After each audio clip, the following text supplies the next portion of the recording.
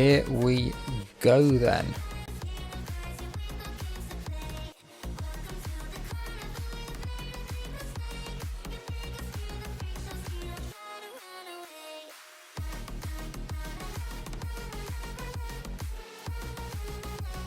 Where's my glasses gone? There they are. The bracket is ready. We are ready to go.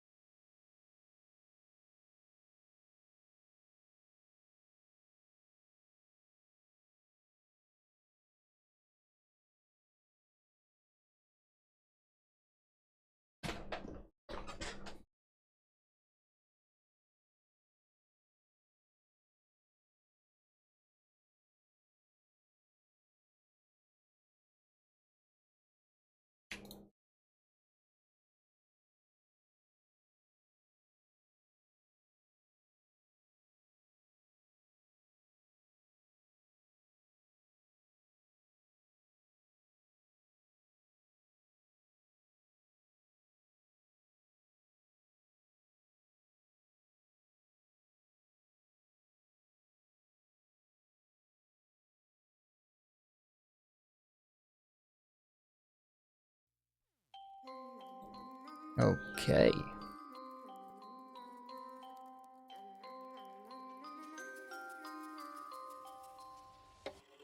She's a itty bitty spider with a itty bitty spider around her waist.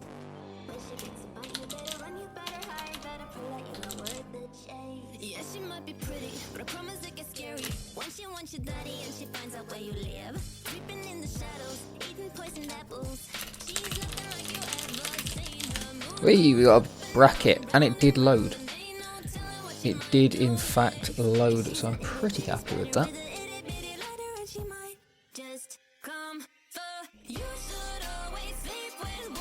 Right, who have we got in the bracket then? You can't see the whole bracket, so we'll fix that at some point. Who do I recognise? You've all got buys. All the decent players got buys. Let's try Rel versus Shit Catapult, because I played Rel yesterday. So let's just go with that. I don't recognise most of the names in here, so that is fine. That is fine. And we do have the bracket that I need on the screen. Lovely. Hello. Oh, yeah, it's a bit slow. Automatic background removal. It's fine. It's fine.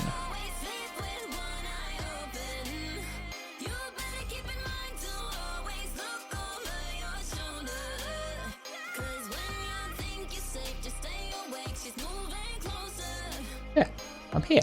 Look at that. Fucking hell.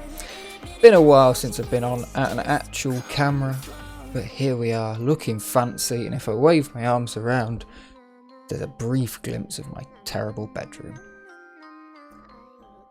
Back to the bracket though. Back to the bracket.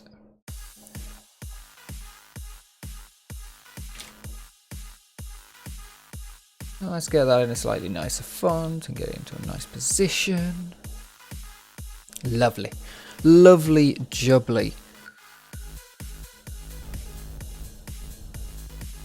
We might just get into a random game first, see what game is going to come from.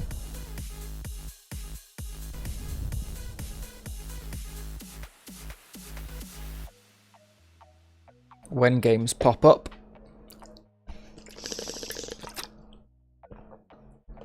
Proof it's a water bottle, by the way. Because people do think that it's that it might be something illicit. But no, it's a water bottle.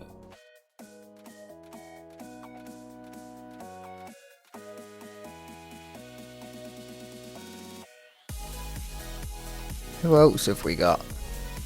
Could go with Hodge. Could go with the Hodge line. What does the Hodge line give us in the future? Hodge line gives us a decent line.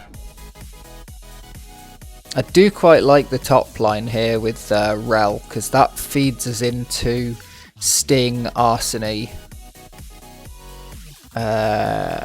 We can jump around. We'll see who takes it. We might start with Rel. It's an interesting one to go with Hodge, who was in here yesterday, so it's a nice one to cast. I like casting people that stop by.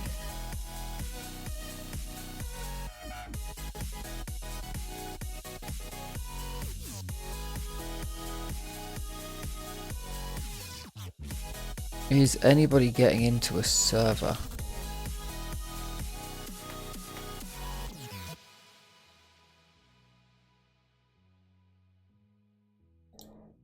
Okay, there are people who've got them.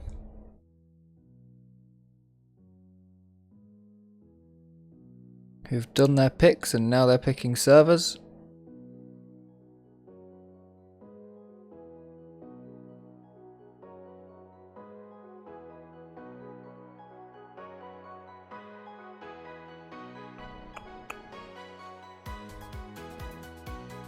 Slowly following it through, we will get into a game as soon as it comes up.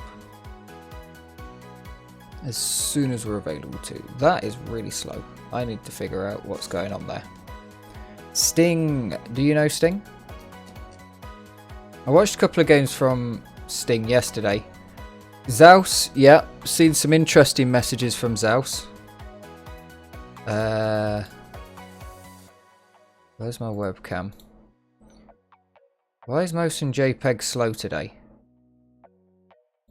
BRG? Instantly fast. If I go back to motion JPEG, it's going to be slow. No, it just reloads it. Brilliant.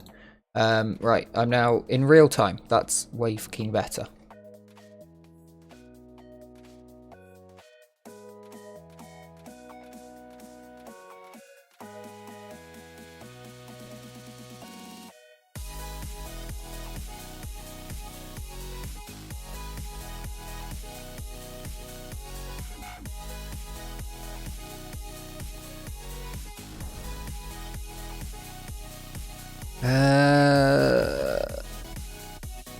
I can't be bothered to read Russian right now. I'll do it later when I have to. But until I have to read Russian,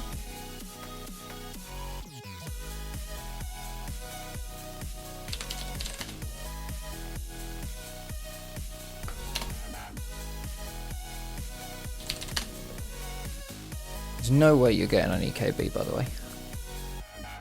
Just saying.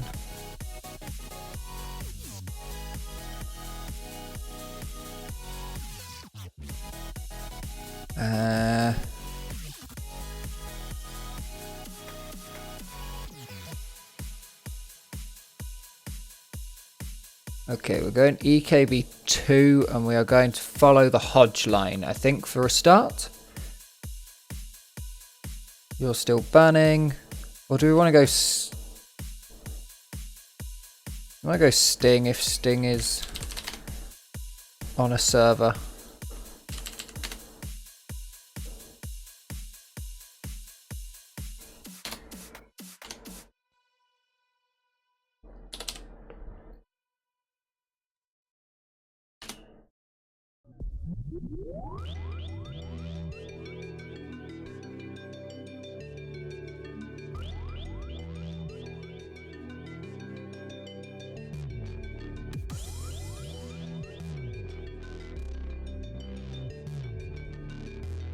They're going EKB2. Okay, we've got a server. EKB number 2. You are on.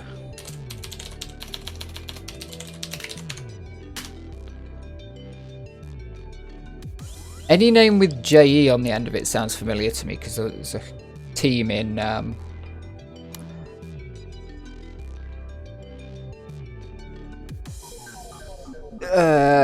Unreal Tournament. Oh, I forgot. Everyone's going to see that I just sit here. I do this. My hands behind my head.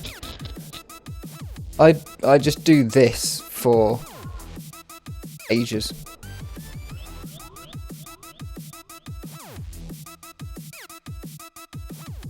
This is basically how I watch it.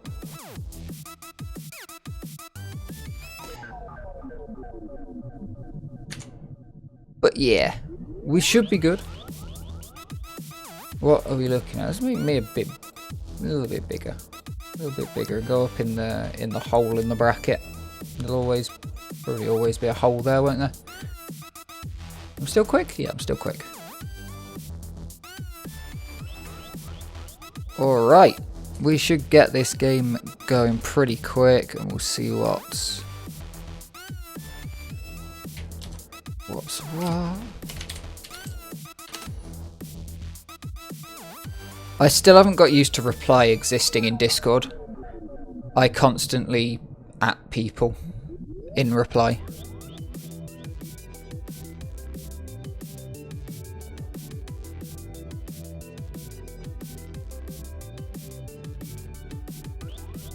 Looks like the official team wants to go over to Rel. I think because they're going to want to follow, so I'll probably avoid that. Because they probably want to follow into the top line. That's going to feed eventually probably Helldown and Overkill. And Sting got pretty far. Sting got pretty far yesterday as well.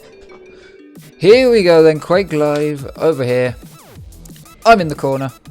3, 2, and let's get going. Anti versus Hodge. We have 10 minutes. We are on Sinister? I don't know. What map is this? I can't remember the name. I'm terrible with map names. Starting off on Anti. And into the first fight we go. Hodge going to use the rocket launcher to take two good chunks and go down. Nice, pretty much direct there from Hodge. Good prediction. Gets the rail, gets pinned by the LG. Hodge pushing in hard right now. Has the stack advantage. Has the control of the map with both reds and the Mega so far. Hodge using that advantage to push up. Another shift Algier. Sinister, that's the one. I was thinking it was Silent. I know it was something SI. Silence, the green one. That I really want to play. Can we play Silent when we play some games? I insta-banned it because I've never seen it before in my life. But then I've watched a bunch of it and it's like, oh, this looks really cool. Looks like a really good map. 4-0 to Hodge at the minute. Nice direct, great prediction off of that teleporter. Finds 2 rockets to find and gets the frag up. We're a bit low on health, gonna want that bubble. Gonna have to go back for it. The other yellow is up. Hodge has got the red. Mega coming up in 6 seconds. So that's the next fight here. Hodge in the right position. Oh no, Anti in the right position. Hodge too early for it. I forgot which one I was spectating there. We'll get into it. We'll warm up. Weird being on camera again, looking across and actually seeing myself and seeing the weird things I do with my hands. Should remember not to pick my nose or anything daft on stream. Now I'd expect Hodge to be playing around. He's definitely got the timing on all of the items, kind of knows when they're up. Probably has a better idea on some of the yellows than Anti does. But Anti's got the stack advantage definitely right now. So Hodge just needs to play in the wings, get some damage down as Anti's taking these items and get back into it. Anti looking happy to play slowly. Hodge definitely will push the issue once he's confident he's got the advantage, as we saw at the start with 4 frags coming quite quickly out. Anti here though, happy to wait. You know, you got 7 minutes left. It's quite a long time left in the game. You got 7 minutes left. Nice rail. I think there's definitely something to be said for rails getting way more powerful the longer the game has been out. People are just point and clicking now. And people complained when the rail was first introduced in Quake 2. Not picking my nose. I have hairy nose. Maybe we will go back to not streaming with a camera on. At least I can like lean out of it quite easily. Just scratch my nose and come back in. Nice rocket jump up there from Hodge. Very cleanly done to get away. Takes a lot less damage from that than he could have with the LG pin that was about to happen in that corner. Good rocket though here from Anti. Now wants to use this advantage. Knows Hodge can't be too heavily stacked because he's just taken him down with 2 good shots. Here's the yellow get taken. We've got a second yellow up. Mega in 10, so not the right time to be down there for Anti. But the red is up, and Hodge looks like to be in the right position to be able to take it. Anti's going to go right as the Mega comes up. Anti leaves, but Hodge has got the red. Doesn't know the timing on the Mega, so doesn't get back around to it. Anti 200-200 stack. Doing pretty well out there. And just playing slow. Gonna need to pick up the pace, but not quite yet. We've still got 5 and a bit minutes left to go. And only 2 to 4 the scoreline. Complete domination of the stack. If we were playing Reflex, that would be tanked, I believe, with the medals in that game. Nice rocket. Straight at Hodge. Beautiful movement through here. Should be able to defend this. Gets a bit of chip damage. Hodge very early on some of these items. And Anti able to get some good damage out while defending them. 2 rails. Beautifully done. Much less impressive these days, we've just been talking about. There's a yellow up somewhere and Hodge has got it. Now, probably for the first time in this game with the stack advantage, or the first time in this game at least since the first 2 minutes.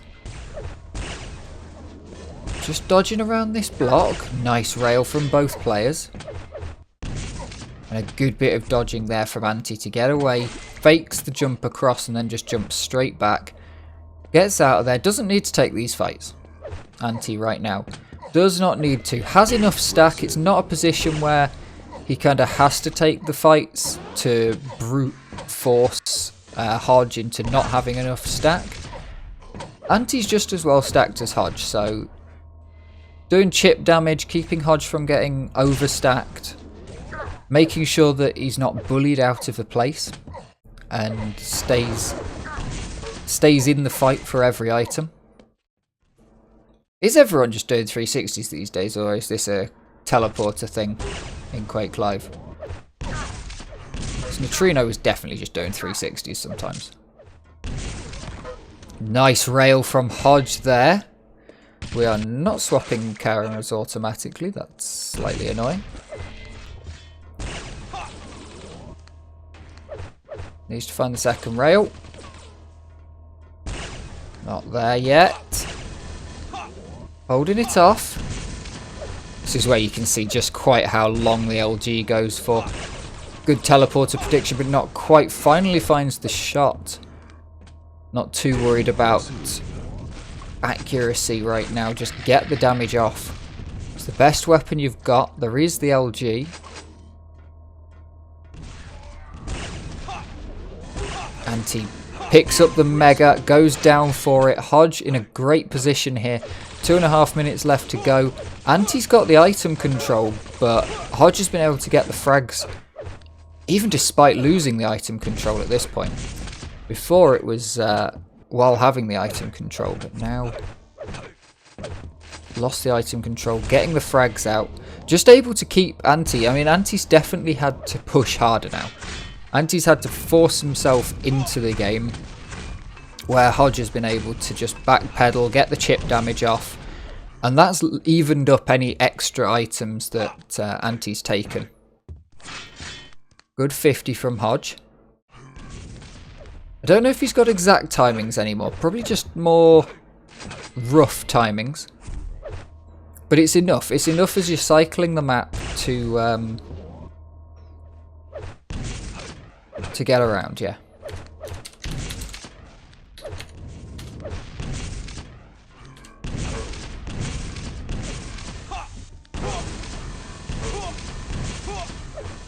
Good LG there from Anti.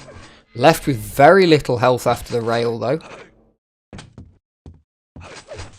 But Hodge on the respawn. Swap back over to Anti. I need to get my... Right, we're going to go quick settings while we're doing this. Spectating. Follow killer on. Overhead names on. Follow carriers on. Item timers all. That did do it. Spec FOV is going off. Draw input is off because it's ugly. Okay, we are on Anti and we are going CG FOV 110 because 120 is a bit extreme for commentating. 45 seconds left on the clock. Hodge has control of this. Anti needs to get some frags. Could probably be quite happy with the second half of this game. Ran away a little bit right at the start with Hodge getting the first 4 frags going. But if Anti can get a couple of frags towards the end, gets taken out, that's going to be brilliant for Hodge. Hodge's mental game right now going to be really boosted by that frag just there. Going into the second map, Hodge is going to be feeling good. Good rails. Nice little rail battle on this map. Can't remember what the second map is. But whatever it is, it'll probably be pretty good. 1 health on the land down. 3 to 8 the difference. Hodge takes the first map of 3. A blood run we go to next. Very nicely done. Давай ты отдохнешь, мы тут турнир сыграем пока.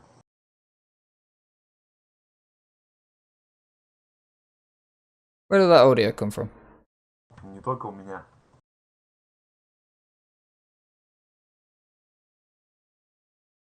Is there post-game, in-game comms?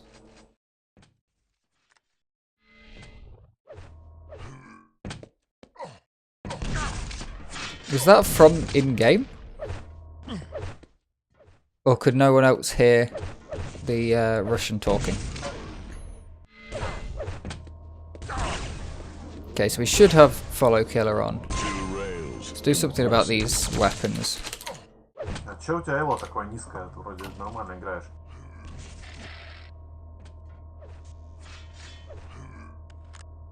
Yeah, there is Russian talking going on.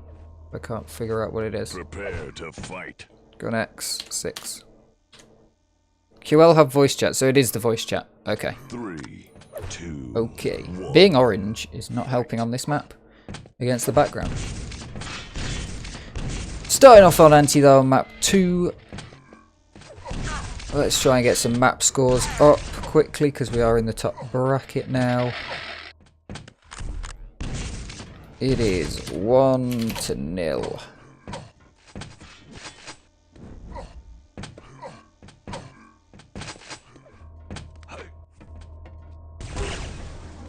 No, it's 0-1.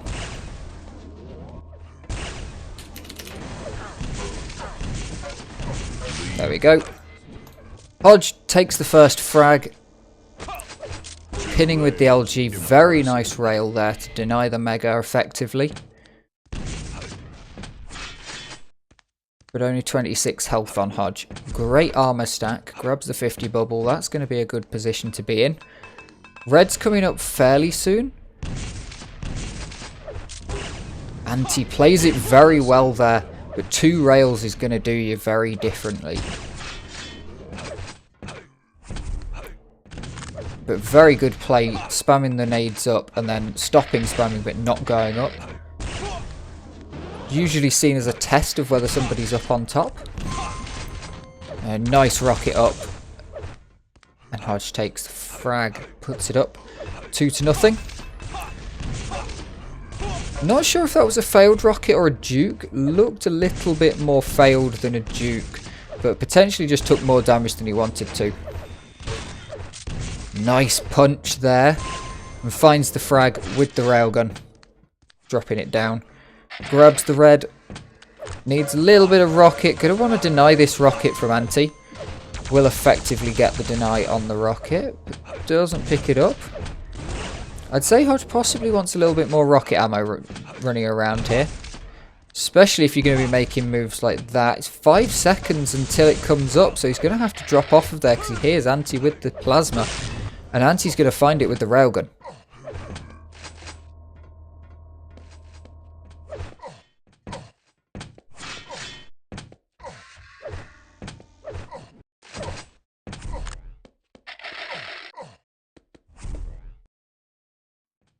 Slow play now from Anti. We've seen Hodge's fast play style, and I think it definitely counters Anti's play style.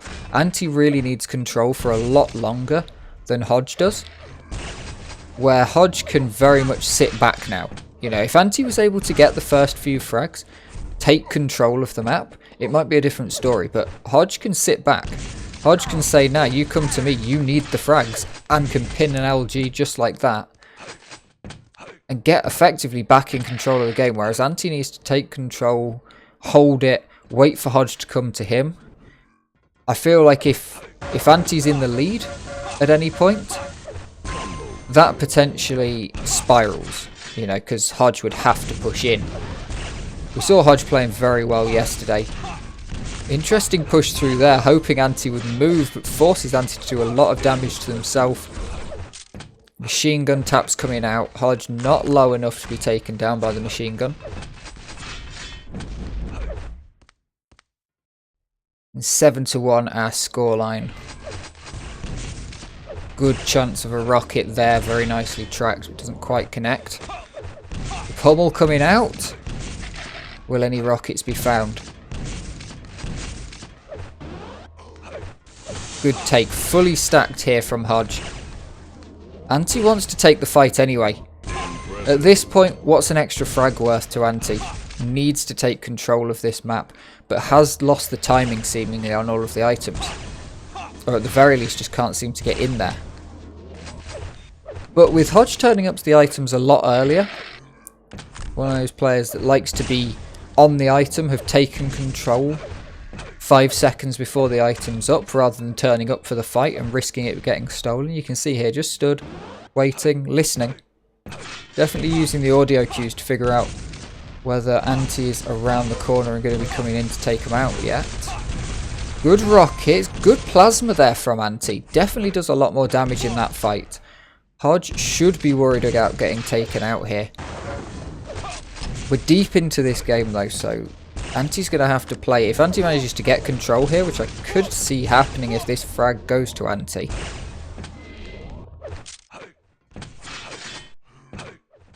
But the Mega's up. Anti's just going to miss it and get taken out by the rail.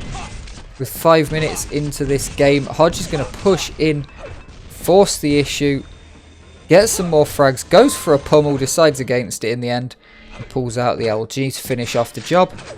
Slightly longer range pummel. Pushing in. Anti just going for some DM moves now. The humiliation finally comes out. Hodge playing really well around this map. This map definitely suits the faster game style that Hodge is playing. I'd love to see Hodge play something like Xenotic or Quake World. One of the faster paced games. Because this is definitely that style of play.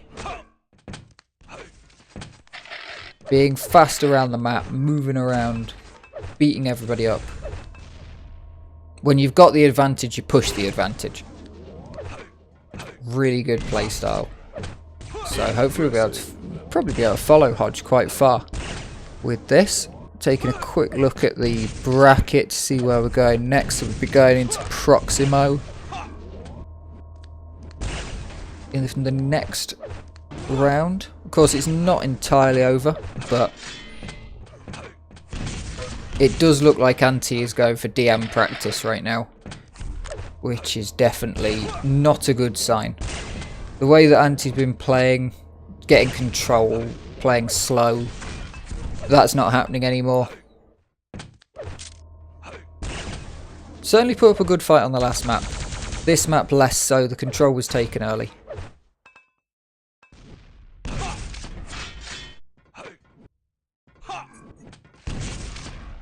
Sneaky spot. Sneaky spot.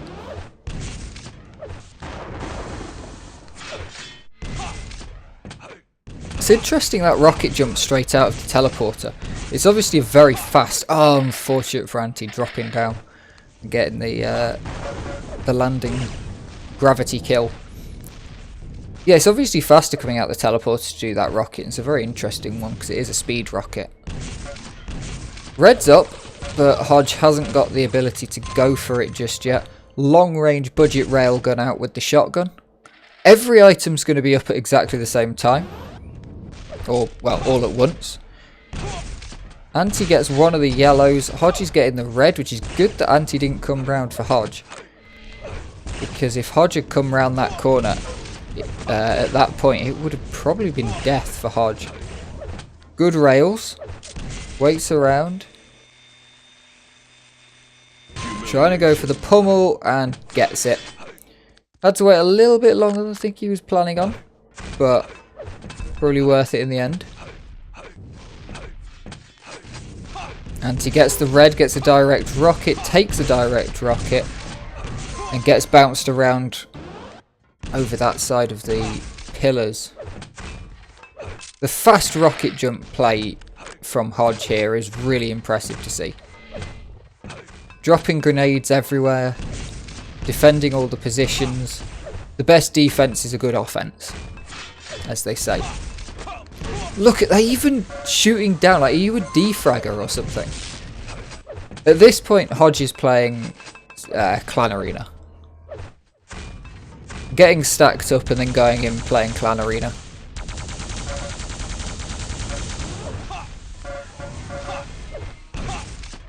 It's a brutal beatdown. 1 minute left though. 1 minute warning. Mid-air.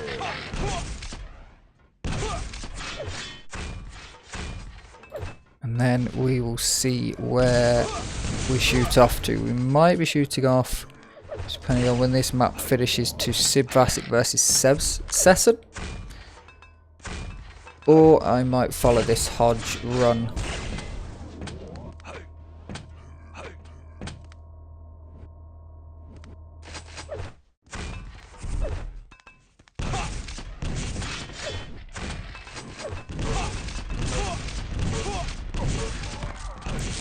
Nice shooting from Hodge. Let's see what Anti does off the spawn. Yeah, pushing in with just a shotgun. You've absolutely given up. Elos. It says it at the end of the match, doesn't it? Nicely done. Nope.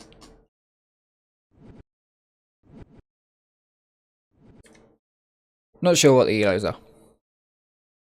But Hodge takes the win. Next up, we either have Helldown versus Impulsive or Proximo versus Hodge. Or we can try and find Sibvasic versus Sesson.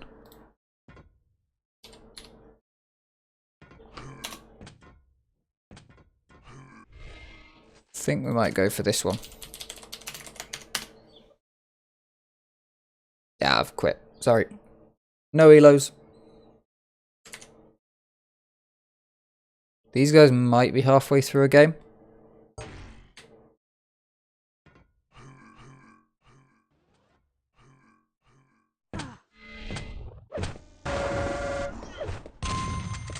Map scores 0-0.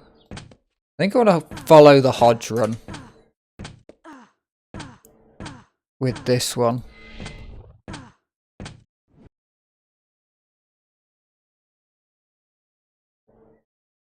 Or head into Helldown, but we'll pop this one up because it's a game that's going on right now.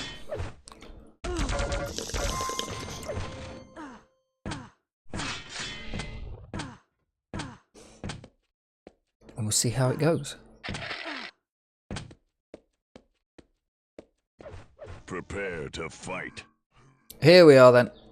Sesson versus Sibvasic SV. 3, 2, 1. Fight. Starting off with Sesson. Grabs the red, grabs a shotgun, pummels into Sibvasic. Takes a lot of damage from that shotgun. Mega's still up.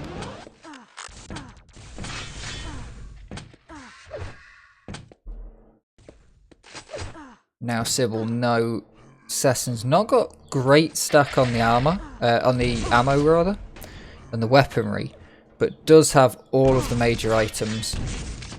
Grabs the second red, takes rail, takes 2, takes 3.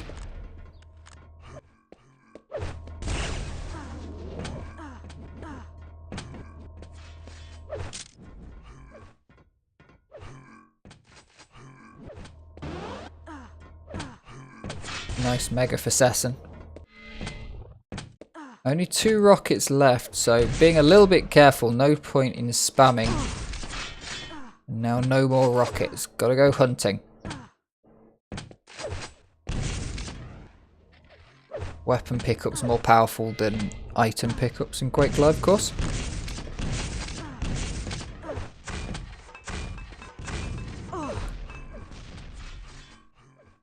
Mega and red up at the same time, so Sesson goes low.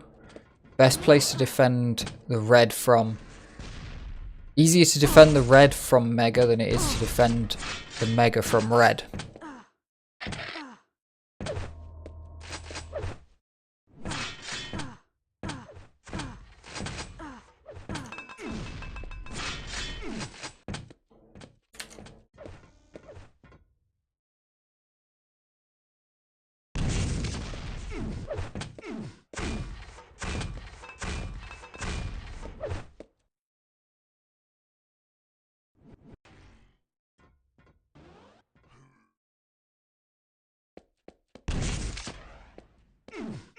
No frags at 2 minutes in.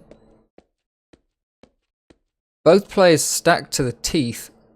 Sesson stacked more than Sib Vasek.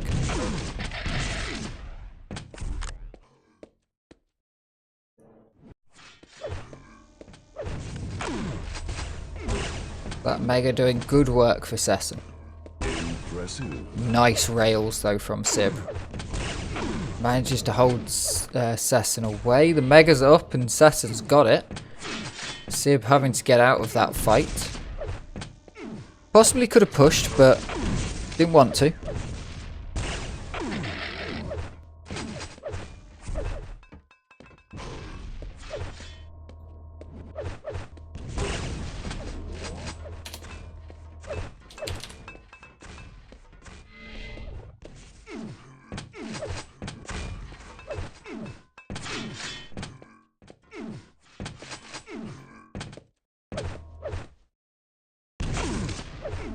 Impressive.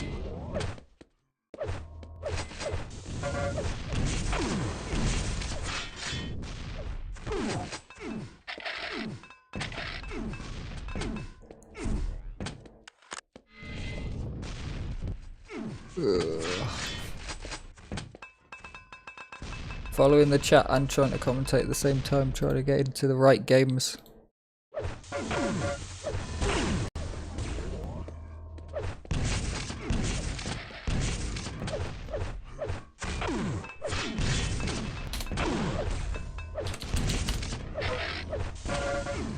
First frag. Combo kill. Impressive. First frag taken at 4 minutes in.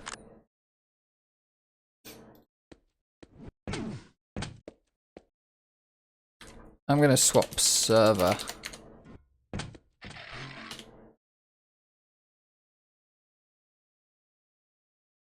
Hop across to...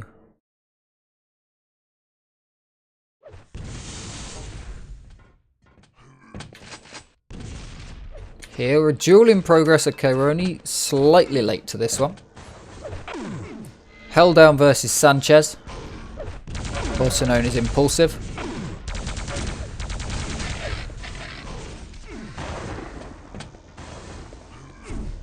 Lost World to start. Lost World Battleforge Furious Heights is the map picking order on this one. Helldown's played this map quite a lot. This has become the decider map, and it's quite an interesting choice for Helldown.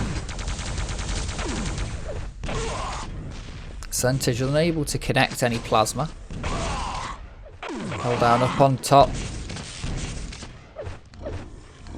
Get some good shots out there. Unlucky on the rocket, straight to the face. One rocket left, going to get out of there. You don't want to be left with no rockets in your pack. But there's a free rocket launcher hanging around on the floor. A little bit of tickle damage from Sanchez. Goes over and picks up one of the yellows. Red's up. While fighting, Helldown's going to drop down and pick it up. Finds the pummel, drops through the teleporter, and gets away with that one. Couple of seconds until this yellow's up. Absolute perfect timing for Helldown. Takes control of this map right now. Good LG pin there from Helldown.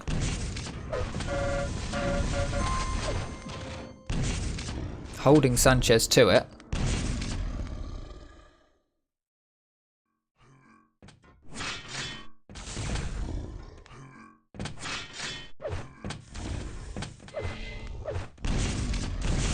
Helldown's just played a game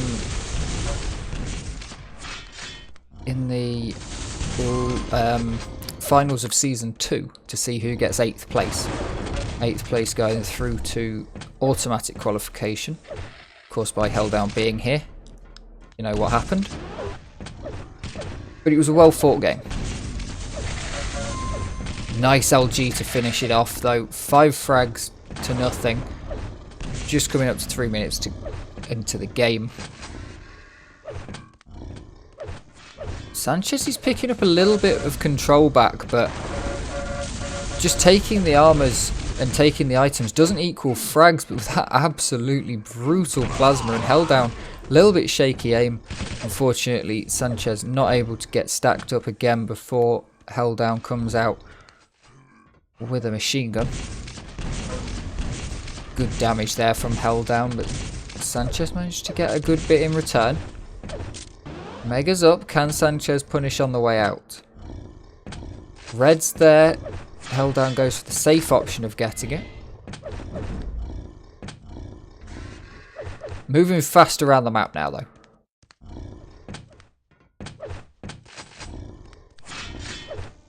Grabs the LG. Got rockets, got LG.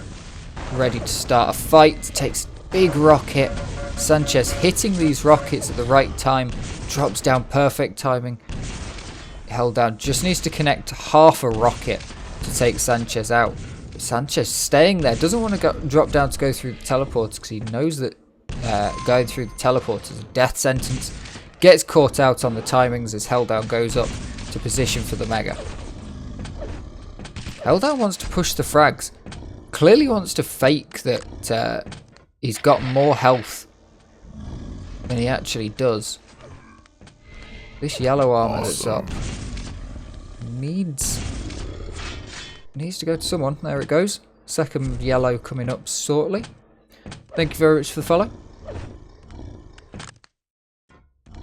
Sanchez should take it. Is stacked up with the last red. And manages to frag Helldown. 2 beautiful rockets. Takes the Mega.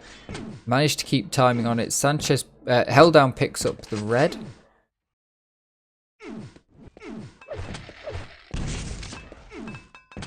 Some good stack there from Helldown. Picking up another yellow and a load of shards. Manages to avoid the spam. Gets a good bit in on his own. Gets an absolutely banging grenade straight to the face, pushing Sanchez into the lava, which finally takes him out. 7-1. We are halfway through this game. Might have been a bit of a miss there from Helldown. Would have wanted to take that red. And it's a splat straight into the ground from Sanchez, from Helldown. Picks up the rocket that he dropped. Sanchez fakes a rocket jump. Down on the red. A little bit early for it. Yeah, doesn't know it. There we go. Commits. You could see when he looked up that he was wondering if I completely messed up the timing. Or only slightly. It was alright. Only probably had it to the top end of the 5 seconds rather than the bottom end.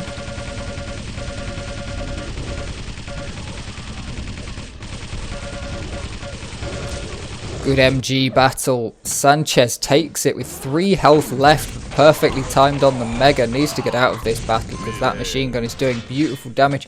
Mid-air rocket. Absolutely beautiful frag on the drop down there.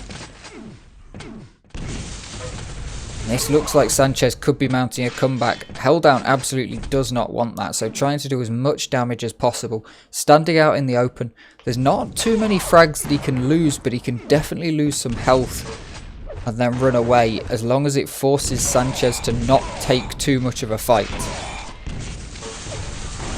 So Sanchez has got to be really careful here. Got to take enough fights that you're going to win, but make sure not to really lose anymore, because getting reset of stack at this point in the game almost certainly going to be the loss. Drops down, wants to find Helldown. The red's useful, but the frag more so. Helldown getting away, so Sanchez goes back for the red, taking the fight. Now Helldown circling the map, just playing out on the outside.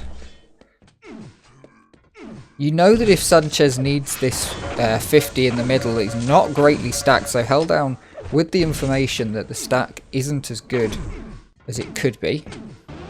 But Helldown's not looking too healthy. Takes a direct rocket that bounces him over the red armor. Sanchez only with 18 getting away with that.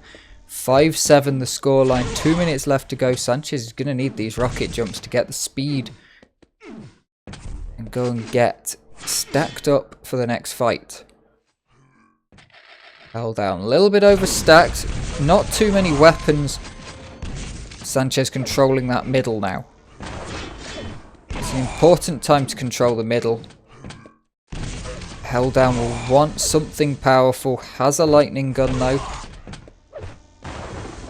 Plays the fake rocket jump at the bottom. Very nicely done. You can tell that both of these players respect each other and understand how good the other player is, because both of them are using faking tactics. You wouldn't use a fake rocket jump against someone like me, because I'm not paying attention, quite frankly. So there's no point in using a fake rocket jump. You're not going to fake me out, because I didn't know you were doing it. Nice frag from Helldown. Brings it back up. 1 minute left on the clock and 2 frags in the lead. Not much stack advantage. Winning that fight is very, very important for Helldown though, to go 3 frags up and take the stack advantage into the next respawn. If Sanchez could connect one of these rockets, doesn't get the timing, Helldown's not going to push for an item. Knows that he can almost certainly slow respawn if Helldown doesn't get this frag. A beautiful rocket jump, but it's blocked by a fantastic rocket in midair.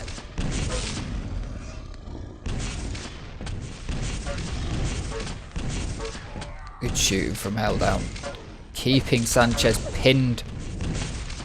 Mega's not up. 13 seconds. The Mega's really not up. Sanchez finds Helldown. 20 seconds to find 2 frags.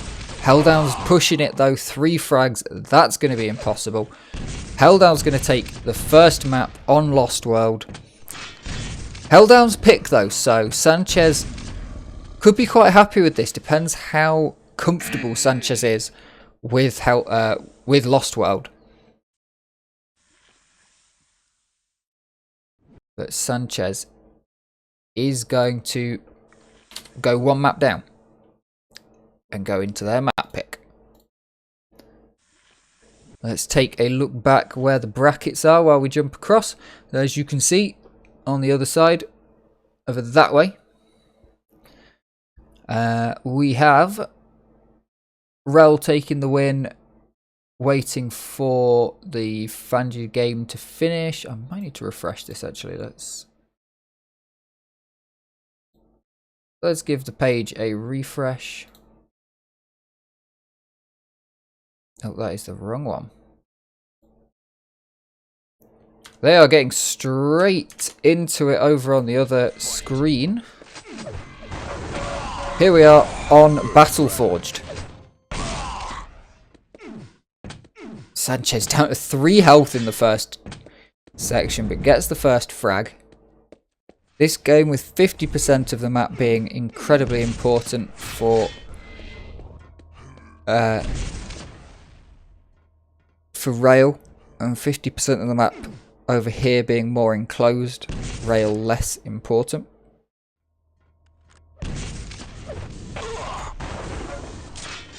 Sanchez wants these major items, wants to control the items right from the start. Helldown's going to get the Mega and a yellow. And a nice rail there to finish off Sanchez. Puts Helldown in a very good position. Misses that rocket jump. I really won't be too best pleased by that. But if he can find more frags onto Sanchez right off the start, finds a good rocket. Strong position now. Takes a rocket back. Hiding around at this yellow. It's an important one because there's only one. Important to be controlled still, rather than just vaguely knowing when it is and floating around it. Good rocket there from Helldown. Great LG coming out from Sanchez, but Helldown has more LG ammo in that situation, and the switch just takes too long. Nice pickup there from Sanchez. Gets the timing correct. Beautiful rail. Decent bit of LG damage coming out of Sanchez, but doesn't manage to finish it, and a nice LG flick from Helldown puts Helldown firmly in the lead of this match as we hit the 2-minute mark. Impressive. 2 rails, absolutely neuting the effect of that Mega, but no frag, which Helldown definitely would have been wanting at that point. Sanchez probably doesn't know the stack of Helldown right now.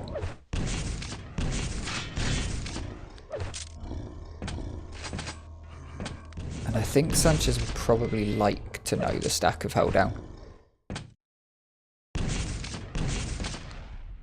You expect your opponent to be so much better stacked at that point in the game.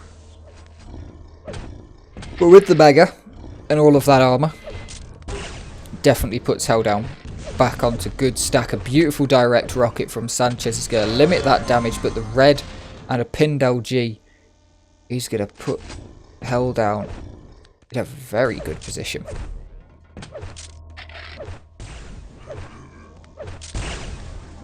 Flicks off the target.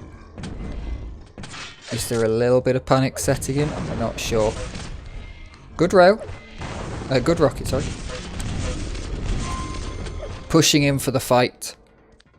Now trying to find Sanchez again on the respawn. It looks like Sanchez hasn't got the particular timings on a lot of this map. But beautiful LG. I don't think that Helldown was expecting Sanchez to just fight that one. But did pick up a very well stacked LG. Nice prediction there from Helldown.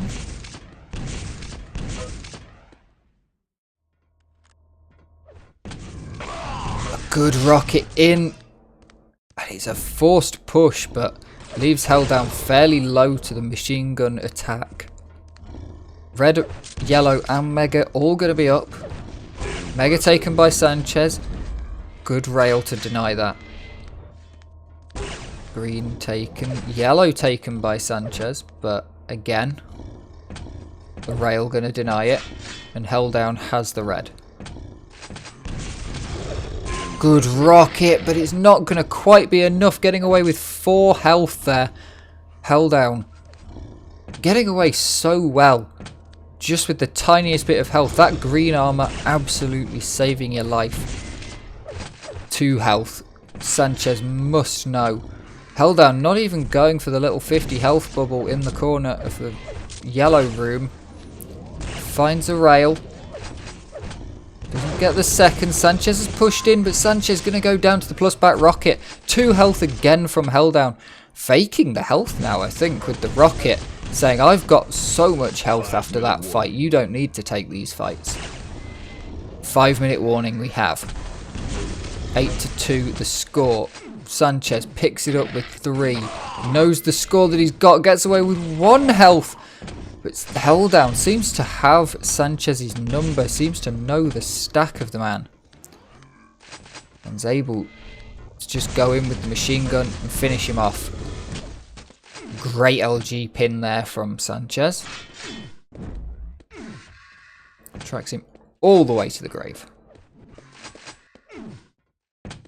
Game slows down slightly though. There's plenty of time to bring this back. Plenty of time to bring this back. This map can get very, very quick, very, very quick.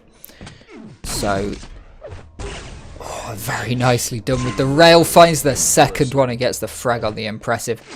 158 armor and 100 health is going to be the right position.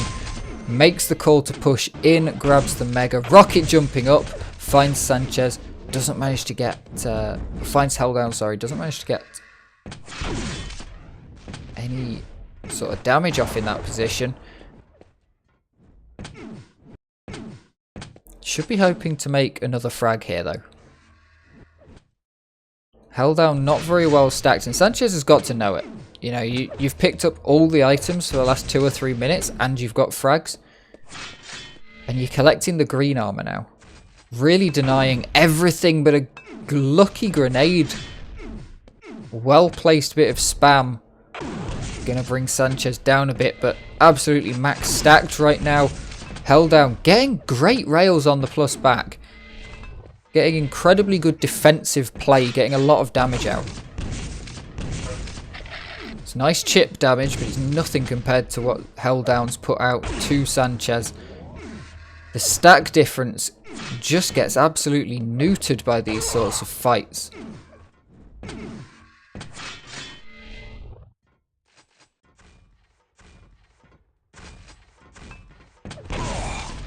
Good rocket jump up, but Helldown drops down. Low health from Sanchez.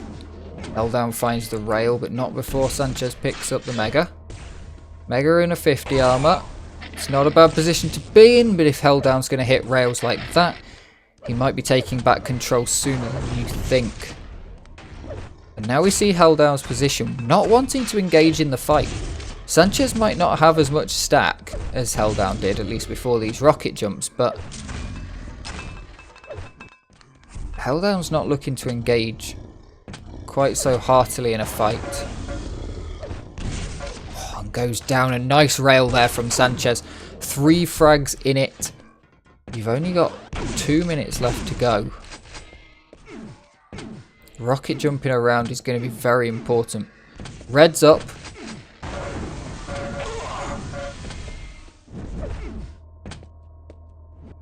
Helldown going to be able to get over to the red in time. Doesn't. Nicely played there from Sanchez. Figures out the spawn point. Does take it. Takes the red. No items up for 10 seconds. So that's a good position to push in. But Helldown's going to get the frag. And survive as well. I was expecting the survival. I was thinking that rocket was going to land after. And Sanchez doesn't want to push in. Helldown wants to push the issue though. That's very interesting. Wants to make sure of this lead. Doesn't want to back out. Sometimes it's best to. Sometimes it's best to push in. I mean, there's a minute left on the clock right now. Sanchez is very low. Needs to find 2 frags to even the game up. But doesn't have the stack to be able to do it. You can't push in with this. You'll just get machine gunned down. And Helldown's had enough time to pick up weapons.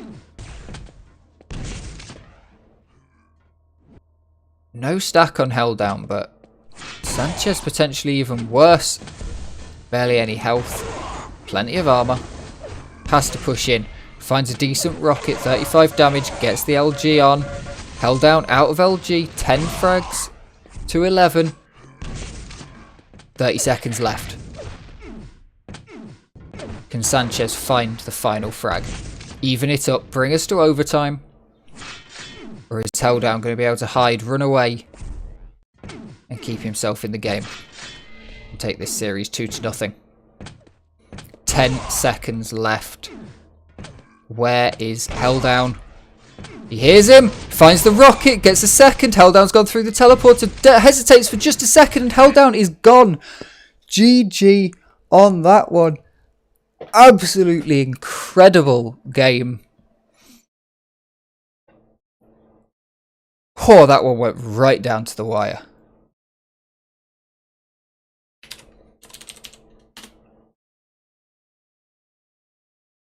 That went right down to the wire.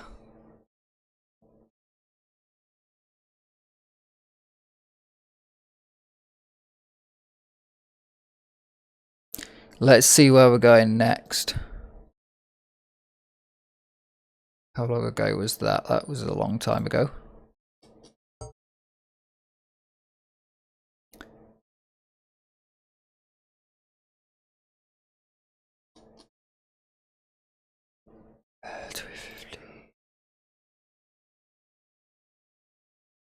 Okay, so everyone's going to be just finishing their first game right now, except Lucky versus Rel. So they are on Lucky 3. Luck.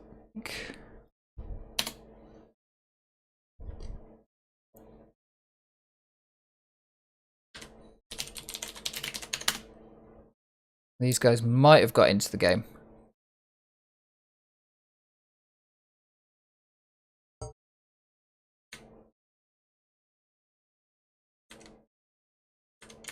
Okay, Rel hanging about. Or do we jump over to this one?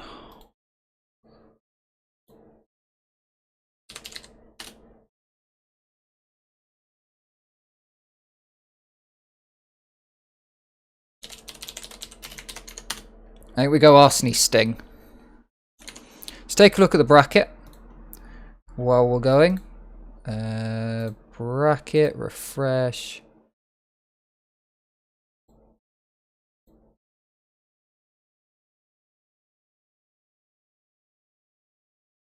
Okay, apparently I can't interact with it. That's good.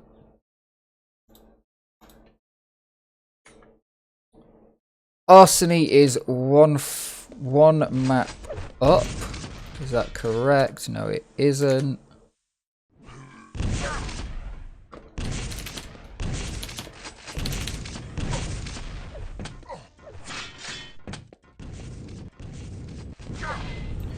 Arseny 1 up. No frags on the first game. I need a quick drink.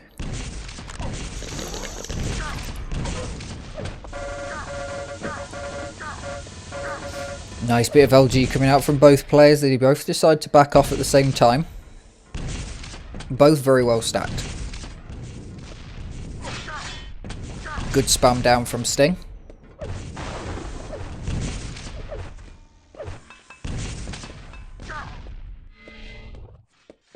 Arseny takes that tiny amount of damage, but it's going to mean Sting knows roughly the position.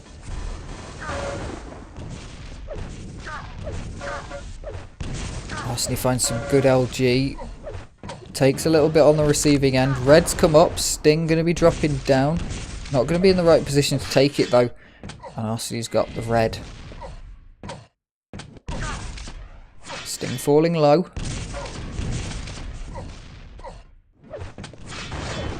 Nice pick up there from Arseny. Makes a rocket jump.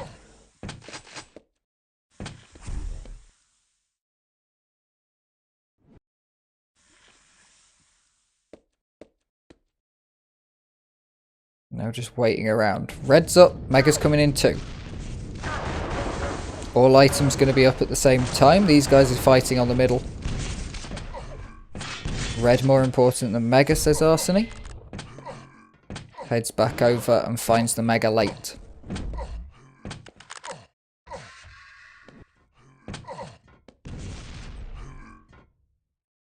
Arseny not trying to push this issue just right now. Sting in a sneaky position. But Arseny's checked it, so it's alright. Perfect timing there from Arseny onto the red. Fully stacked up. Doesn't seem to want to push in. So it's just one of those slow games. Both players are well stacked. Neither player wants to force it. And you've barely lost 40 health by the time the Megas come back up.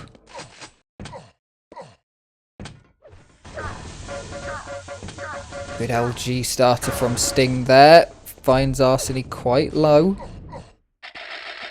And Sting stacks back up well. Arseny's going to want this yellow. Finds it. No damage taken. Now just needs to find Sting. Sting well stacked with the red. But a yellow for Arseny evens things up pretty well. Sting on the Mega. Grabs it. Needs to push this. Needs to get a frag out of it. Takes a big amount of damage coming into that fight. But knows he had the stack advantage, so pushed it.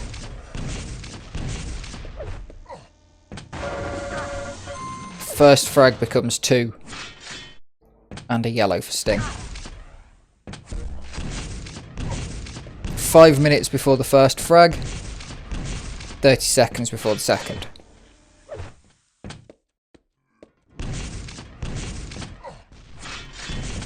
Red again goes to Sting. Mega's up. Arseny's going to grab it. Sting not able to get out enough damage off of that to deny the Mega. And that yellow goes to Arseny. Takes 2 powerful rockets. Finds the 50 in the corner. Goes down to the LG of Sting. Now Sting going to try and play a little bit faster. No items up for a second. Off of the respawn. Red's up now. Frag plus red. Not bad. Now time to fight over this Mega. Through the teleporter. Knows where Arseny is. Knows Arseny's not going to fight for this Mega. Great rocket there from Sting. Has Arseny right in that corner.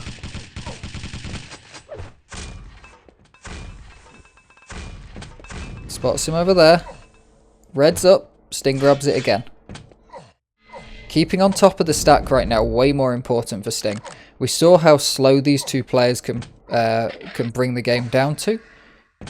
It'll be interesting to see if Arseny can get control. Probably needs it in the next 30 seconds to get control, to get a frag. But Sting so well stacked, the Mega comes up and the red's not far off. Should be able to get both of these without any trouble at all. Gets the 200 stack and some extra grenades. It's looking very, very good for Sting right now to even this up a game each.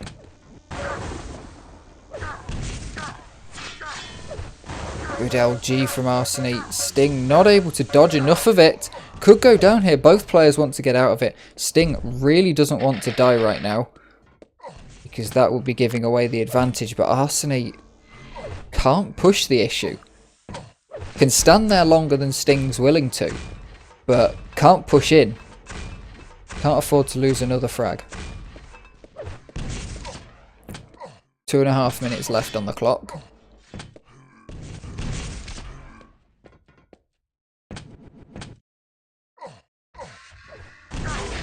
Good rocket there from Sting. Doesn't connect the direct on the corner. But bouncing Arseny around. Arseny just not able to do enough damage with that LG while being bounced around. And Sting should be able to grab this yellow. I'd expect Arseny to be over at the Mega. Doesn't look like it. Arseny wants to push in the issue. Finds a frag on Sting. Should be heading over to the Mega. Gonna pick that up. Sting's got a yellow. And now does Arseny know when the red is? Could be following Sting straight to the red here. Going to be listening out. Now knows when the red is. Sting tries it for the humiliation, but the shotgun's going to be more powerful. Good rocket jump up there. Not got enough time to faff around. Worth spending some of that resource of health. Mega and red up at the same time. Arseny knows when the both of them are for sure, but does Sting know when the Mega is? But does know when the red is. 1 minute warning. And with 1 minute left, it could be powerful enough just to run away with this red. Doesn't want to push in, gets caught in the corner. Rocket jumping up from Arseny. Very nicely played. Sting's just going to run around. Manages to make the juke. Keeps just playing it in this corner.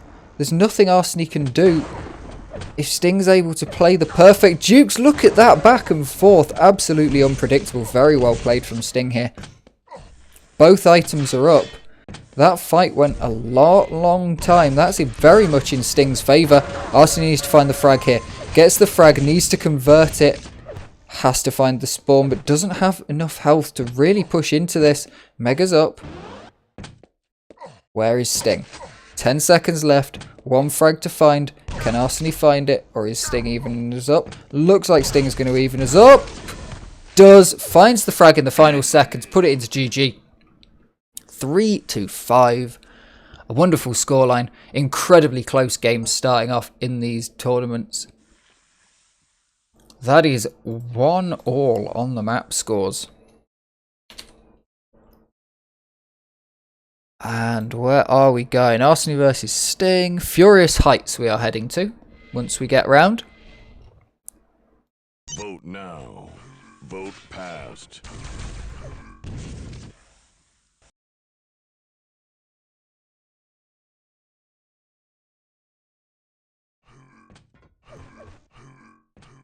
Prepare to fight.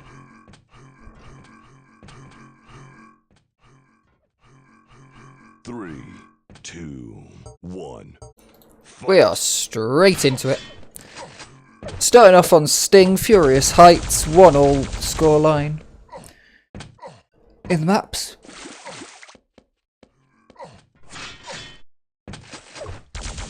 Very close game on Lost World just before this one.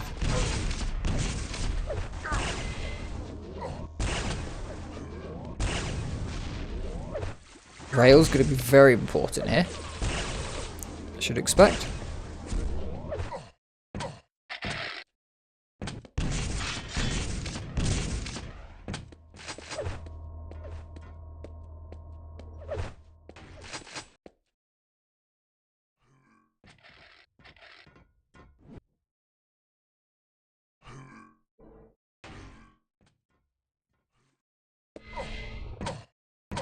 We're watching quite a slow game from Sting to start off with. Arseny fully stacks. Both find a rail on each other. Arseny probably not too phased by that. Sting going to be a little bit thrown off. Finds a direct rocket. That's not even going to phase Arseny, who pushes in. Sting not expecting that push. Of course, the stack was just high enough. Sting very low. Has to be careful here. 28 health. Goes down. Arseny's going to take the first frag. Much quicker than last game. Mega avoidance. Picking up a little bit of extra health before going over there. Feels safe in the position. Sting with the red.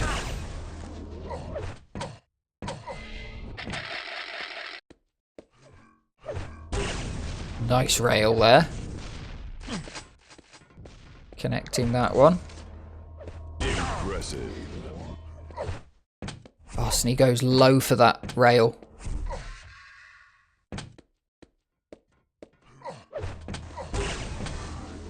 Impressive. Finding two. Can he find the third?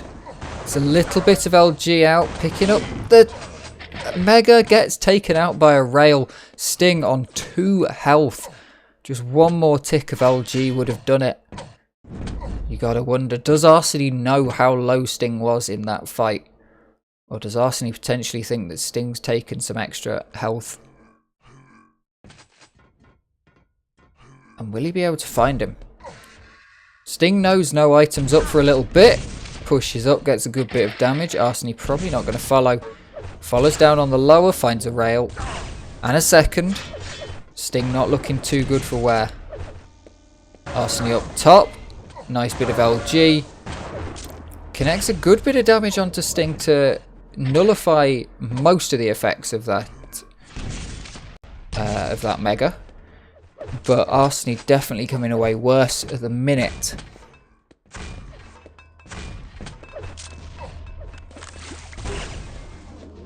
Good rail. 360 and everywhere. All items up very close to each other. Red picked up by Sting. By Arseny, sorry. Good bit of damage from Sting, but Arseny's going to take him down. Great stack now from Arseny. Here's where Sting is. Doesn't want to push this right now. Playing a much slower game than Sting. Sting trying to push at any opportunity. But Arseny just saying, I don't need it. I don't need it right now.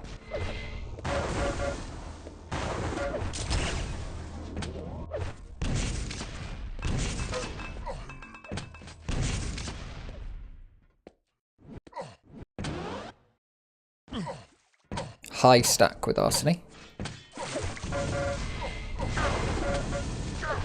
Good rockets from Sting. Very defensive. Needs to land the last one. Arseny with the red. I'm going to find the kill with the LG. Get out of there.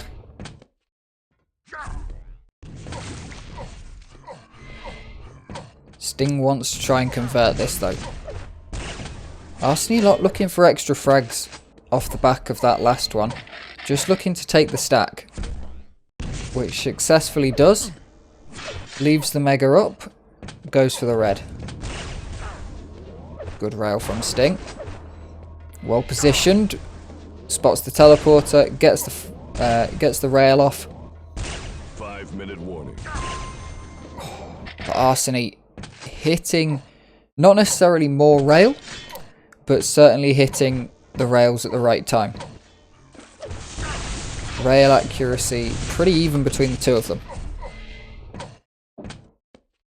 And very high. Ooh, big yawn.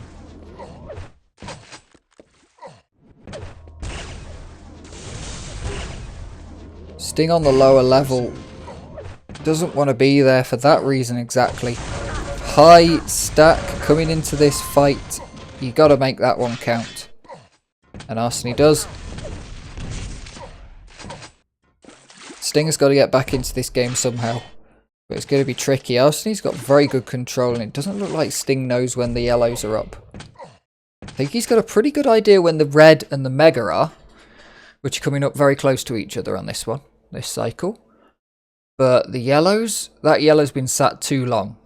Sting's not rotating around the map for it. Just get it. Impressive. Very much saves him in that situation. Picks up the mega as well. Arseny's going to get a yellow and the red. Now we've got a little bit of time before the next major items are up. Both players trading rails, and again Arseny comes out of there not because of better aim but because of better stack. There's nothing Sting is able to do right now to stop that. Telefrag comes through, forfeit happens, Sting 2-1, Arseny takes it. Good game. Good game. I am going to swap over away from the webcam and head back to that. There we go. Hello again. Let's head back to the bracket and see where we're going next. It is far too warm. Far too warm. Where are we next? So Hell Down Beat Impulsive Proximo versus Hodge would be a game that I'd like to see.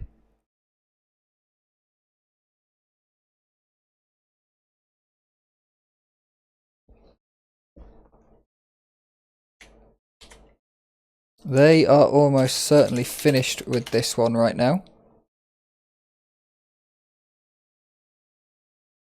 I would have thought.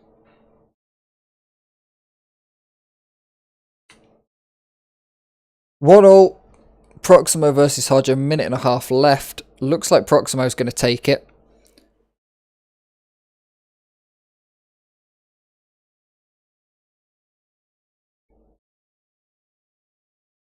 Mincing around a little bit. Some 180 flick rails. Oh, shite, I'm on the wrong scene. There we go. 1 minute warning. Brilliant railing from Proximo. Next up, we're going to see Proximo versus Helldown, which should be a pretty good game. We've had some incredible games at the start of this so far. I think I've got very lucky with some of the games that I've gone into being incredibly close, incredibly good games.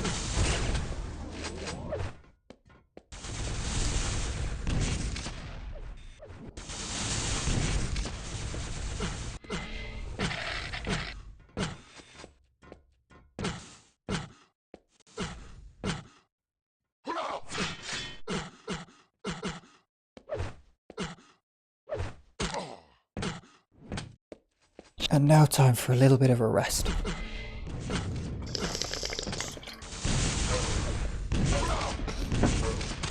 Have a drink. Lift my headphones off for a second. And just, whew.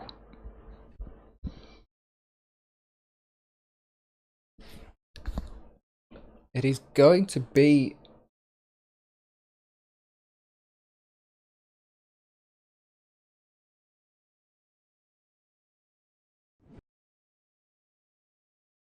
we got Sting there. Take a look at the bracket. So Arseny is waiting on Fancy versus Rel. Sibvasic versus Yar, that one's going on. Gecko's waiting on Zedemon. We will eventually end up in the lower bracket. I do enjoy casting lower bracket games. They're just really hard in this format to be able to pick them up. Helldown versus Proximo is going to be on this server by the looks of things. Never mind, Proximo's buggered off.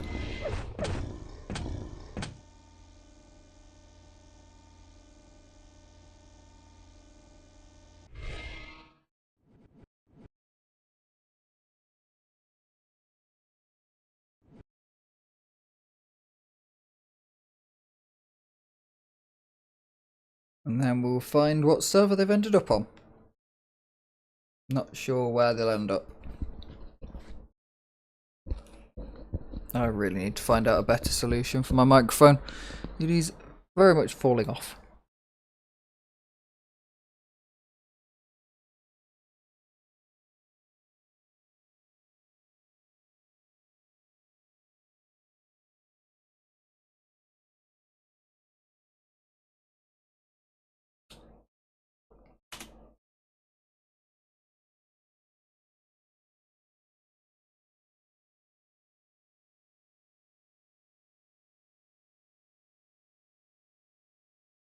Where's OBS gone?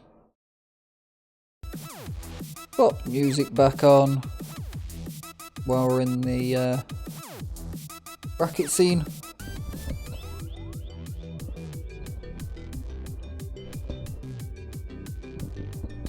Yeah, I need a better way to pin this mic. Might need to get a freestanding mic or something.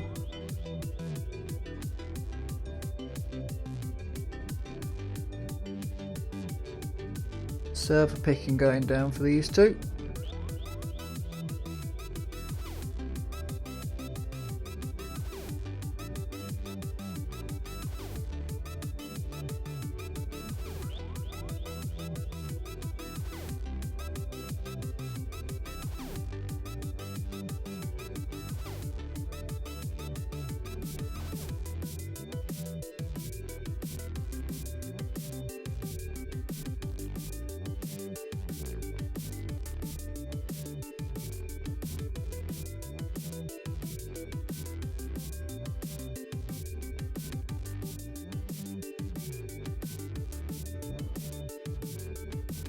What else is going on? Look down in the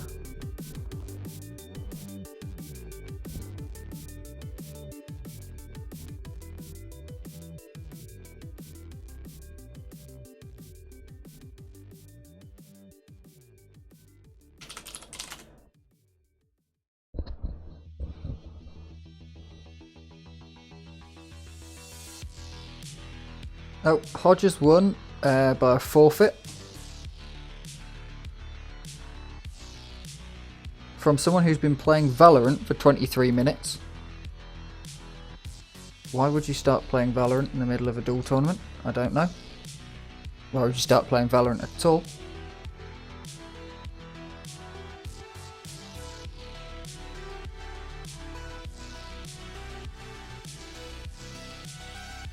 Proximo does not want to ban a map.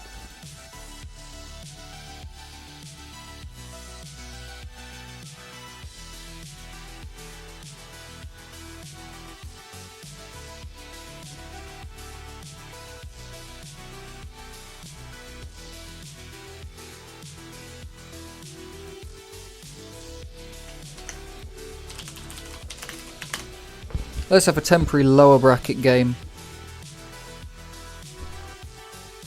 while we wait for the main game to restart.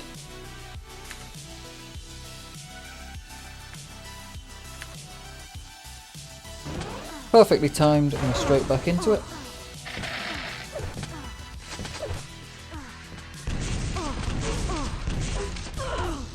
Let me get my headphones back on. Position my microphone, and let's go.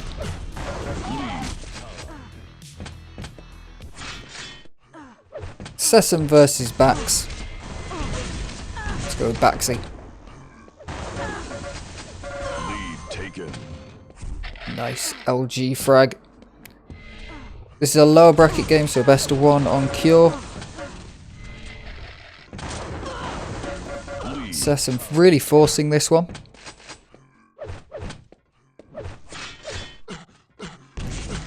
And Baxy with the red. Been an interesting tournament so far. I've seen some amazing games. Amazing games in places that potentially you wouldn't expect amazing games to be.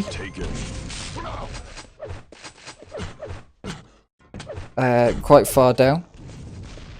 And I don't think we've seen one total whitewash, but it was first round and it was second map after the first map was very good. So it's not too bad.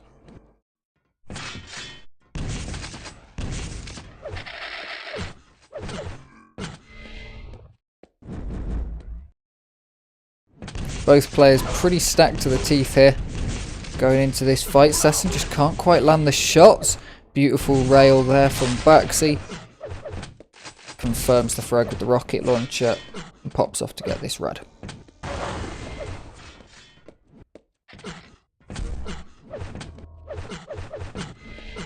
Sesam's going to want to just hide out. Yep, grab a yellow. Not bad.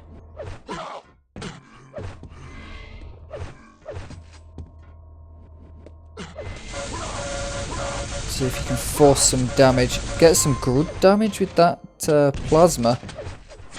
But it's not going to be the kill. And it's certainly not going to stop Baxy. Good rocket though. Sesam getting out of there. Impressive.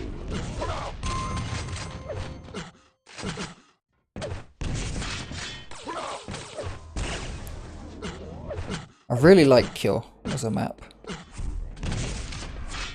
I think I want to play it some more.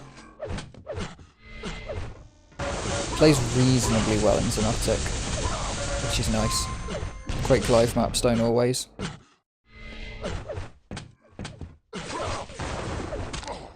Impressive.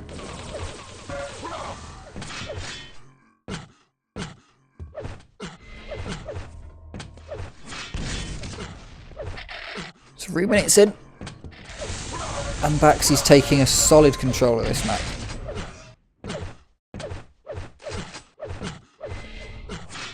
Swapping around weapons like it's nobody's business. And finds the full stack. 200, 200. Or closest, damn it. But Sesam's going to get some great damage off, and Baxy's just not able to put anything back up. It's not going to do too much, and a direct rocket is going to put Sesam in the bin. Can Sesam get away with this one? Could be found by that. Fakes a rocket jump. Sesam comes to the edge. Actually does a rocket jump. And Sesam gets so close to the frag. But Baxy's going to get stacked back up very quickly. Yellow's up. Grabs the mega. Decent bit of damage there from Sesam. Pinning Baxy from getting completely overstacked. 2 good rockets, 1 more could finish the deal, but unfortunately that 1 more comes from Baxy, who wins the fight for the red, maintains control. It's such small things that can flip the balance, because we're now almost certainly going to see Baxy keep control of this. Already converted the reef frag.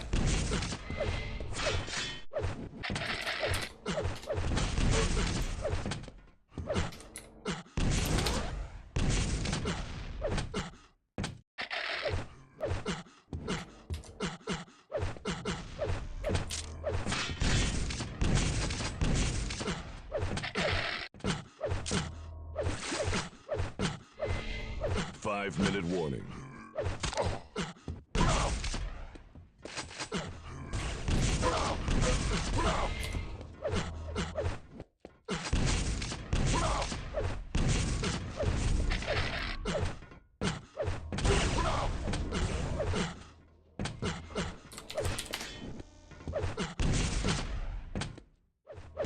Impressive.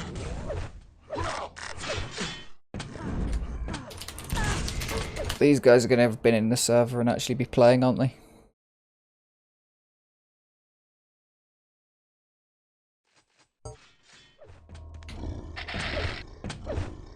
No, Helldown's ready though. So that's not bad.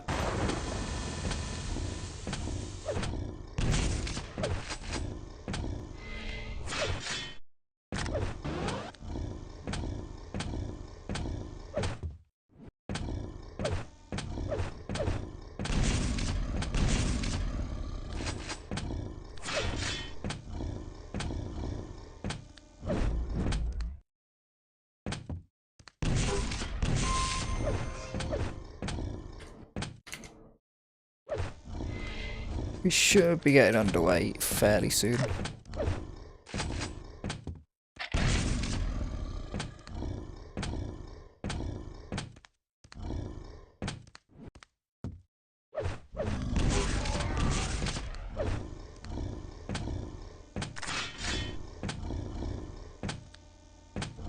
Let's pop the music back on.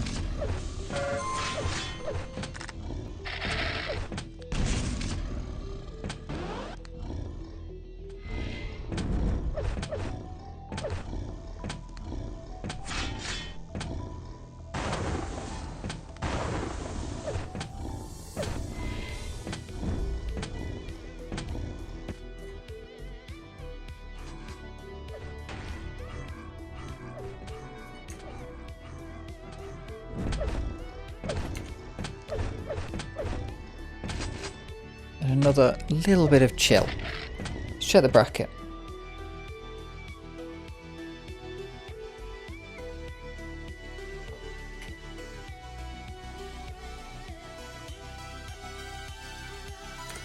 Big sneeze. Yeah, where are we in the bracket? So we're watching Helldown versus Proximo. The winner of this goes on to face Arseny. The mainstream is stuck with Francia versus Rel, which has gone 3 maps, I believe. Yep, that's gone 3 maps. Previous one went 3 maps. It's all going 3 maps over there. So here we go. Helldown Proximo. Cure to start with. What maps have we got? We've got Cure, Silence, Battleforged. Helldown finds the first frag, picks up the red. Yellow for Proximo.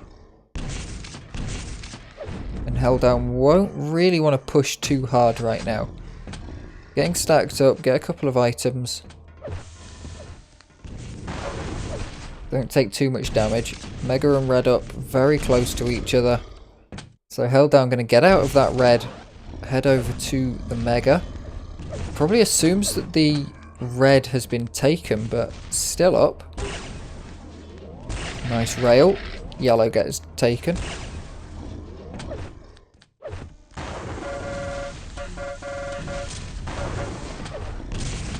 Helldown should have spotted that the red is up. Doesn't really want to go into the box while Proximo's there, but a rail will deny a chance to go in.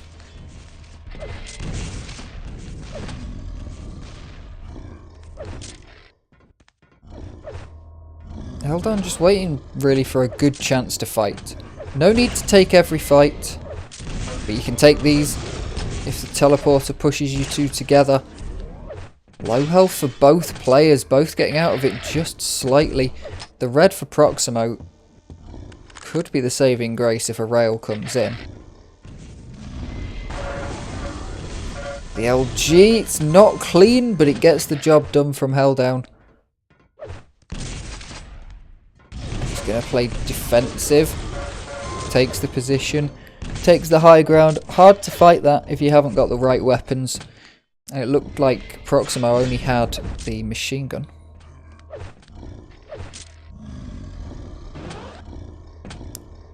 Held down now with the Mega. Gets a nice shot off. No items up for a couple of seconds. Impressive. A rail's going to put Held down in a good position though. Very well stacked. Now's the time to push these and capitalise.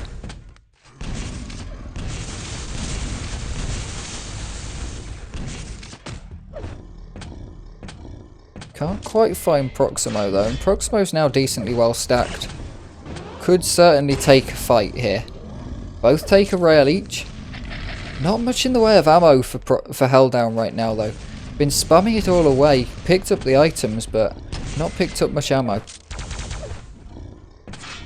Red's up, yellow's up. Proximo for the red, Held down for the yellow. Impressive. Nice bit of railing. He hasn't got much of a choice other than to hit these rails because he's not got anything else he can shoot. Good bit of LG in the stack now though. And a rocket launcher. And Proximo should go down here. Finds a rail onto him. Both are in and finds the second rail to take the fight on the red. Decent amount of stack. Should be able to convert this. Held down's going to get the Mega though. But still should go down. The rocket doing the final bit of work. And Proximo on 8 health. Gets out. Starts stacking up.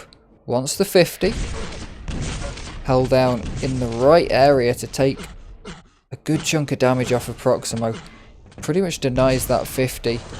Held down from above though. Proximo thinks it's below. Held down. Going to grab the red. Get fairly stacked up with this armor.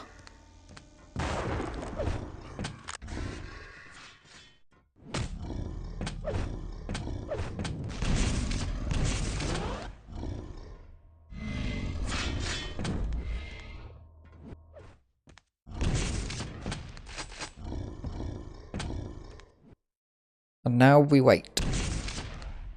We wait and see what's going to happen. Held down very well stacked now. But has the lead, so no need to push in. And on a map like Cure, it's very easy to just hold back, wait for the items to come up. There's no long sight lines with these rails. Except for that one.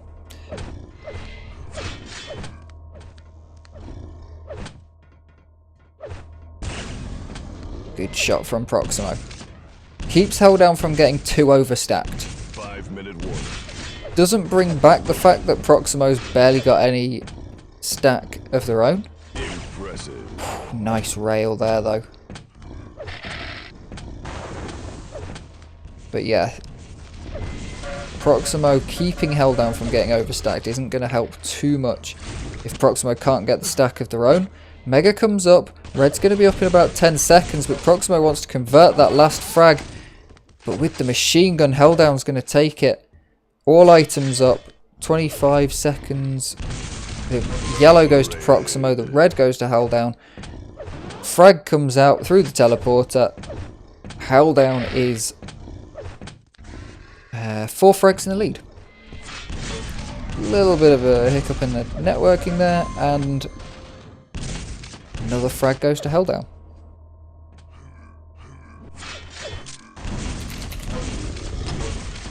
I need to pop that back on the screen.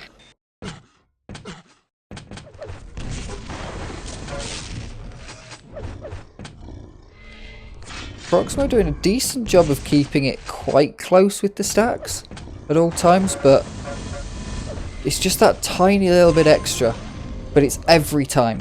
That's what's given Held down this lead. It's not been domination, but every single time it's been slightly more.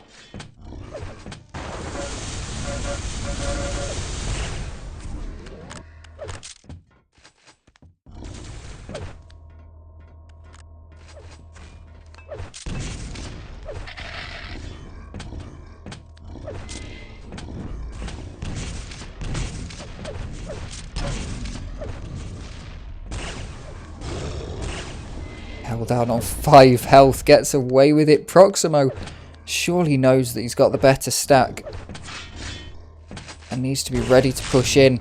Great shot there from Proximo. 3 minutes to find 5 frags.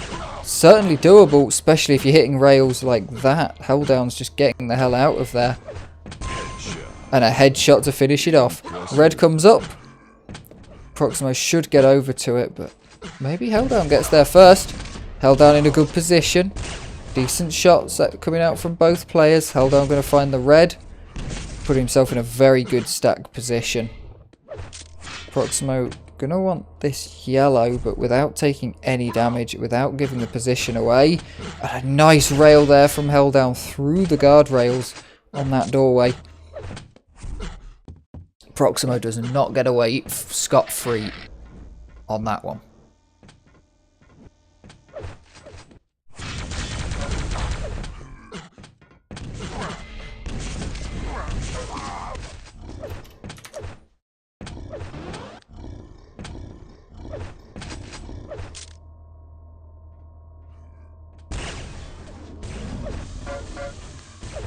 A little bit of tickle damage there from Helldown. Knows he's got the stack advantage at the minute. Can't eat too many direct rockets like those two, but could certainly stand there a little bit longer than Proximo can.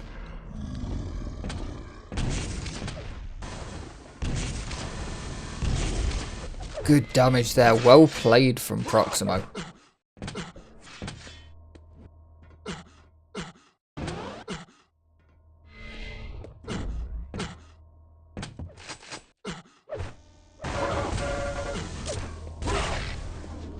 Good shot. 1 minute left on the clock. 5 frags between the two of them. Helldown should be able to hold this off. But Proximo's going to look for some. This is another one where it becomes about making it close and finishing well.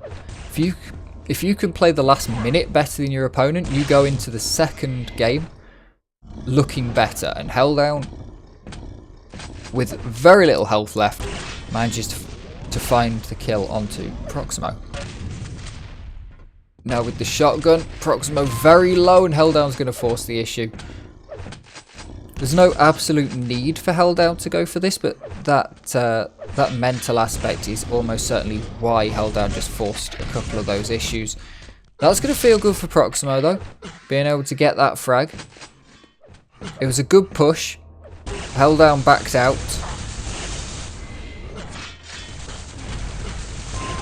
And a nice rail to find the frag in the last couple of seconds. 9-14 the scoreline. Helldown takes it.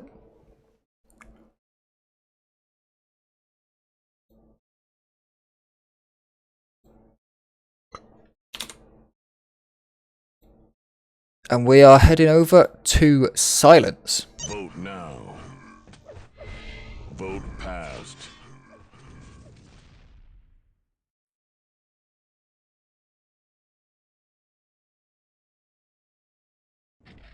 Prepare to fight. Straight into it though on the 3, 2, 1. on the next game.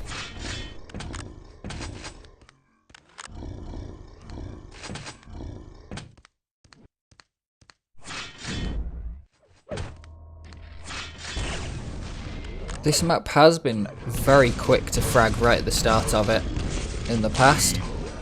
And there's one frag go to Proximo.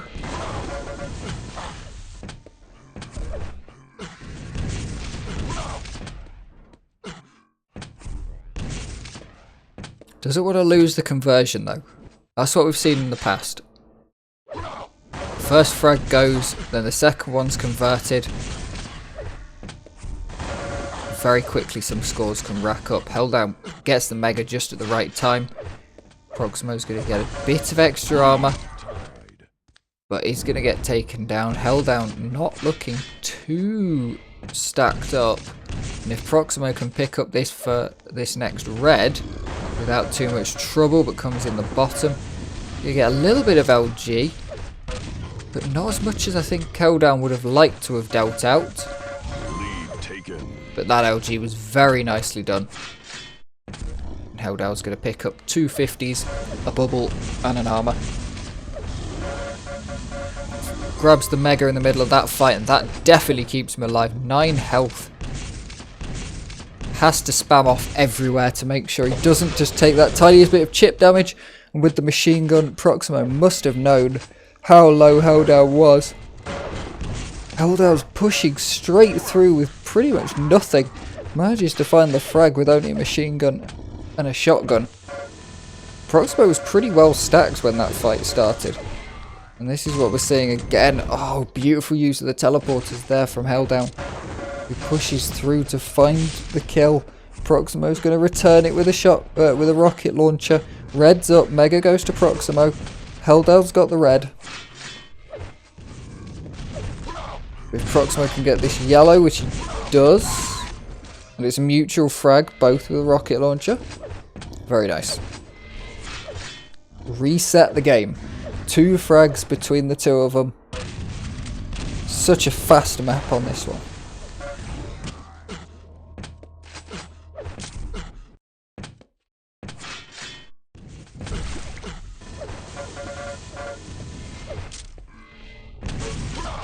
Nice rocket defense there from Proximo, puts it just in front of Helldown, stops him from going in and getting the Mega, then pushes it to tie the lead up. Both on good stack. Proximo's going to want it more, but right now with the better weapons, but the shotgun doing absolute work in this close quarters combat. Helldown has not a great amount of stack, but it'll only take a couple of 25 bubbles.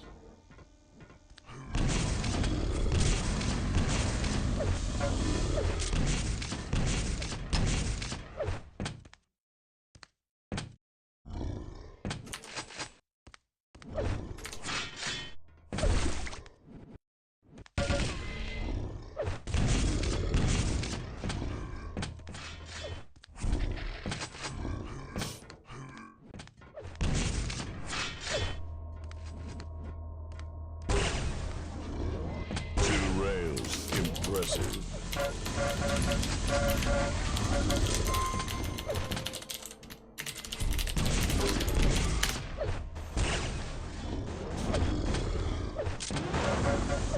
4 minutes in, both going so low here. Proximo's pushing very aggressively for someone with bugger all health. Going to pay the price for it. Helldown just sits back with the shotgun.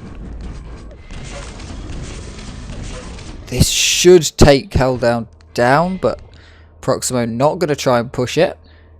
Probably knows that the teleport is going to be risky, with Helldown having done what he's done through the teleporters with the shotgun before. Going through teleporters on anything less than 100 health, rather risky.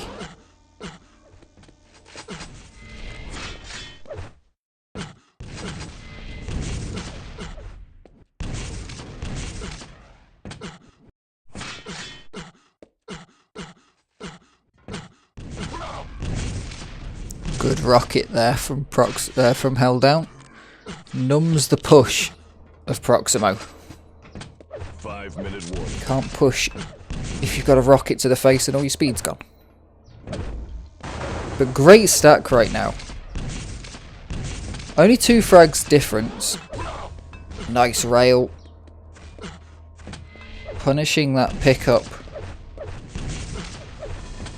Going to be very important right now because Helldown doesn't have control over the items, but does have control of the positioning of both of the players.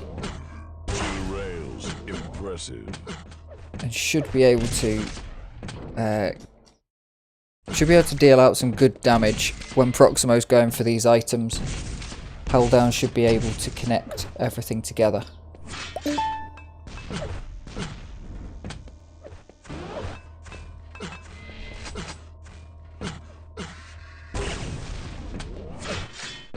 Nice rail there from Helldown.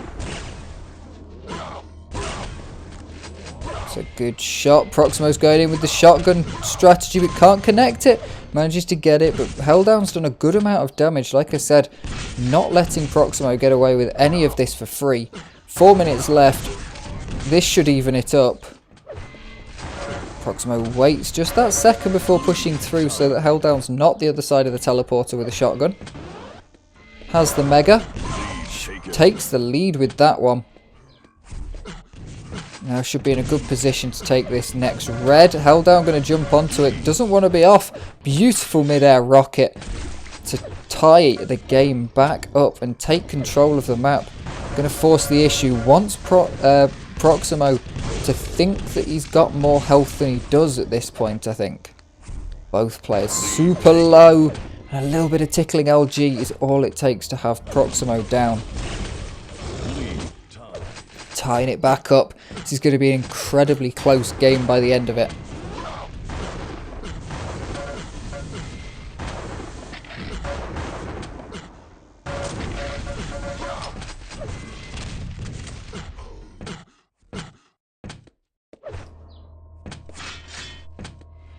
Both players have played these maps incredibly well.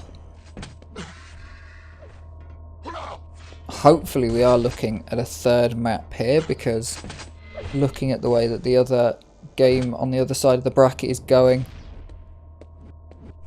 gonna need it to try and even things up in terms of the time that it's taking.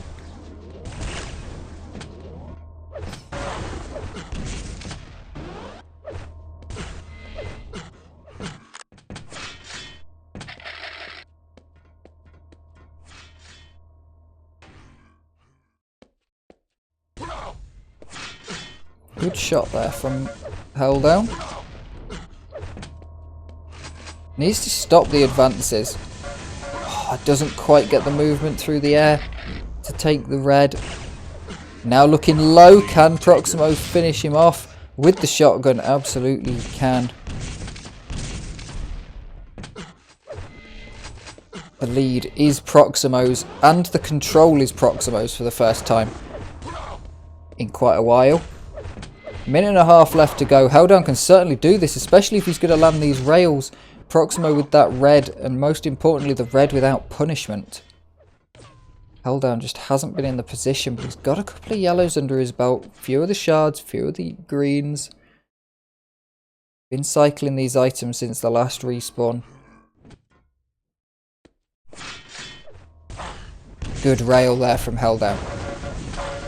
Decent bit of LG comes out. Helldown's going to find the frag, get the Mega.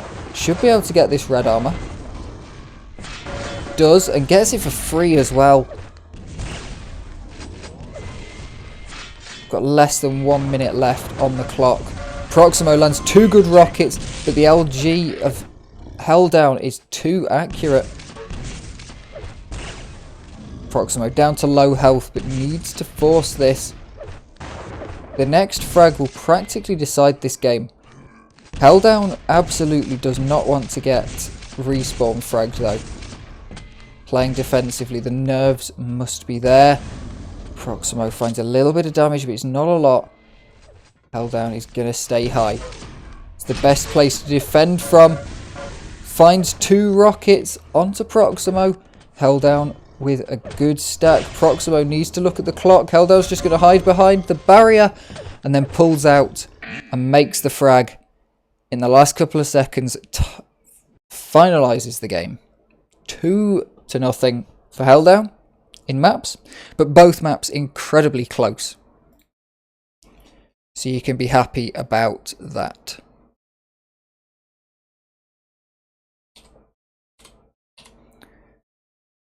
Let's see if we can follow any of the lower bracket games. Okay, that one's really recent message. So they'll be starting soon. So we're going to go Drebin versus the Demon.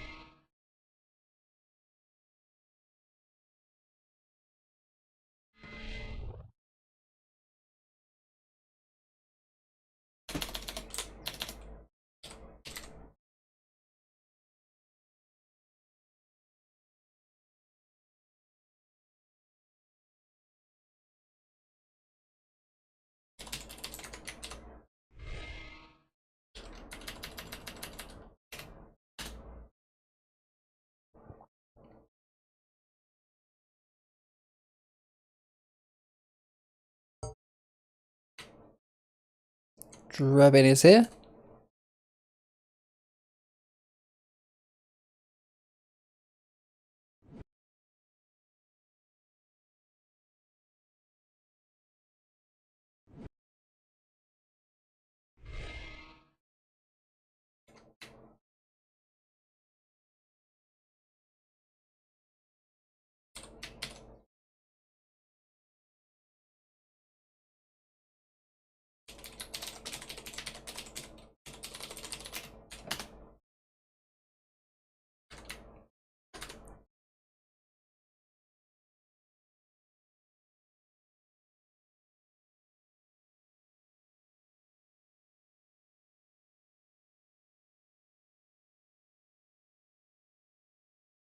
Okay, the upper bracket needs to happen. That game's over.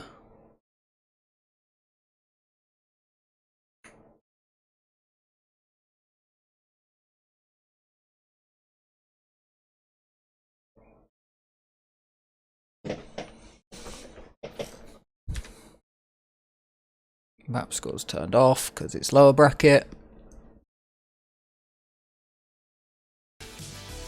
Put the music on. Oh wait, bracket, there we go.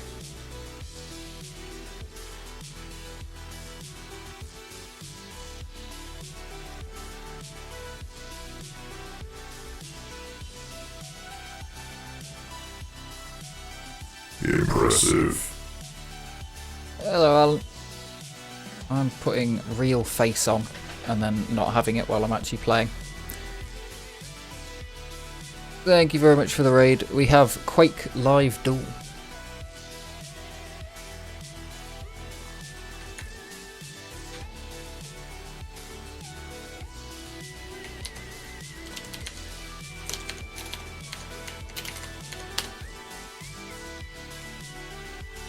Trying to get into the correct server. There we go. We have 2 players joined. Let's give a refresh to the bracket.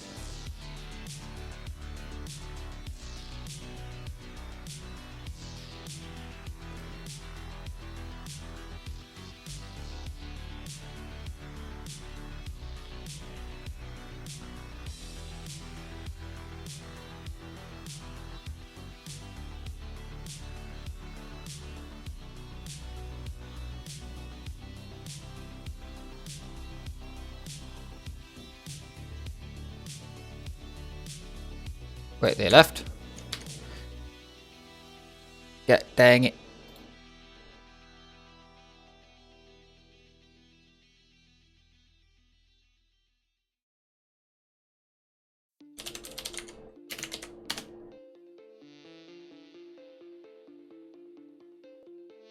Following players around, rather difficult. Nope, got the wrong server.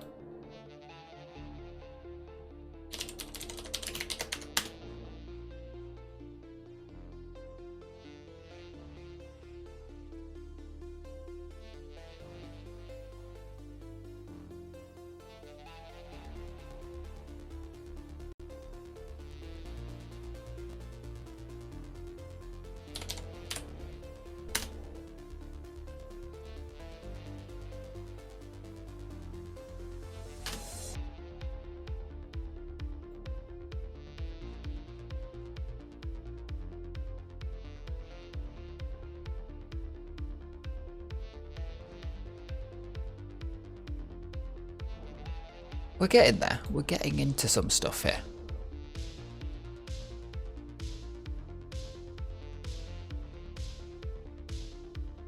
How do I...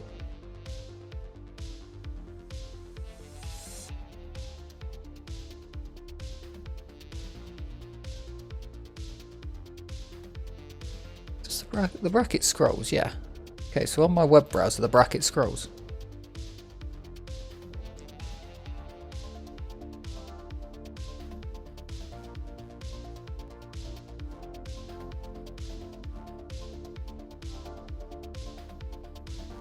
Interact, and I can't scroll.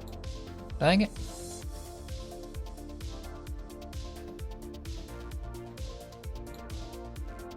No idea. I can select stuff though, like held down is now highlighted.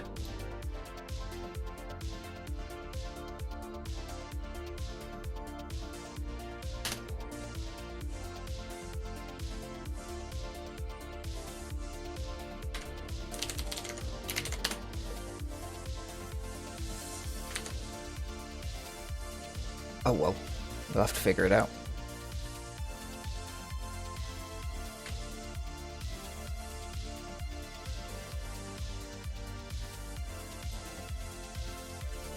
Let's have a look what the pick is. Hectic. Hectic is the map for this. Best of one, lower bracket.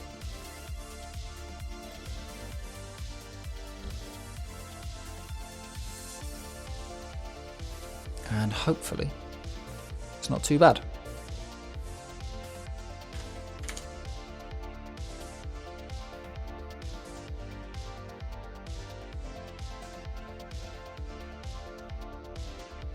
What are we waiting on then? So we're waiting on Arseny versus Fanch, we're waiting on Umbro versus Gecko in the upper brackets. Lower bracket is probably worth watching until Arseny finishes, and then we go to the... Actually, I think I'm going to go the bottom of the upper bracket, the bottom half, the half you can't see on this screen.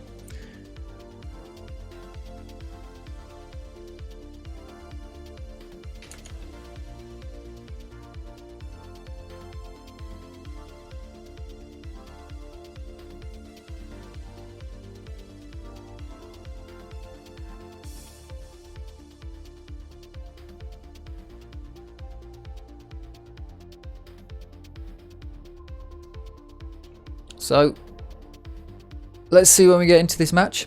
It's been a good cup so far. It's been very good.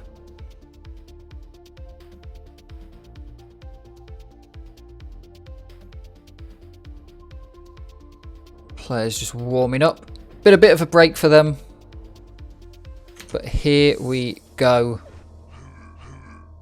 Demon versus Drebin. 3, 2, Lower bracket. Decently deep into the lower bracket here. At this point.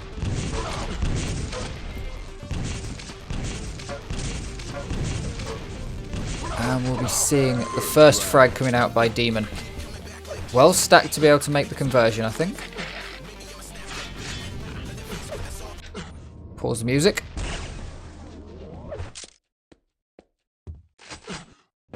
Actually, now let's leave the music on. Stuff it.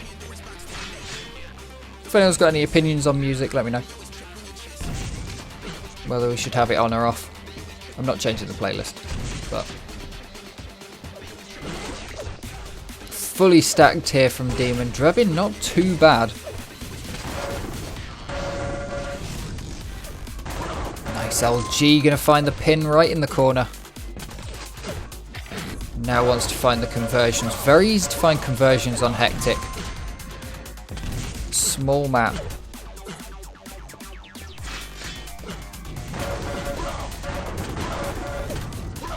Demon pulling out some good LG. Doesn't quite connect with that rail.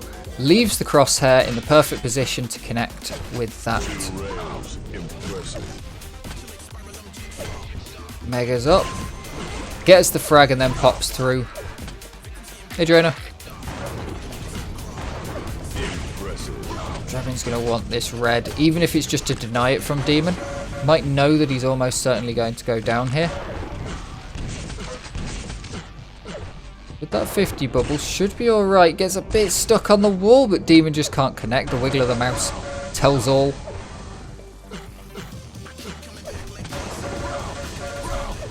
Demon not looking too well stacked. Must be thinking, what's Drebin got? But with a couple of rockets and the red on side, you'd be happy with that. Drebin goes down again. Unlucky respawn. That extra 25 health from Quake 3 coming in very useful there. With the respawn frag. And again, a well-placed rail. You can see the ones that Demon got annoyed with about missing. They were the ones that he tried to aim rather than just letting Drebin walk into the crosshair. Again, misses ones that he's trying to aim. Obviously one of them through the teleporter, but that's different. But these predictive rockets, it's all about the predictive rail. Drebin backing out, gets a nice rail onto Demon, but Demon going to find the kill with the returned rail. Drebin looking the wrong way.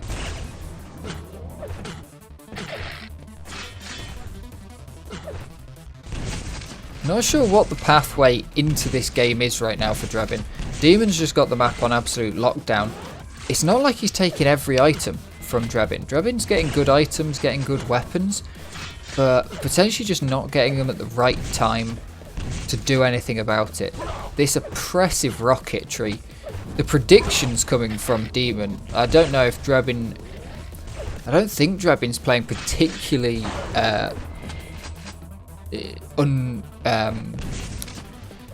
particularly predictable.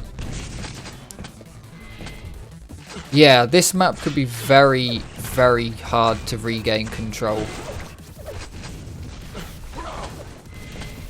And being so small has a lot of spawn frags.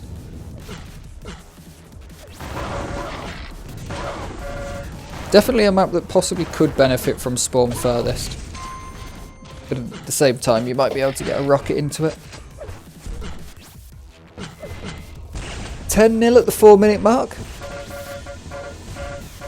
And a good amount of LG. Drebin pretty low, but gets a good rail, finds the second, gets the frag.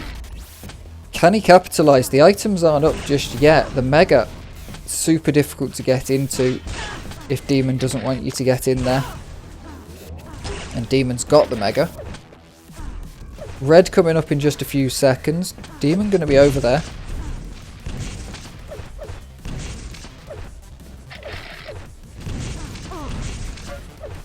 Good chip damage from both players. Evenly stacked now, halfway through this.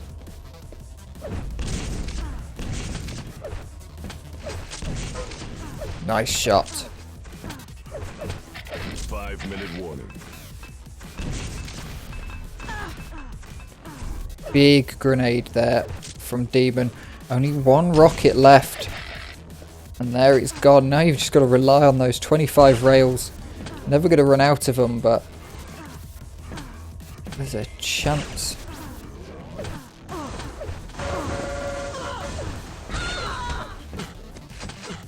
Demon should take back control from here. Has the map control, just needed to get the frag on the board to completely reset Drebin, and should be able to take control of this situation.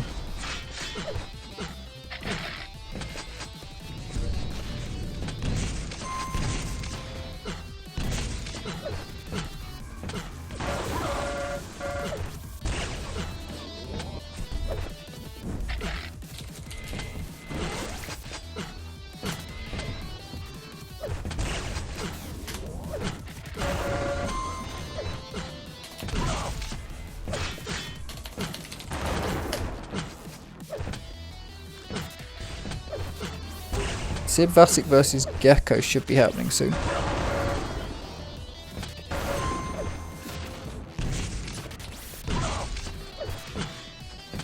Impressive.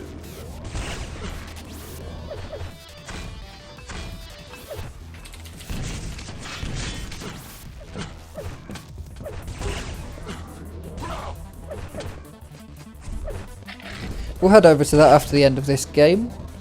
Don't think we're going to get the full best of 3 though.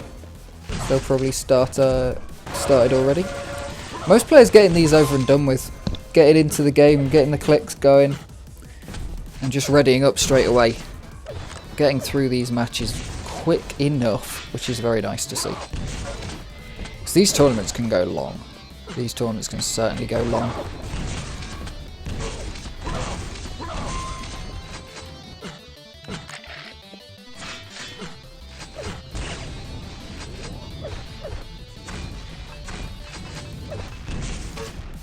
Good rocket there from Demon.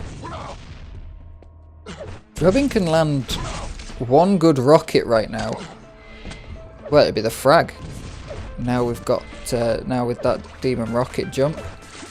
5 seconds too early on the mega, but gonna hang around, fragged out just as the mega comes up. Drebin needs to take one of the items because they're both up. But if he doesn't get either of them, then, well, there's almost no chance right now, but Drebin's almost certainly lost it. In fact, I think we know the answer to this.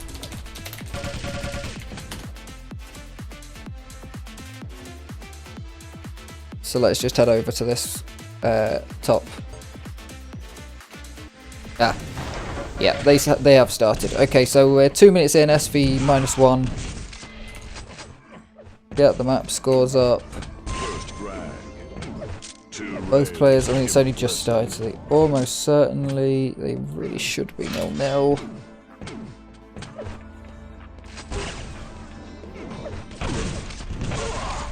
Nice rockets there.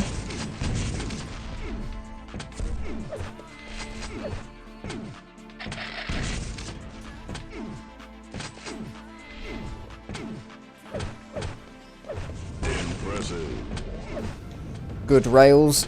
SV bringing it back very quickly from -1 to +1.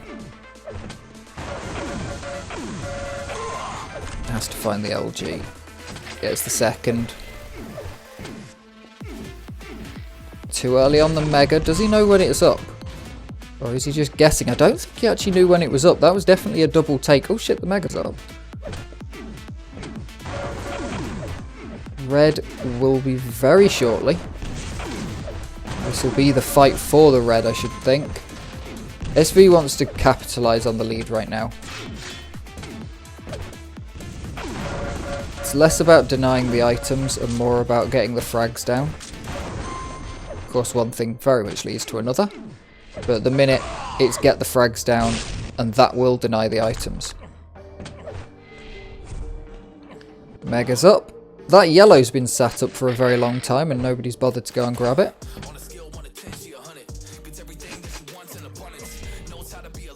Red goes to SV. Yellow is still there.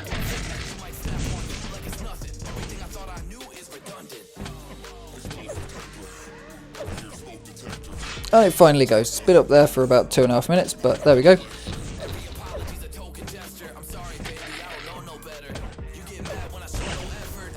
Four minutes in, we're 5-1 SV.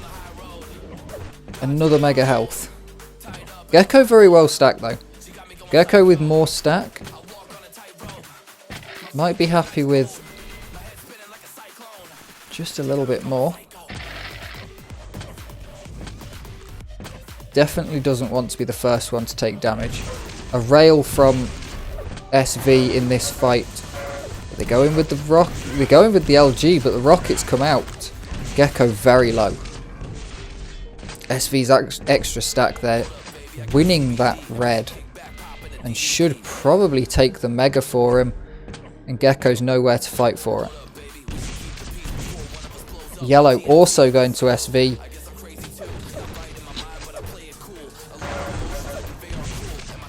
Good LG there. Blocks the offense.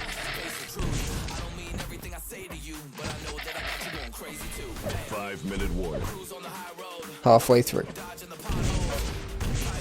It's been a close game so far.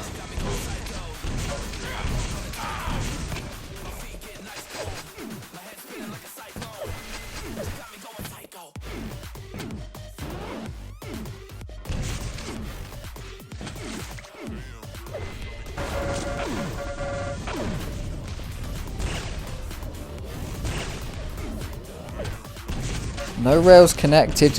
Gecko pushed into the back, bounced around. Can't get out the way of the rockets. And should be converted here. Not quite landing the rail though. SV doesn't want to give anything up. Quite deep into this match with a good lead. There's no need to go for extra frags just for the sake of it. Especially while both of the items are 10 seconds off like they were at that fight. Nicely finished with the shotgun. Good prediction of the spawn. Should be able to finish this with the shotgun. Oh, just too late on the back through. SV goes pretty low, but he's going to take this red. That saves him for sure.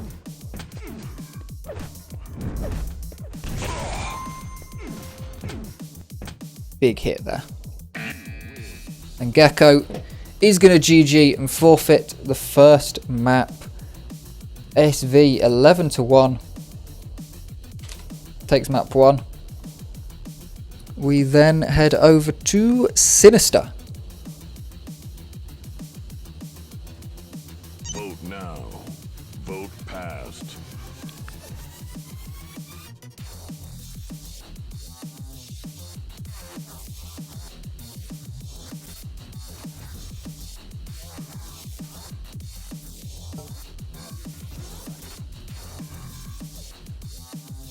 How are we all doing?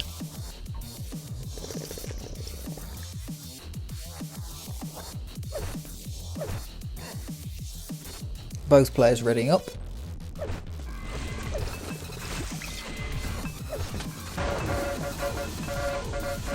Prepare to fight. Here we go again. SV versus Gecko. 3, 2. You can follow him on Twitch. Is anyone else here? Oh, actually, they are on the main stream. They are on the main stream. Agent and Shambler doing that in Russian.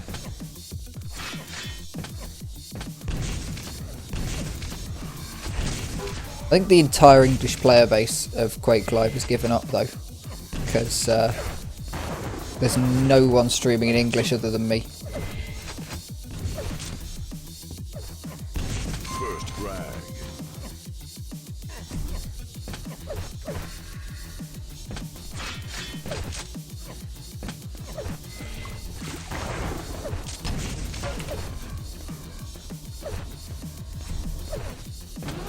Oh wait, that was why I did that. 2 rails. Trying to decide how to be professional. I think I need a webcam scene that's got my face on it and a webcam scene that's got the pictures on it.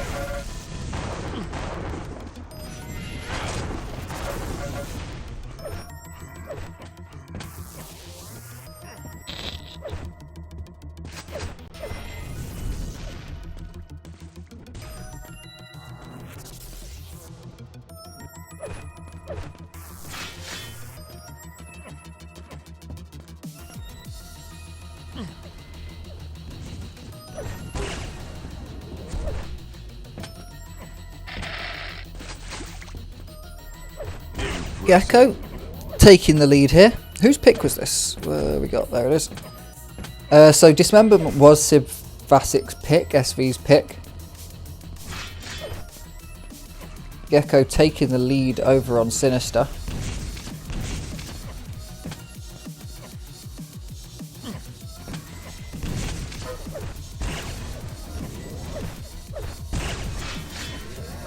No rails connected in this fight. Beautiful long range rail there from Gecko. Moves around the map very nicely.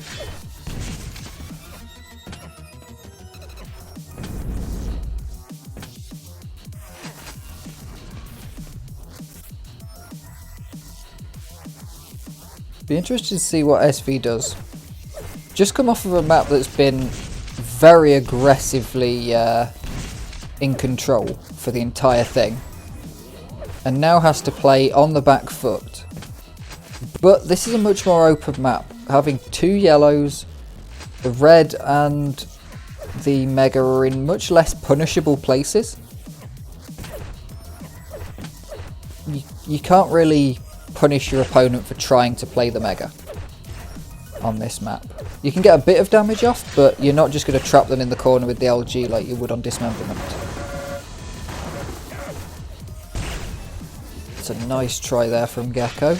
Gets a good bit of damage off, but SV's managed to pin him down, finds the frag, grabs the mega, and now looks to convert. Add a little bit of speed into it.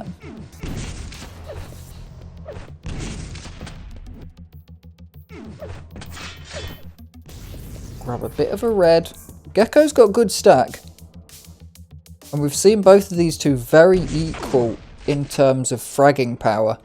So whoever goes into the fight with the better stack. But the difference in stack is it's a rocket. If Gecko can get a rocket as SV pushes in, because Gecko has the advantage in frags. It's not much, but that rocket's going to do a lot. That rail going to put Gecko on the back foot, going to have to run away. The red to SV. Now SV's going to want to chase.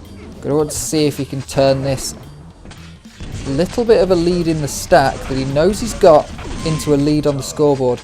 Ties it up. But where did Gecko spawn?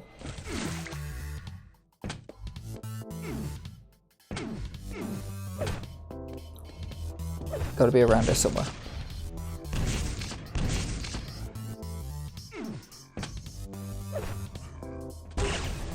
Both of these players have been playing for a while now. This tournament is 2.5 hours deep. And SV was playing the Season 2 final for 8th place. To sort out who's actually got 8th place, because it's like 8th to 12th. It's one of those. Where 8th to 12th is the same place, so they had to sort out who's got 8th itself.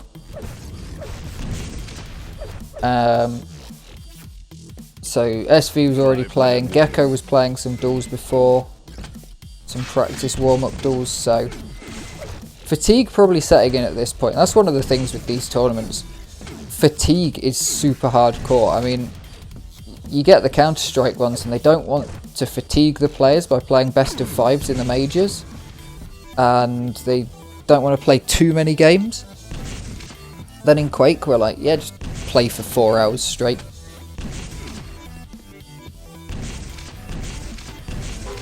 Commentators be damned, I'm absolutely roasting in my bedroom. I might have to put a fan on, might have to sod the audio for a bit and put a fan on so that I can cool my room down. In fact, I'm going to do that now. I'm making that decision. This game is going to have some fan noise to it so that I can turn the fan off when we get into the grand finals. So if you hear some fan noise, it should only be while I'm talking. It should go off when I'm not talking, but it'll be in the background while I'm talking.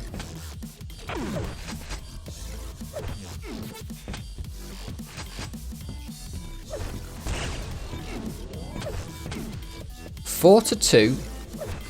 If Gecko can take this red, then it's looking pretty good for a comeback. Finds a rail on the way out, but SV's going to get around the back and get the mega. Nice rocket there from Gecko. Does a good bit of damage.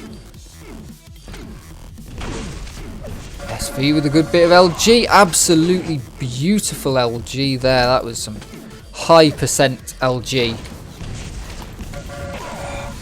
Looking at some great percentages from both of these players, especially because of the amount of spam they've been doing on that sort of thing where you're not expecting to make much.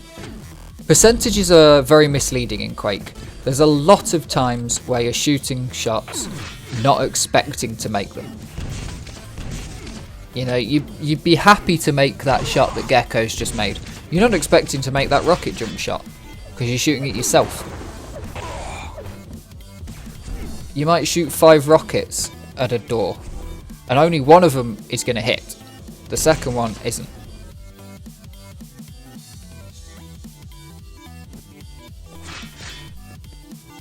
Gecko's well stacked now. SV on the back foot, red coming up soon. Gecko needs to be here. Goes through the teleporter, back through the teleporter, gets a good shot on... Is pushing this, isn't going back for the red. Very interesting. Does pick up the mega, should be able to get this red though. Has to know the timing, he got the last one. Yeah, gets the red. Yellows are up. SV's probably going to get both of them. Oh no, only gets one. Gecko's managed to pick it up fully stacked, 200, 200. Need 2 minutes left and 4 frags the difference. SV is on the back foot. Gecko pushes it just out of distance for the LG. And SV is just going to play very defensively. The change in play style. And we can see when he's able to be quiet, he's very slow. And then as soon as he has to pick an item up, it's like, well, might as well go. You know where I am? So going to have to go. Gecko's going to have to force this issue. You've got a minute and a half left. You've got the massive stack. Good rail. But you can't find the second from these rails. There's no positions where if somebody is actively trying to run away, you can get 2 rails on this map.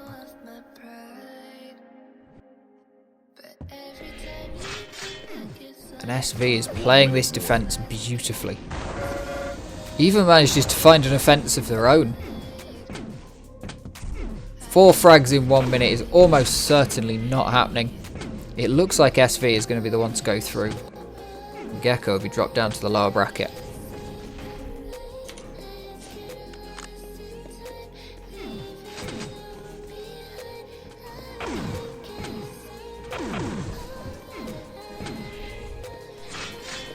So looking at the bracket, looking forward to the bracket as this game comes to a close here. We are going to have Arseny versus Helldown, which is currently going on. That one started about 12 minutes ago. Helldown, so they're probably through the first map right now.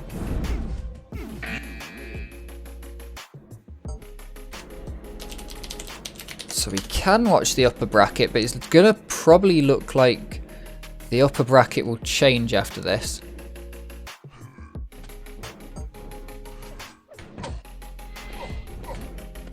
How are we looking? We are looking at Arseny with 1.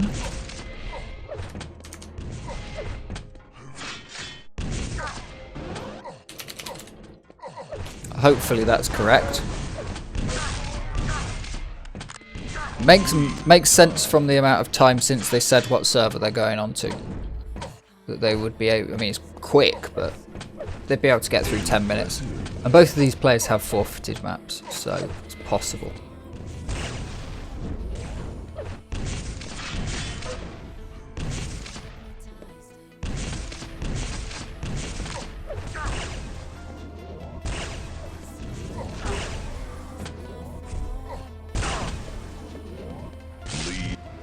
Nice shot from Helldown. Takes the lead. 4.5 minutes in.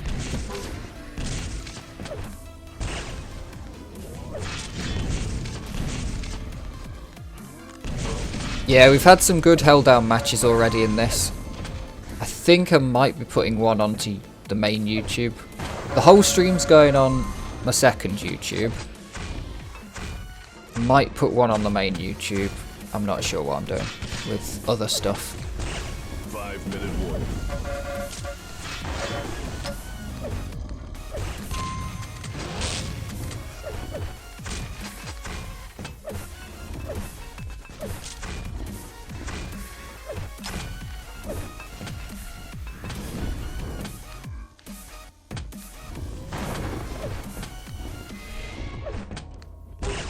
Nice rail. Arseny low. Helldown's going to push this one. Arseny very well played around there.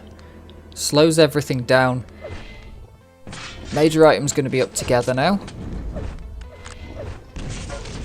Good rocket. Arseny, well done to get out of there. Definitely could have been taken out. 2 rockets would have done it. Helldown can't quite land the finishing blow. The LG should do it. And Arseny goes down 11-5. It's a good shot. Helldown wants to push this. A good rocket on the back from Arseny. I'm surprised Helldown wanted to push that one. Certainly doesn't need the extra frags.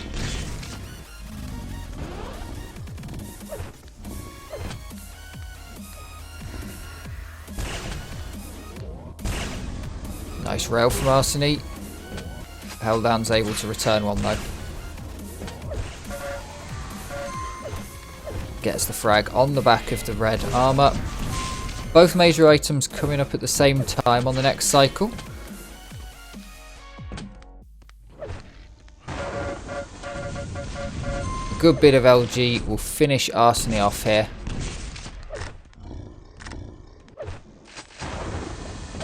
Helldown, I would think, highly likely to take this map at this point. Has played incredibly well on this one, and yep, Arseny, 6 minutes hits, and Arseny is going to retire. Forfeit. We go to Furious Heights. So both players winning their picks, and off we head to the heights that are furious. Vote now. Vote passed.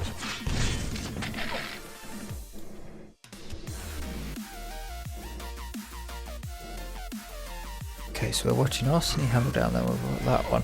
Then we'll follow that into the best of 3 winner bracket final, which I might not be able to stream.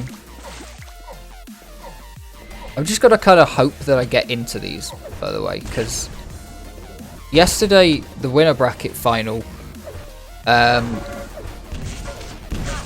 no, the first game where everyone was in one server had 8 slots, 2 players, 6 specs. And it's like, God. So I had to stream off the back of the Russian Twitch stream. But oh well. It happens.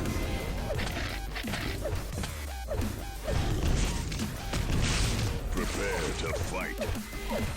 Here we go. The match is starting. The decider between these two lovely players.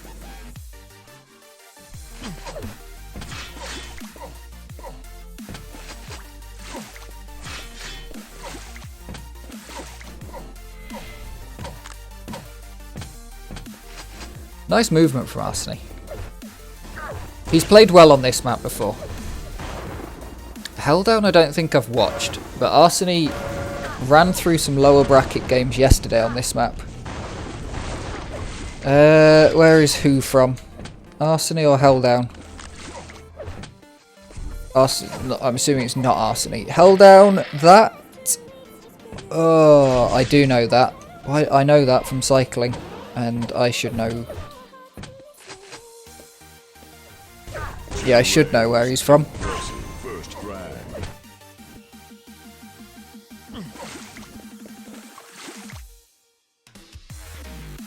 I do not. I can't remember. I do recognise the flag though. But I can't remember where it is, and I don't want to say the wrong name of a couple that are in my head.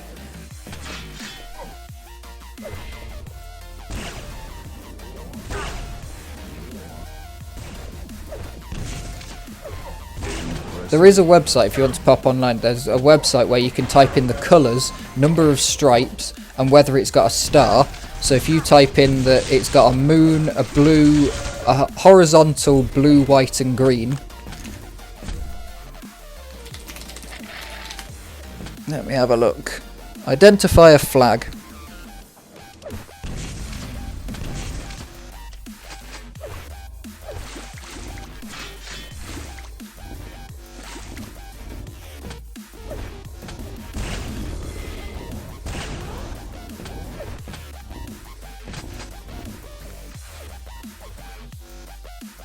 Come on, stop being laggy.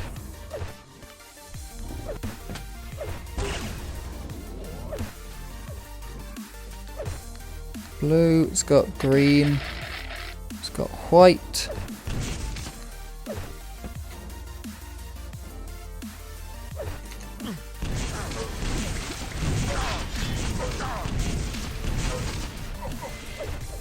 Lead.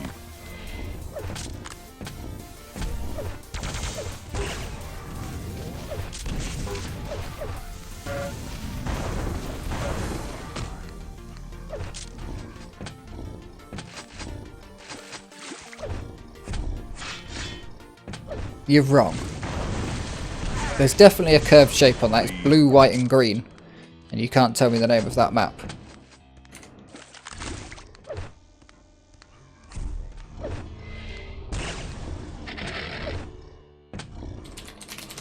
There was a better one than that. That one's really laggy.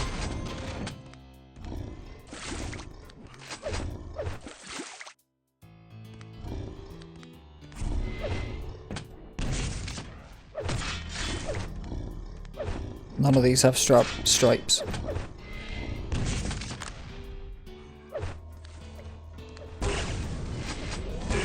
Impressive.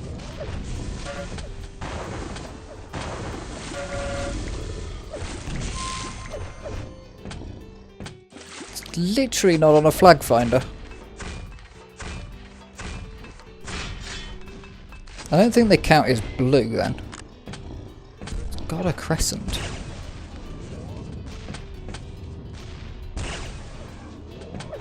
No more commentary until I've found this bloody flag. These flag finders are rubbish. Ah, there we go. This one looks crap.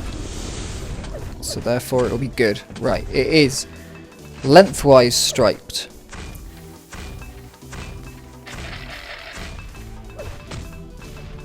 Three stripes. Three colours. One stripe is white. White stripe is in the middle.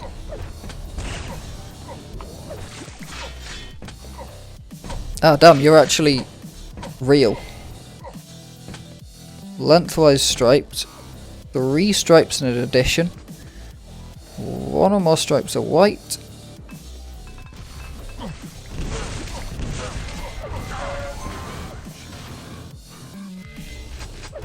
Blue, white, green. 5-minute warning. Blue, white, red. Black, white, we'll put other colours. Contains blue.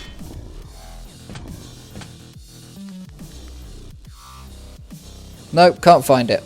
Uzbekistan. What the fuck? Can't these flag finders find the flag of Uzbekistan?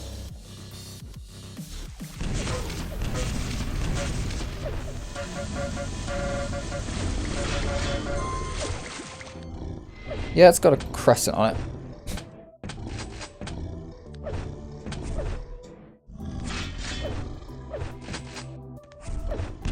Oh well.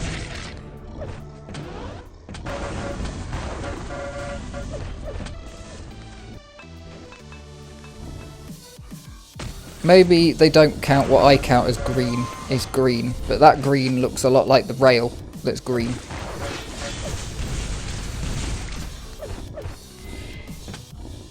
Ah, moon flags. Yeah. That's why I was surprised when it said, when it was like, oh, has it got a when I was like, okay, it's blue, green, white, and it's got a crescent. And the flag finder was like, there's only one of those, and it's not got a crescent on it. And it's the flag of APAC, which is sort of not really a flag. It's just African countries. Africa and Pacific, something like that.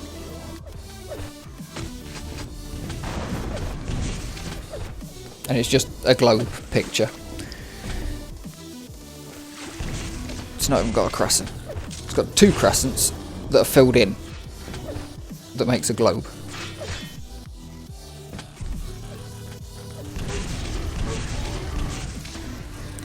Held down heavily in the lead on this map, but Arseny definitely with a possibility to come back with this frag. Needs the conversion, but Held Down's going to be hiding.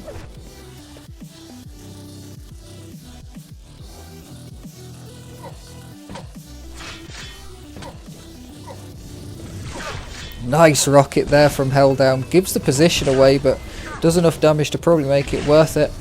Arseny can't connect with anything. Held Down doing more damage to himself there.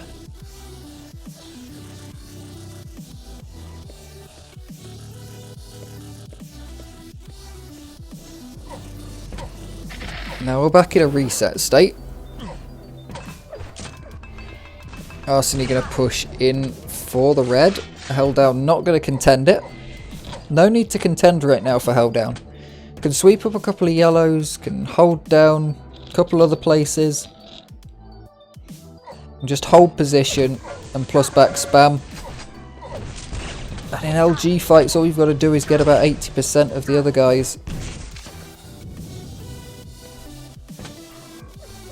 DuckDuckGo will often just give me pawn, which is stupid at the minute. It's indexed off of Bing search. And I'm pretty sure it's because a lot of people just use Bing for pawn.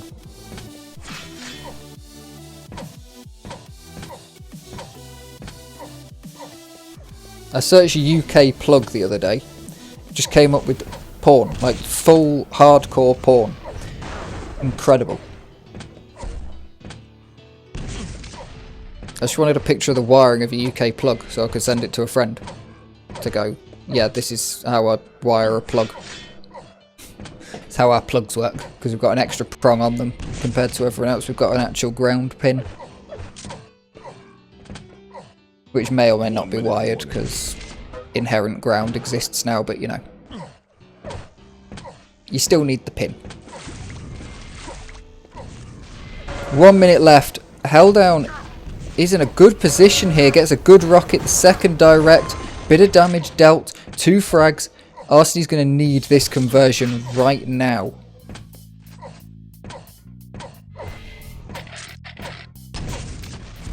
Helldown's hiding. He's not going to let this conversion happen. The conversion chance has gone. And Helldown's probably going to be able to pick up an item. I wouldn't be surprised if Helldown's over at the Mega right now. All items up. Helldown's just hiding in a corner for the last 10 seconds. 2 frags in 10 seconds is impossible. Helldown's got a red. Oh no, Arseny took it. Never mind. Helldown should go down. Brings it back. 1 frag in it. 2 games. Incredibly good. Very close games.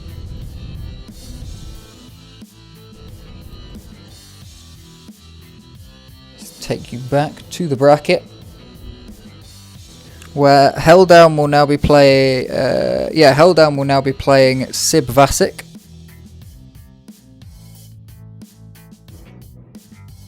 And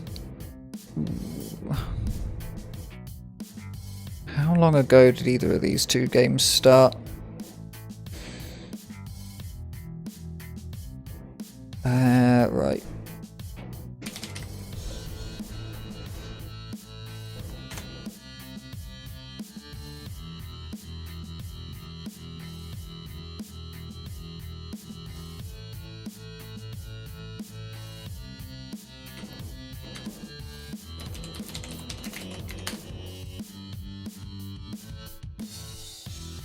Cruel flow of control, indeed. I could just disconnect and reconnect to the same server.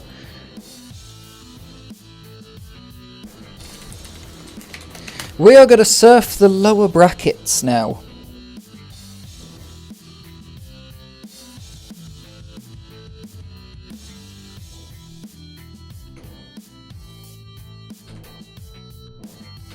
Here we go. Map scores off because we're surfing the lower brackets. Proximo versus Fancia.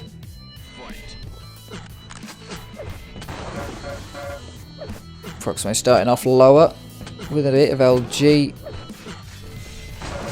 Delay on the Mega is going to be quite nice for the next cycle.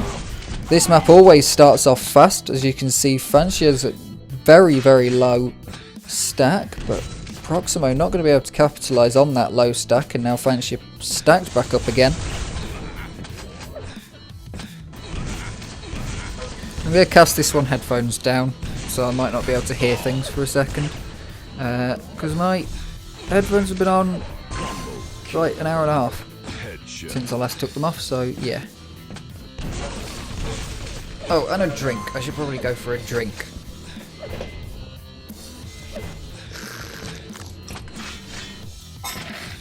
There we go. Good positional play from Fancia. Finding up at the top.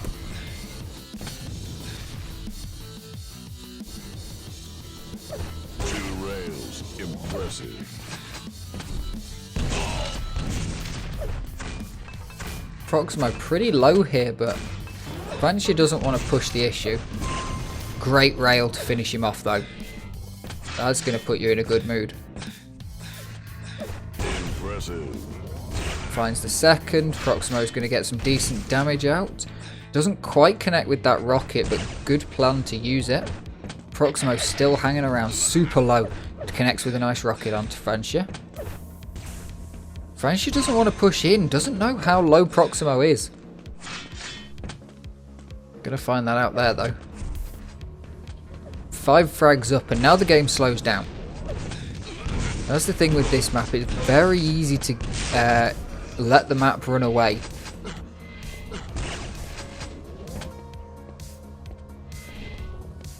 We have a fancier Excel call coming in. Wouldn't be surprised. I mean, it's Quake Live that has a lot of Excel players, because aim is very important, but being able to twist around is also so important. Counter-Strike, they're like, yeah, no one sneaks up behind you. That's why they all get knifed. Because there's no way to actually turn around.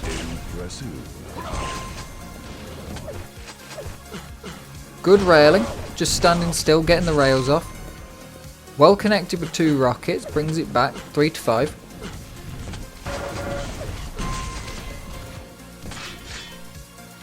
Proximo low, but gets the red and drops down on that 50, a very nicely placed 50. Good rocket there from Fans. You probably won't have intended to do that, but bouncing your opponent up into the air so that they can't shoot you back really does help. Well connected from those 2. No rail's going to come through. Evened up at the 3.5 minute mark, or 3 minute 15 mark. And a nice LG pin up in the air. Francia not going to go for the red, and it's working out really well. Can he connect for that last 14 damage? Proximo's managed to pick up the 50 health. Francia gets away with 3 health. We have seen that a few times on this map, people getting away with incredibly low amounts of health. My heart just pumps, although I don't really ever get away with don't really ever get away with much health in my games.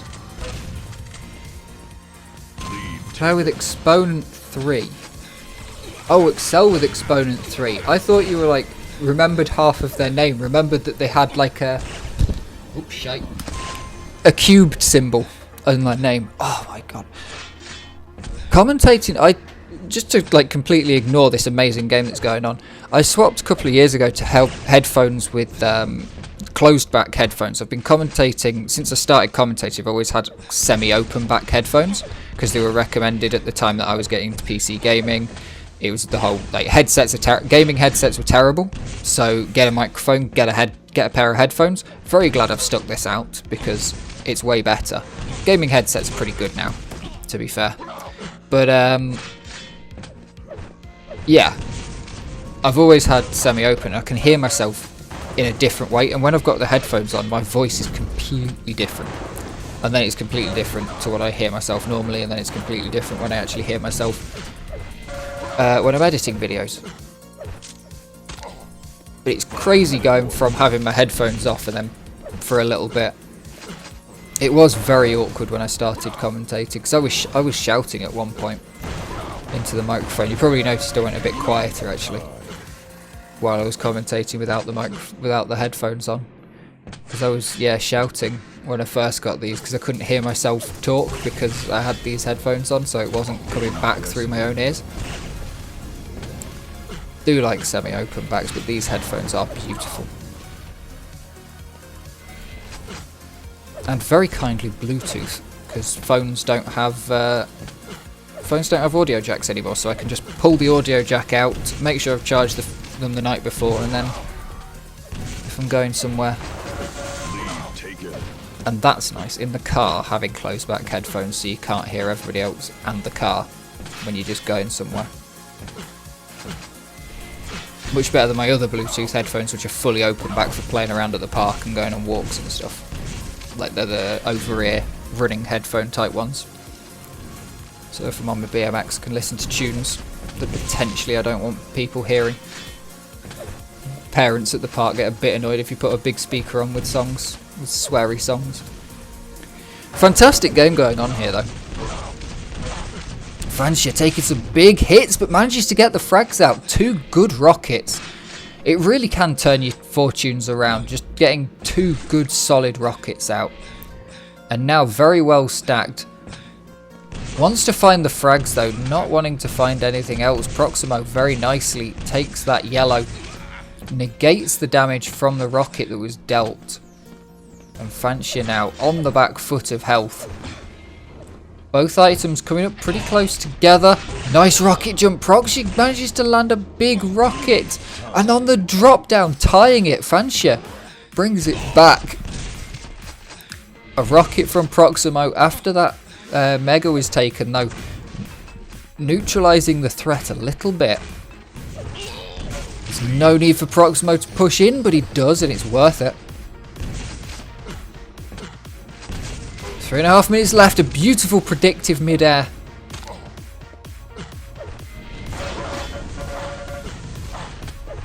Good spread of LG.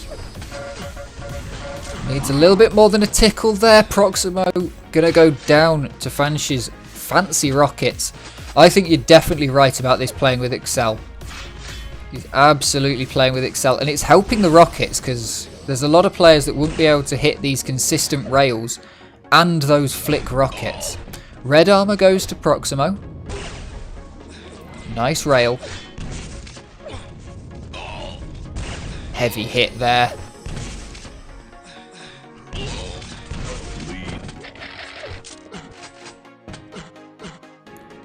And Proximo's back in the lead. 2 minutes to go. We've had some brilliant matches throughout this tournament. Even in the first round, we're having fantastic games. I've been loving it every way. Slightly trying to avoid the Russian stream for some... I'm not quite sure why I'm trying to avoid the Russian stream. I think it's just force of habit of when I started commentating CPM dual tournaments. And I'd compete in them and then cast the lower bracket once I was out. So I'm trying to avoid... Oh, beautiful rocket there from Proximo. But Fancia's pushing in. 3 frags, minute and 10 left. Can he do it? It's going to be tough. Needs to hit these 2 rockets and gets it. Needs to find conversion frag. Proximo manages to get away and hides underneath with the shotgun. Makes the frag. Fancia not looking good in this position, especially now Proximo has both of those 2 major items. Can he see him? Good little bit of chip damage from Proximo. Just keeping the stacks at bay. Fancia needs some of those direct rockets that he's been able to hit the last little while. Proximo not going through that one. Good rail. Can he get a second? The LG comes up. The predictable movement off of a bounce pad does Fancia in. 20 seconds left. 4 frags. That's going to do it. Proximo's going to take this one and progress to the next round. An incredible game of Quake between these 2. 17 frags. 12 frags on the other side. High frags a minute here. Nearly 3 frags a minute. Absolutely amazing game. Where does that put us in the bracket? Whoa, why can't I like scroll? Why can't I scroll? Let me scroll.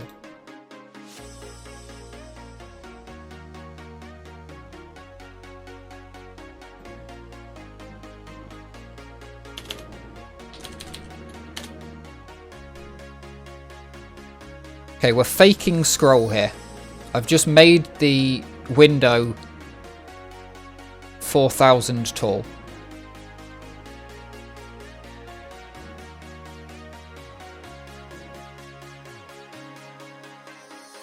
There's a sideways scroll bar though, so that's good. Okay, so we're following... Ooh. We're following this lower bracket, so that needs to just go to there. And I need to get out of the way slightly. The control is what matters. Right, where are we going next? You're probably gone. Let's try and get into this one then. Sting.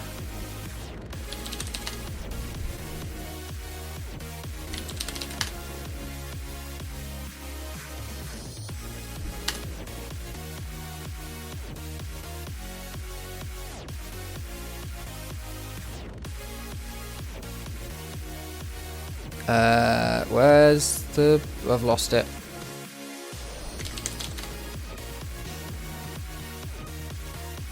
Are you you Sanchez? Yeah, you are.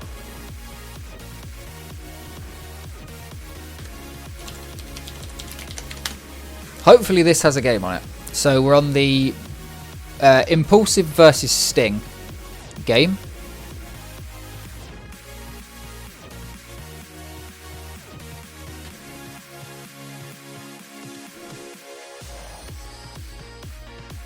And the match will begin when more players are ready.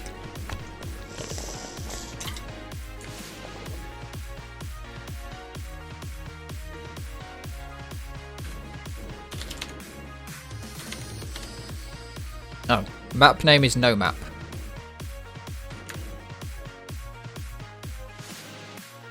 You say too big on the ping, but it's even. 75 to 80. It's not good ping, but it's even ping between the two. I'm surprised actually, because Russia versus Poland should be pretty close ping wise.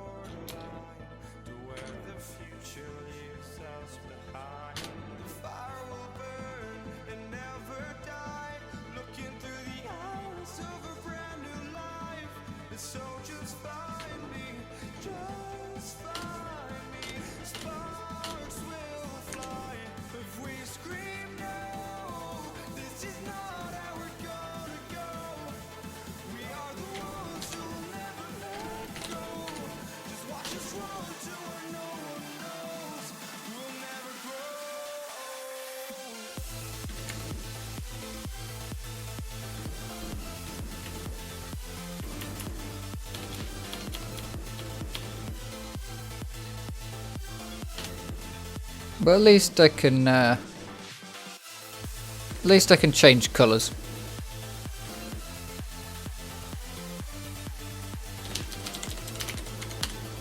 Oh, bollocks.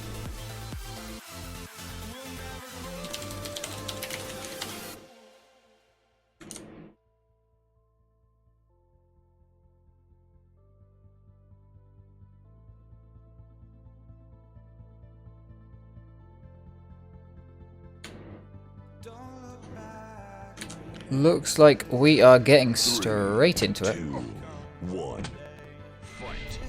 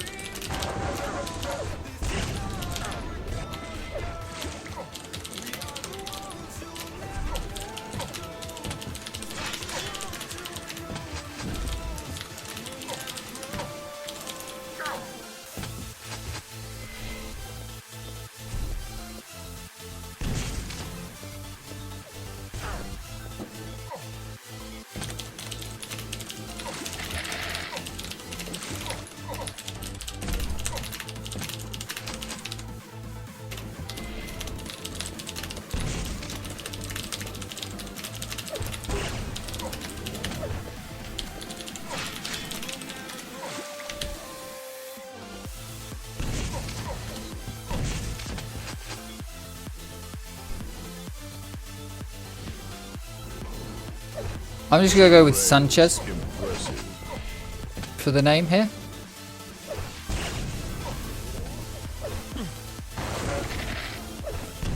Okay, it's Gecko versus Proximo is the one that we're missing. Following the lower bracket is always fun.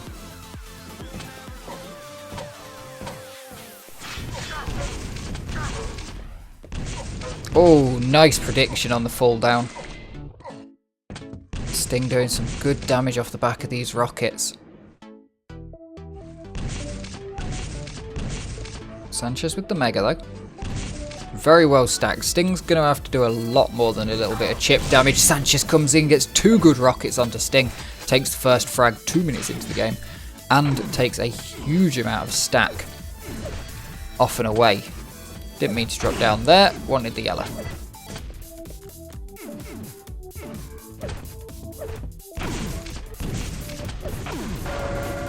Oh, beautiful. I'm looking at this as well. This looks like some acceleration.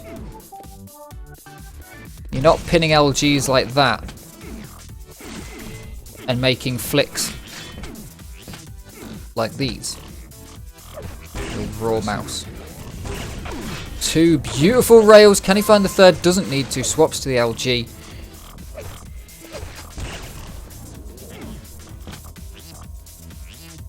Sting down heavily at the start. Finds a good rocket. It's not enough to equalise it, but it's certainly enough to hold something. Sanchez very well stacked.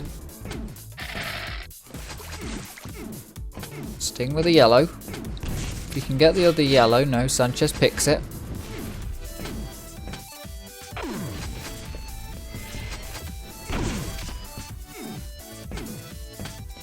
These are those times where you just need a little bit of luck with some of your spam. That's a lot of luck. Gets a beautiful rail and denies the road for just a second longer. But Sanchez fights back with 2 rails of their own. Sanchez wants to take this. There's no need for Sanchez to pull out of fights right now. Heavily overstacked, knows he's got complete control of all of the items on the map. Very nice flick rail just there. Gonna want to definitely take that red armor though. Keep himself absolutely beefed up. Ready for the next fight.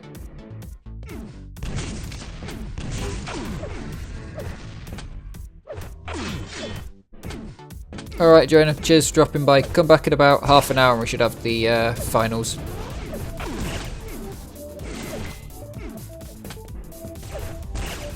Good dodging there from Sanchez.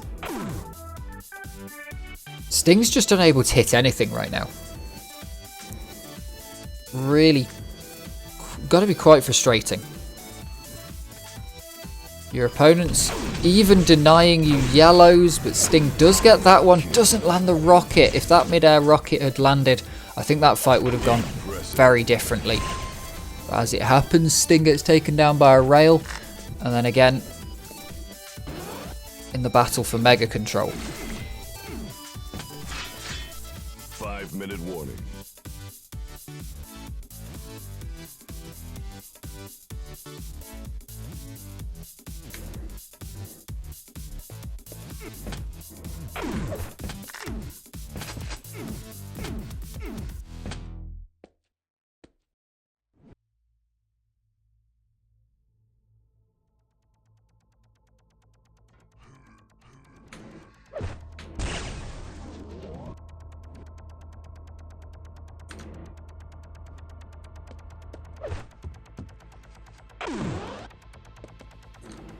Yeah, it's not a fun thing playing on these kind of high pings.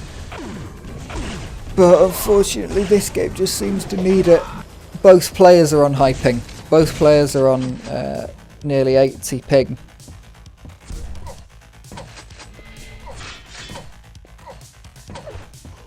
And if they've both been playing on pretty close servers to them previously, it's going to feel really bad. You know, if you're the one that always plays on high ping, then you're going to get kind of used to it. Definitely happened with a Midnight Guns pickup I played where one of the players was always playing EU servers from NA, and it ended up being that we went and played an NA server because there was enough NA people to make it worth it, and they suddenly didn't know what to do with actual low ping.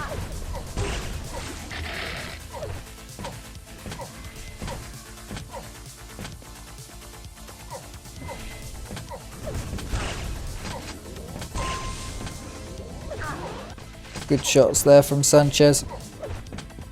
But Sting's going to take the lead in this map. The swing of control rolls over the other way.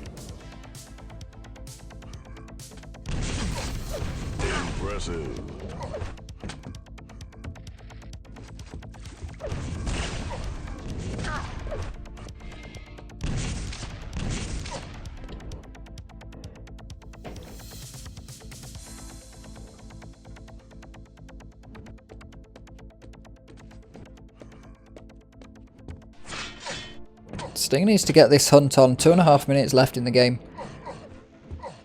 There's 3 frags to find, so definitely doable.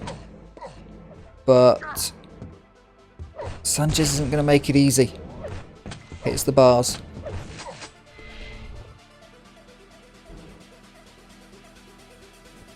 Sanchez with the red.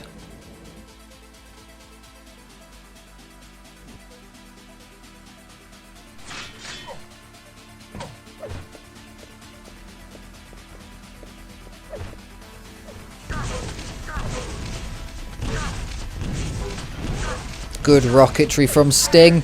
Should be able to finish this. He needs to go through, but Sanchez puts a perfect rocket. Sting respawning. Sanchez regains control of this map, and with that rail should be confirming this map and the progression through the tournament.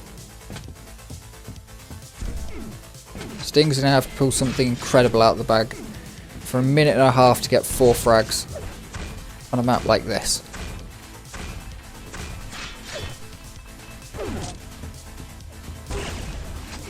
Good rail. Impressive. Finding the second as well. Sting trying to lay them down. Sanchez wants to stay low, pick up this mega, and there we go. The game is forfeited.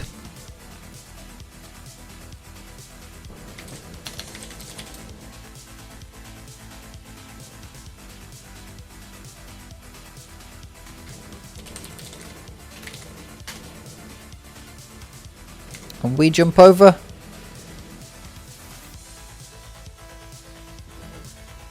to Lucky Arena 1 with Proximo versus Gecko.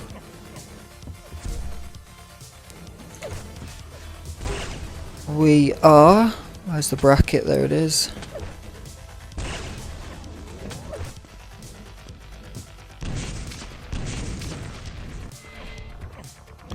So this is going into the loser bracket. Not quite the final yet. Everything's coming back together. Impulsive's just beaten Sting, so Arseny versus Impulsive's going to happen. The winner of this game will then play the winner of that game. Helldown versus Sibvasic is going on right now on the main stream. I think it's probably over. Oh no, Helldown versus Sibvasic is going into its 3rd map. That's over on the main stream.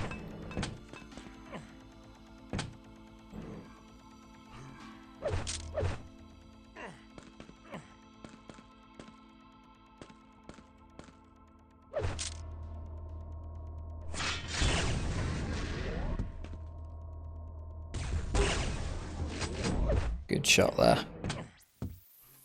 Both these players are starting super slow. I can imagine the first minute and a half that we missed was just a little bit of back and forth, neither player wanting to engage too much. From what we've seen out the rest of these games, neither really wants to push the issue. Proximo's going to get out of there. And Gecko, yeah, doesn't want to follow it through. So they'll wait. It's fine. And the frags can come later. Gecko will be fine with this because gaining control. The mega is now yours. And you get the frag back off the back of the mega. The red comes through.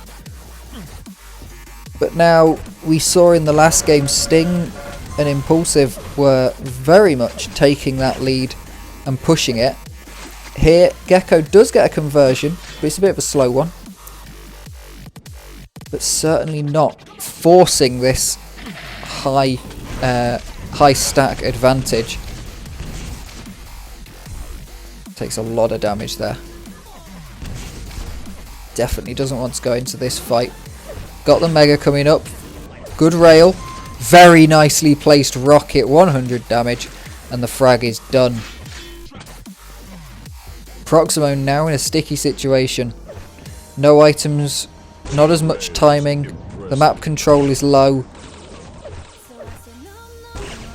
And they've got to make some inroads. Got to get some frags. Gecko misses the red. That could be a costly mistake if Proximo gets around, but they're not going to. And the yellow also goes to Gecko. Proximo takes the lower one just below this platform. Would have thought Gecko would have heard that, but potentially not.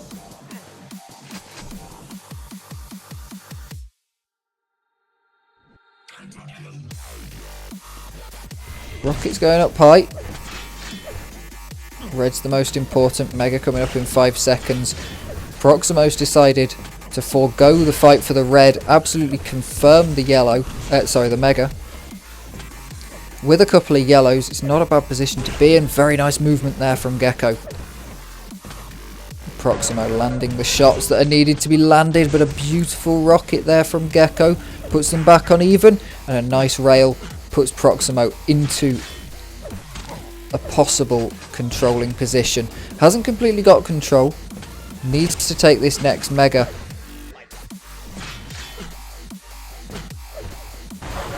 Gecko, nice shot there.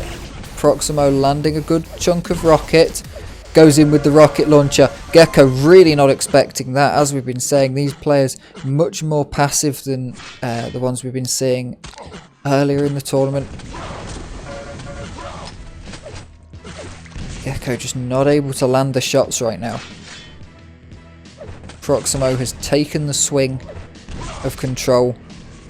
Feigns a rocket jump. Again, if you're feigning rocket jumps, you very much appreciate your opponent's skill, because a lesser opponent wouldn't notice.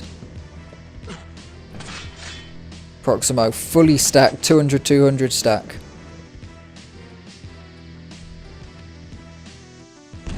There's not a lot more you can go into a fight with. Gecko does incredibly well to take 2 directs, but Proximo just stands there, baits the second shot, which completely misses, because who expects your opponent to just stand there absolutely dead still? 3 minutes left. Proximo has control, taken the lead 4-3. It's close, but if Proximo can't manage to nail it, nails a rocket there, Gecko can definitely still come back here. Just needs to grab an armor. Already has a yellow. If Gecko can take this red, I'd say it's not a bad position to be in, but the red goes to Proximo.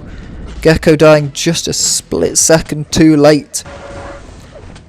And that might be what swings the game. Proximo now 3 frags in the lead, 2 and a bit minutes left to go. And you are looking at a tricky comeback.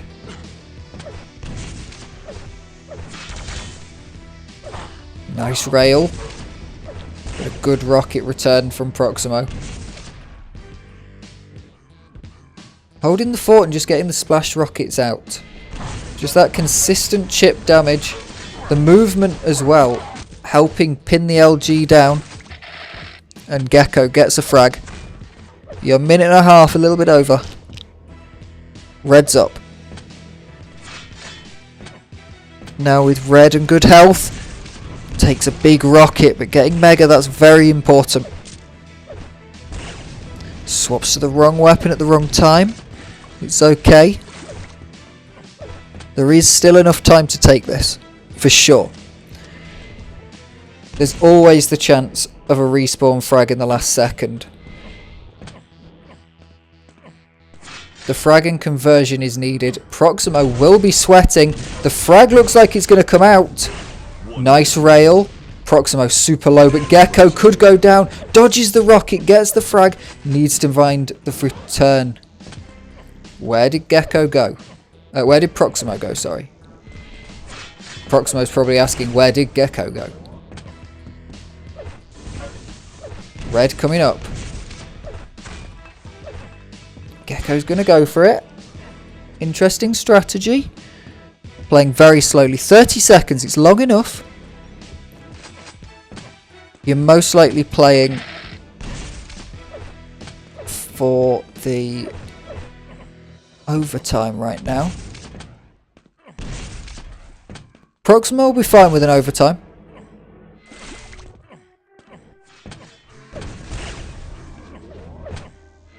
He's absolutely chunked up.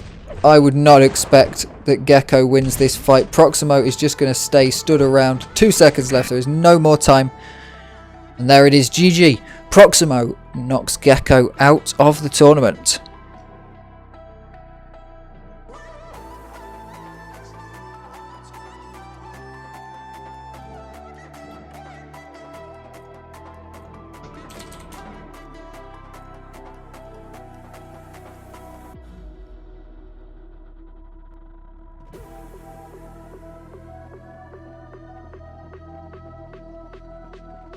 Helldown versus Sibvasic's just finished. Helldown has won. So Helldown is in the finals, I think. Yeah, Helldown is in the finals and now just has to wait for Arsony versus Impulsive, which I now need to go and search Arse.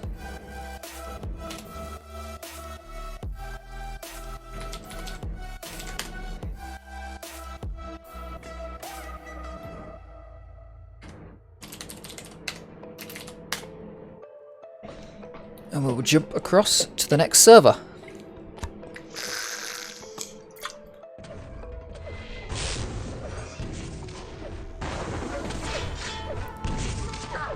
I'm going to run downstairs, grab a drink, and I'll be back in a minute. Combo kill.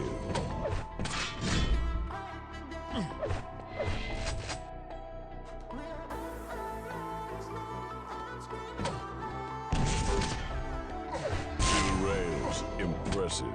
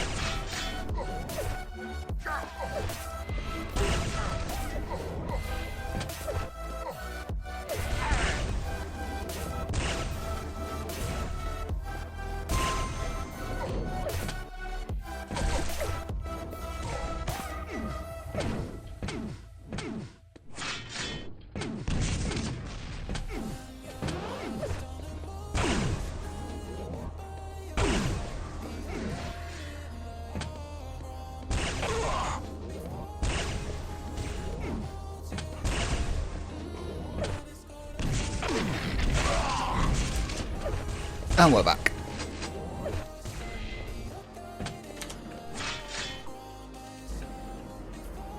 Let's take a quick look at the bracket as it stands.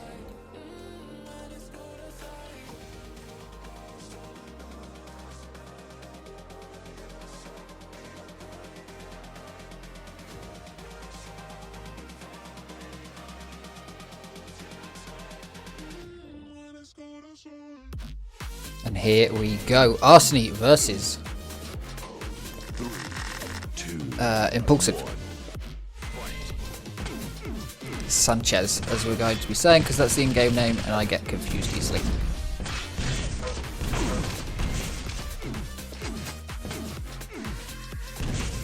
Sanchez with the red. Okay, a bit better of a start. Did they see each other there, or was that just a teleporter flicker? Good rocket from Arsony. Definitely needed that. Did not get the better start.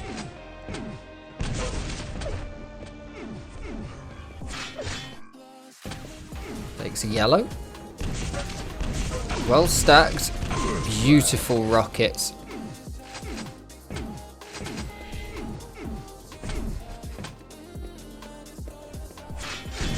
Red's up. Arsony should thought we'll be fighting for it. Does get some good damage off.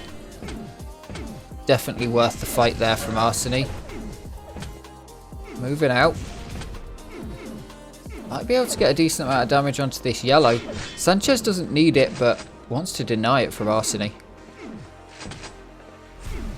And Arseny probably pretty happy to slow the game down just that little bit. Doesn't want to hide out in the Mega. That's for sure.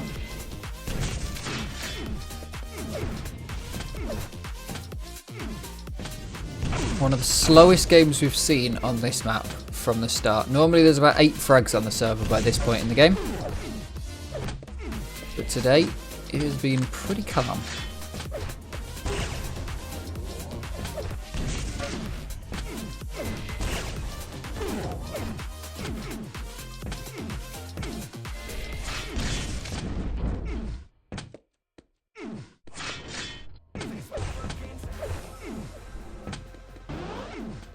Very well stacked from Sanchez. Gets a good rail. Should be able to take this. Converts the stack into a frag. That's something we've seen a few times players not be able to do. Especially on this map. With so many teleporters, you can get out, you can hide, you bait your opponent through and you stood there with a shotgun.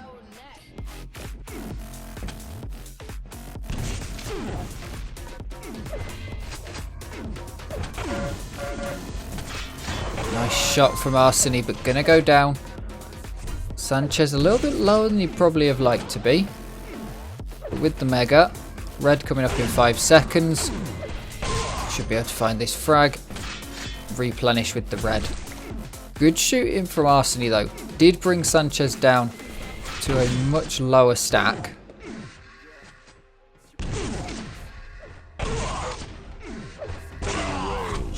Very nice rail there from Sanchez. Both players super low and Arseny's going to get the rail. Going to get the peak. Now needs to convert on that. Just as Sanchez did on all the others. Going to find 2 rails. And make 1 frag. This is the shot there. Sanchez with a beautiful predictive rocket. Very nicely railed there from Arseny. Going to push in with the LG. Wants the yellow. Red the next item that's up. Both of these players will not want to take this red for free. Sanchez is going to get more than taking it for free. He's going to take it with no damage and dealing a direct rocket and a bit of extra to Arseny, who's looking around. There's no 50. Sanchez back in control of this game. Land the second rail. Really solidify it. But Arseny's going to get some health and get away. Good rocket. Second good rocket. 81 health. It's safe from rails. 1 health. That 1 health missed the bubble. There we go. Arseny manages to pick off Sanchez. Took a little bit longer than it had wanted to. The yellow, the next fight to happen. Sanchez manages to get good of it, but gets taken down 4-5. Incredibly close game. As it should be. This far into the tournament, it'd be rare to see a blowout. Both tied up now. Halfway through the game. But the control has shifted. Control at the start of the game was to Sanchez, and now it's to Arseny. Got the timing, got all the items. Sanchez is going to take that yellow, but it's not going to go entirely unpunished. It'll go partially unpunished, but the positional play that Arseny is able to have.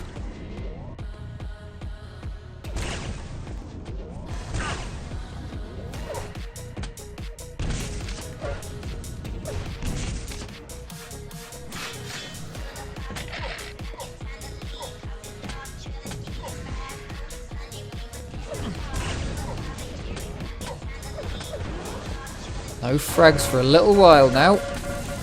A good LG pin. Definitely don't want to push through there. Leaves the green up, possibly as a fallback, but it's not really needed. An extra 25 armor would be nice, but you're going to get the 50 there. Sanchez picks up that green. Nice rail. Sanchez low, railable. Through the teleporter, but you're not going to chase. There's no need to chase. Nice shot there from Sanchez. Combo kill from Arseny. This puts Arseny firmly in the lead. Firmly in control of this game. 2 frags, the stack advantage. And it looks like Sanchez potentially has lost the timing. Arseny's not got it perfect, but I don't know if Sanchez... I think Sanchez might have... might be completely out of it.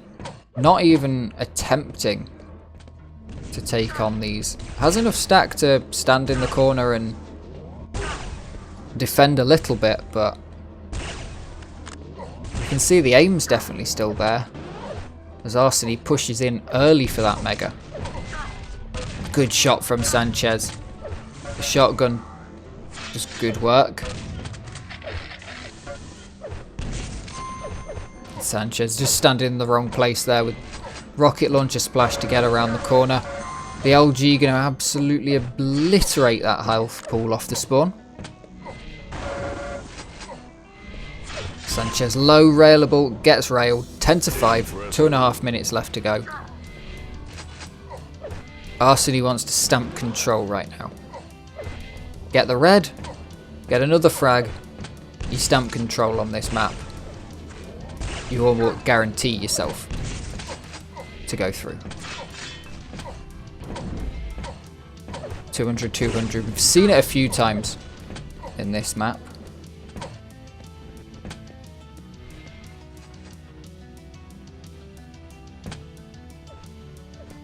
Very early to this mega. Dodgy from Sanchez, but dodgy from Arseny, but Sanchez isn't going to be able to punish it right now. The mega's up, wants to defend that red. Sanchez is going to get it, but it's taken down. Not enough health to use the armor. And Arseny still very stacked up. Good rail from Sanchez. Arseny pinning all these teleporters down on this middle level. Red coming up, so Arseny still knows where it is.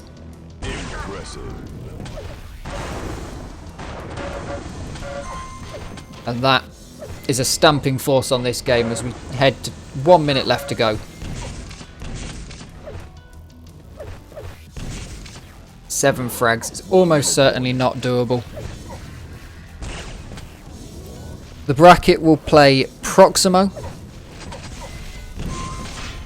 in the losers bracket semi.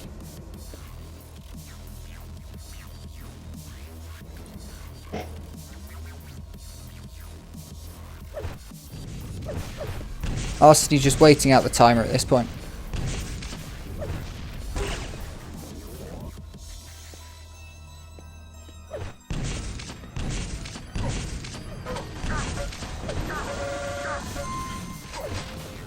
Great shots there.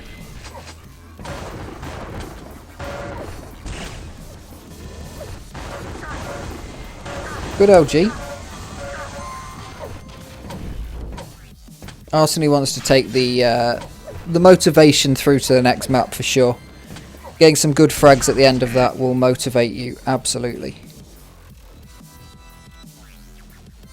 And there it is, GG. A good game.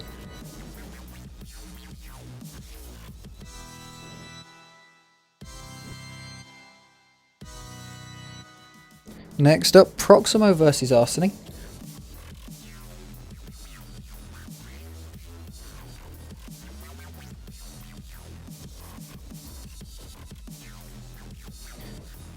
That's an available map. CPM 1A.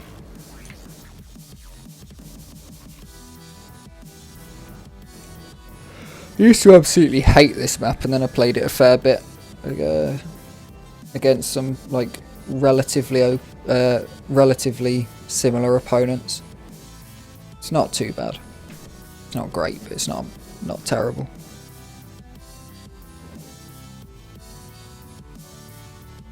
Nearly there, nearly there.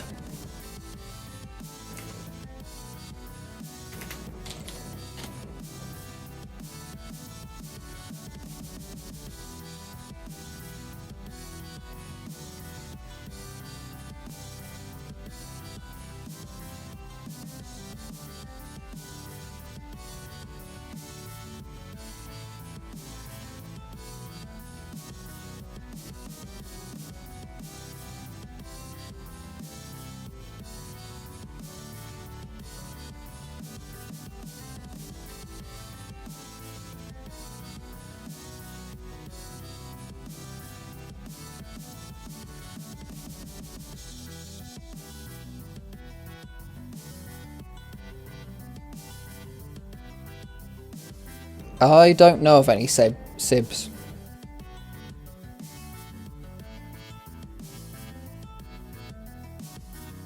It's the Sib that we were watching, the SV player.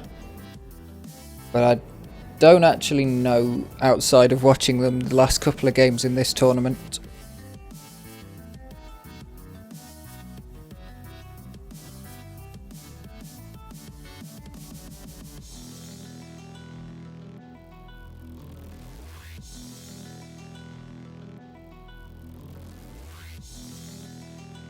It's incredible how many matches. I'm just looking at all the... because the bot auto-generates matches. And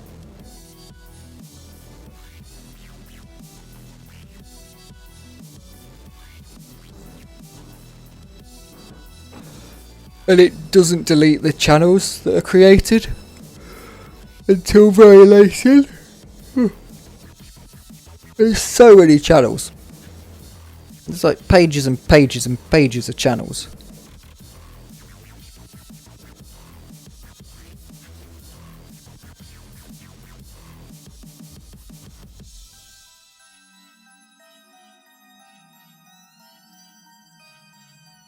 Battle Forged is the map we will be going to. Now we just need to find what server we're going to end up on though.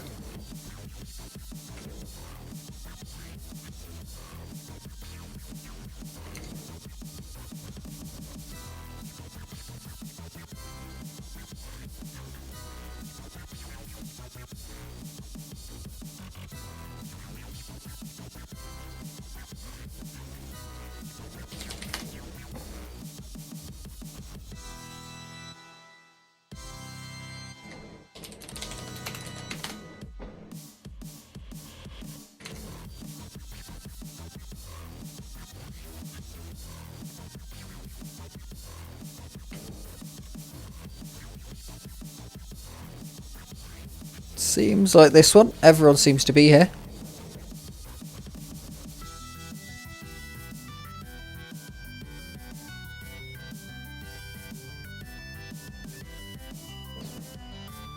And the match will start when the players are ready.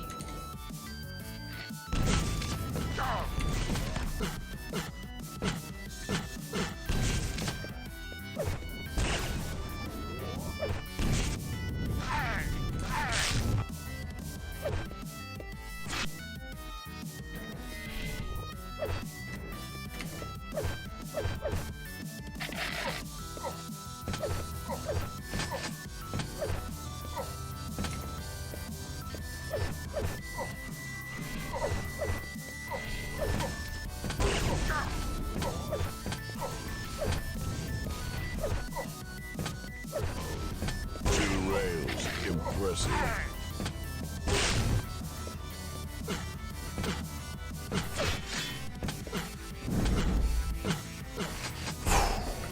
It is really hotting up, both in the tournament and in the real world.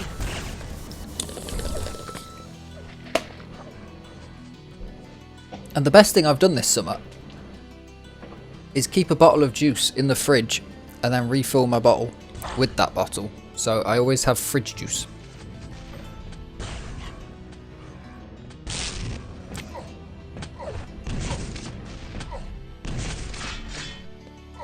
Prepare to fight. Here we go then. 3, Proximo, Arseny. 1, fight.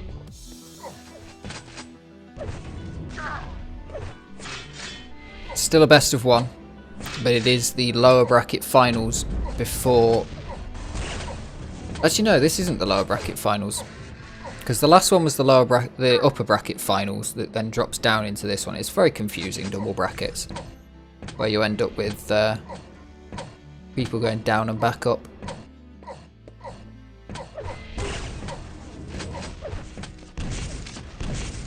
This to play Sib Vasic for a place in the grand finals. There we go. Both players well stacked. Good rail from Proximo to lower the advantage of Arseny. And a nice pickup. Beautiful rail there. Straight through across the map.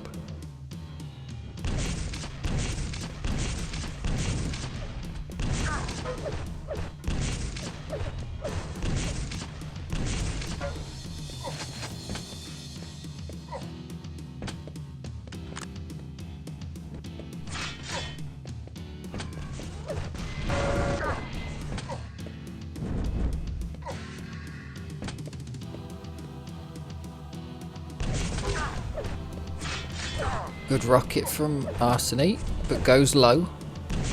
Is railable. Proximo probably knows Arseny from this backpedaling. Knows he won't be too healthy. But another rail. And Proximo's very low. That pickup of the armor. Saving Proximo from that LG.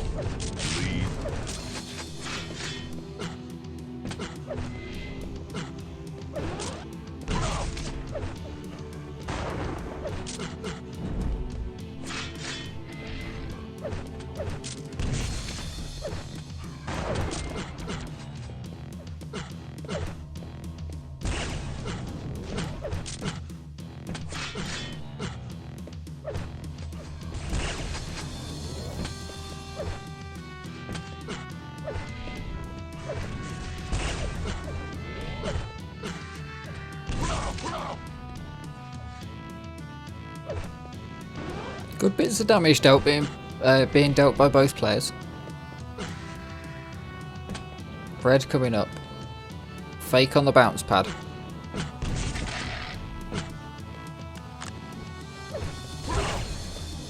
Proximo plays for the yellow. Arseny gets the red. Proximo still with a good stack on the mega. 10 seconds till that mega's up. The next fight will be important. Arseny gets the mega.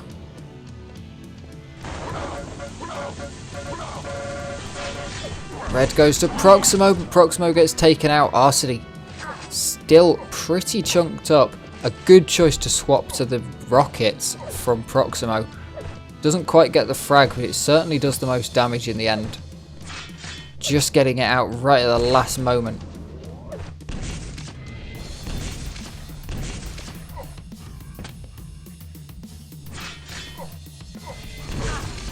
Big rocket. Straight off the edge. Arseny looking to land more shots. Looking to deny items now. It's not enough just landing the shots. It's got to amount to something. And preferably it would be denying the items. Sometimes worth more than a kill. Especially if you can get proper control over them. And then hold them for the next one.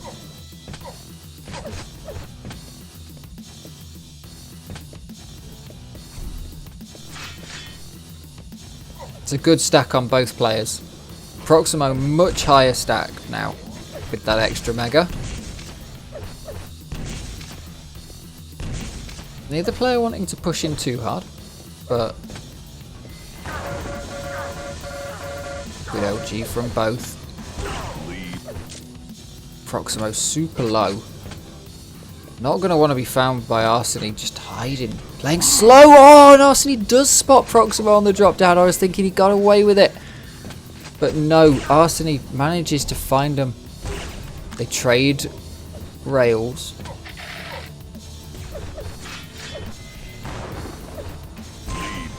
Beautiful shot there. That'll be important. Halfway through. That's an important change of fate for Arseny. Been pinned back and not had control of both major items at the same time for most of this map. Oh, a big rocket there from Proximo.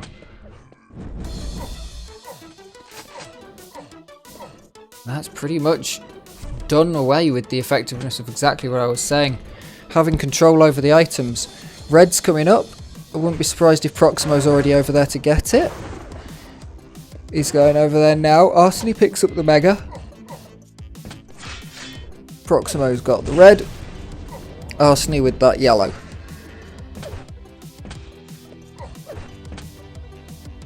Slow, methodical, checking each room. You don't want to get hit by the spam. Both of these players are incredibly good at hitting these long distance rails. Arseny doesn't even have zoom bind, I don't think.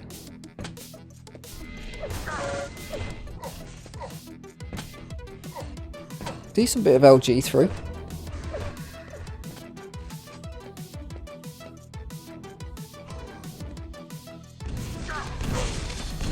Good rocket. Connects with 2, but Proximo's going to have the LG and the extra stack. Now very well stacked. Looks like Proximo wants to force this now. It'd be a good time to. Arseny hasn't got much. Only has a couple of weapons. It's certainly a good time to try and force it a little bit. Unlucky there from Proximo. Does pick up the mega health though. But right now you're looking, if not to actually get a frag and solidify a score lead, you're looking like Arseny. If there was items upcoming now, Arseny can't fight for them. Arseny's got to go around, scoop up the little items, find the healths, find the shards and stuff like that. Should be able to get something going, but we're coming up on the red. Arseny's picked up the mega. The saving grace there for Arseny was that the items were at different times. Because if they were at the same time, Arseny wouldn't have been able to contest either of them. Sorry, if they weren't at the same time, Arseny wouldn't have been able to contest either of them. Too low on health. But now, with a yellow on top of that, and all the shards, and everything else, just the little things, Arseny's in a better position now. Red also goes to Arseny again. The mega's up, the yellow's taken, Arseny's got the mega. A little bit of damage from a rocket jump. 2 minutes left and we're tied up. A tense game between these two. So tense. Proximo just making some tiny mistakes in the movement. Gets hit. Good rockets. Calm. That's very good from Proximo. Staying calm under that pressure, having made those couple of little movement mistakes. But Arseny's going to get the LG in that battle. Both went into it pretty well stacked evenly, but that extra yellow probably did the difference. Red must go here to Arseny. Proximo's got the mega. The yellow should be soon. Awesome. Thank you very much for the follow.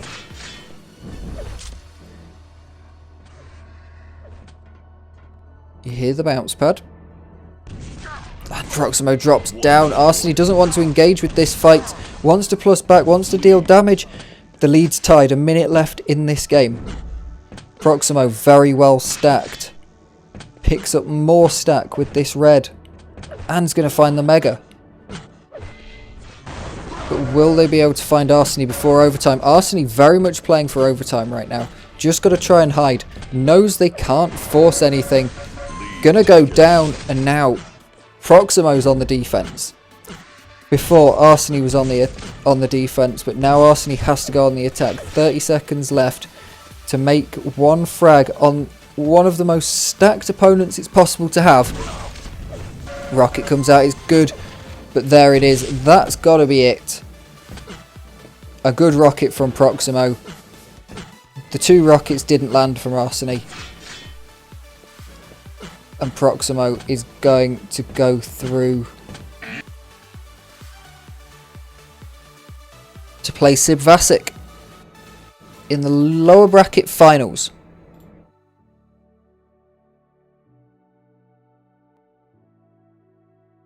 Great game.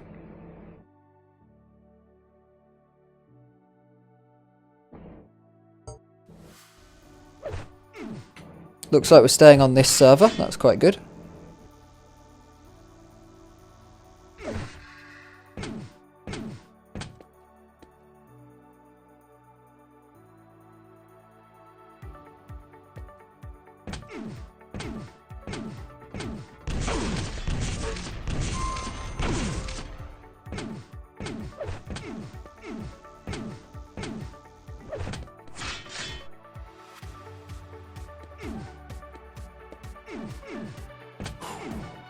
Take a quick look at the bracket.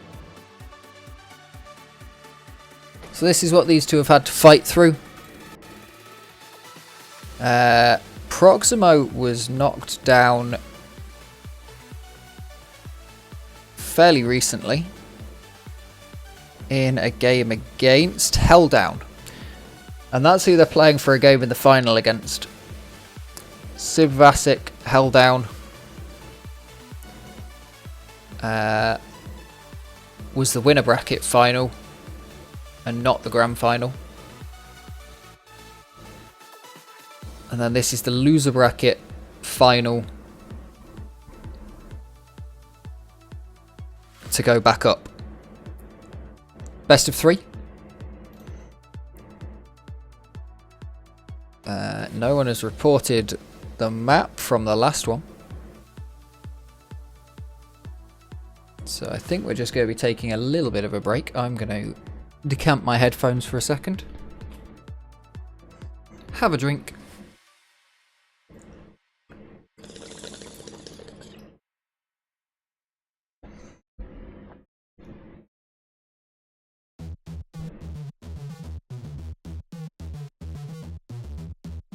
And we go into this best of 5.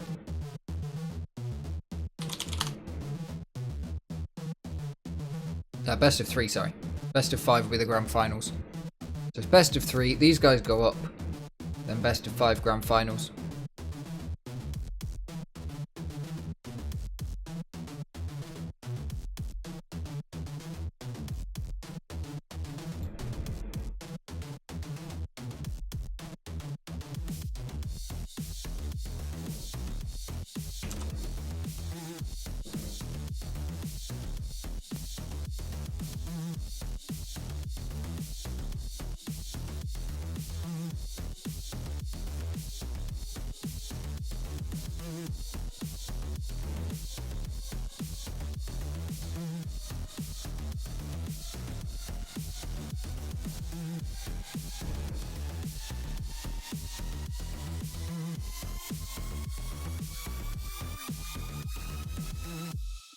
What are we going to get on the picks and bans then?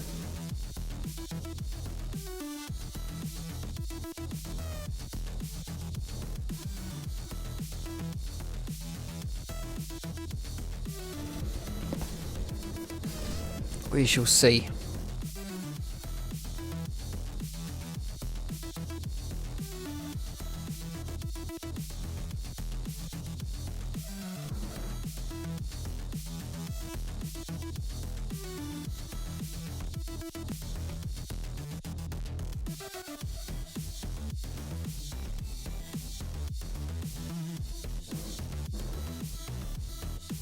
Both players currently running around this server.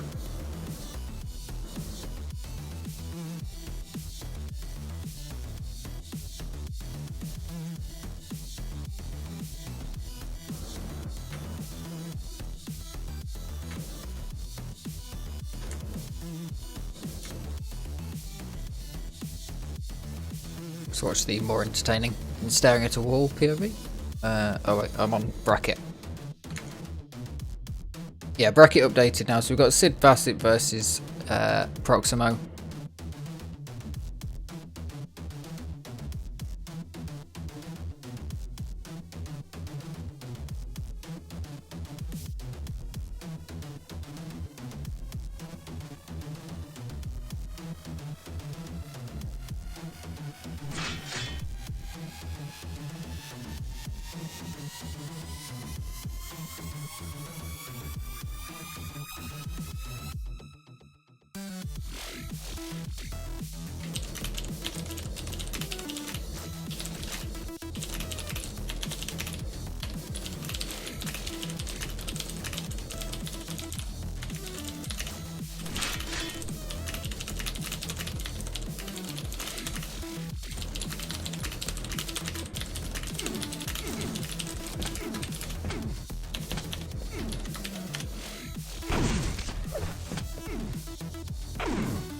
Dismemberment Band, Battleforge Band.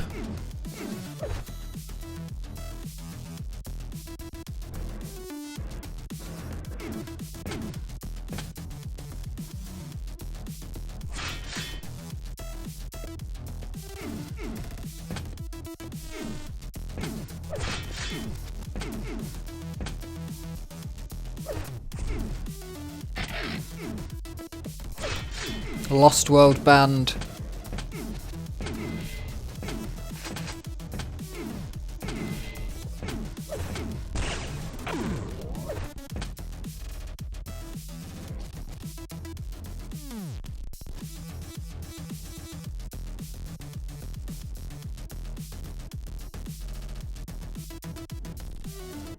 Apparently if I go here, interact, and then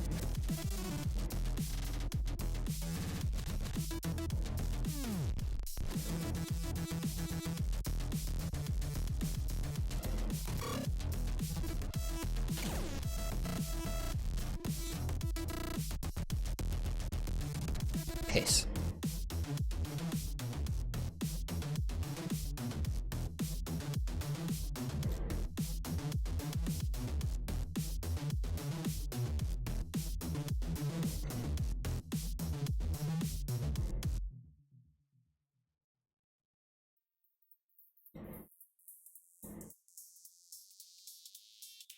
Looks like we're going to Blood Run, then Silence.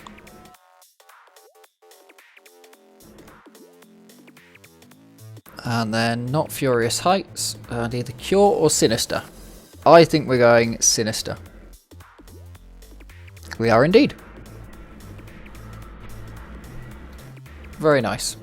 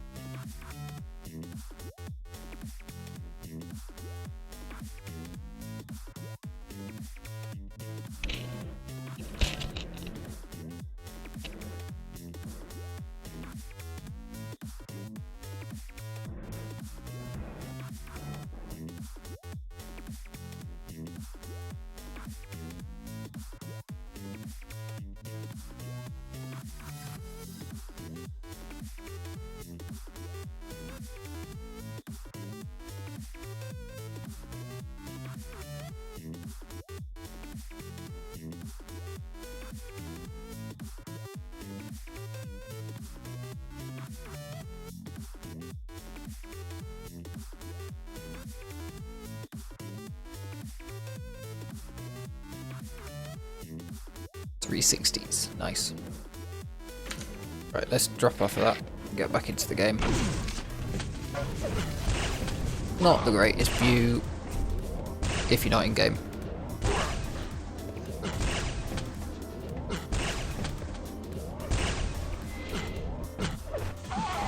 Prepare to fight. Here we go then. Sibvasic versus Proximo, the lower bracket finals to go back up to the grand finals for a place qualifying to season 3 of 250 FPS. Sibvasic coming down from the winner bracket finals, losing to Helldown. Proximo coming through from a little bit ago, I think 3 or 4 rounds spent down here in the lower bracket, fighting best of ones. Couple of close games, couple of convincing games. Be interesting to see how the extra strain and extra games impact Sibvasic, but has had time to rest where Proximo has continuously played and had the first rest between these 2 games, between the last best of 1 and this game here. We're on Blood Run, then we will go to Silence, and then we'll go to Sinister.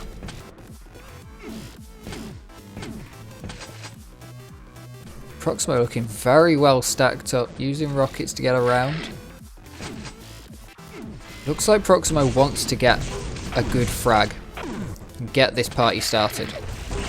Very nice shot there from Sib.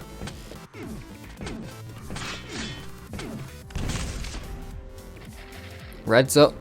Mega's up in 1. There it is. Sib going to try and defend this red from below. Not the best place to be able to defend it from. Proximo should be able to take it, and does. Both players with pretty good armor stacks, but Sib's got that mega. Good amount extra health. And Proximo had to use rockets to get over to the red. So a little bit worse for wear. But both players should be happy with their stacks right now. Next fight is going to be over at the red. Sib's not going for it. Doesn't go directly at least, but is going to be now stacked to the teeth. Neither player wants to take the fight right now though. Sib stacked better, but Proximo still pretty stacked and with a better position. You don't want to call that game. You don't want to lose right now. Because the first frag, right, with how long this game's gone for already, I think after a minute, the first frag becomes incredibly important. Great movement there from Proximo. Little slip of the mouse potentially from Sib.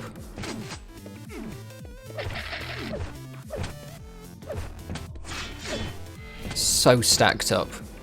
Proximo's got great amounts of armor, great amounts of health. You'd be really happy in that position. You're feeling confident. But Proximo must know that the damage that's been dealt in this game is so low. I mean, what are we looking at so far? We're only looking at 1,000 damage between the two. 700 from Sib and 400 from Proximo. So Proximo's going to know that Sib is absolutely stacked to the teeth. Especially with that extra mega. Red goes to Proximo. Evens things up a little bit. And that rail does a great job more to do that as well.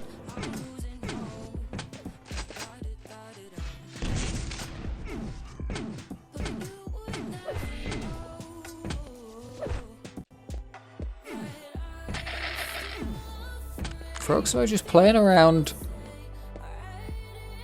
holding back. Sib's taking all the items, but Proximo's just keeping them at bay. There's a maximum stack, you know. Proximo might not be doing a lot of damage, but keeping Sib honest, and Sib's got no chance to really force any of these items. Where Proximo, now with the mega, does have a potential chance in this fight. I think Proximo's going to want to make this a fight. Sib potentially doesn't. Proximo goes up. Great LG from Sib. A little bit of a misplay there from Proximo. Mega's coming up in 5 seconds, so Sib's going to wait around for it. But Proximo took it last time, so knows exactly when it is. But isn't going to contend. Good rail. It's going to even things up quite a lot, that rail. Getting the start on the LG. Proximo's been getting some good frags, getting some good damage out. Getting a lot closer to evening it up in terms of damage dealt. 5-minute warning. We're 5 minutes in and we haven't seen a single frag yet. We could go quite a while without seeing one. Neither of these players is in too much of a rush. They're happy. They're more than happy to keep it where it is.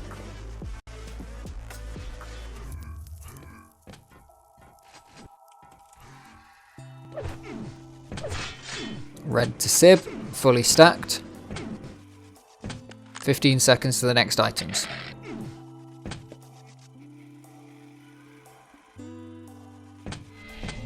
Sib spots Proximo, knows where he's sitting. Mega's coming up soon. You'd be hoping for some damage off the back of these, but none of it's going to land because Proximo's not in that hole. Red coming up, taken. Mega as well.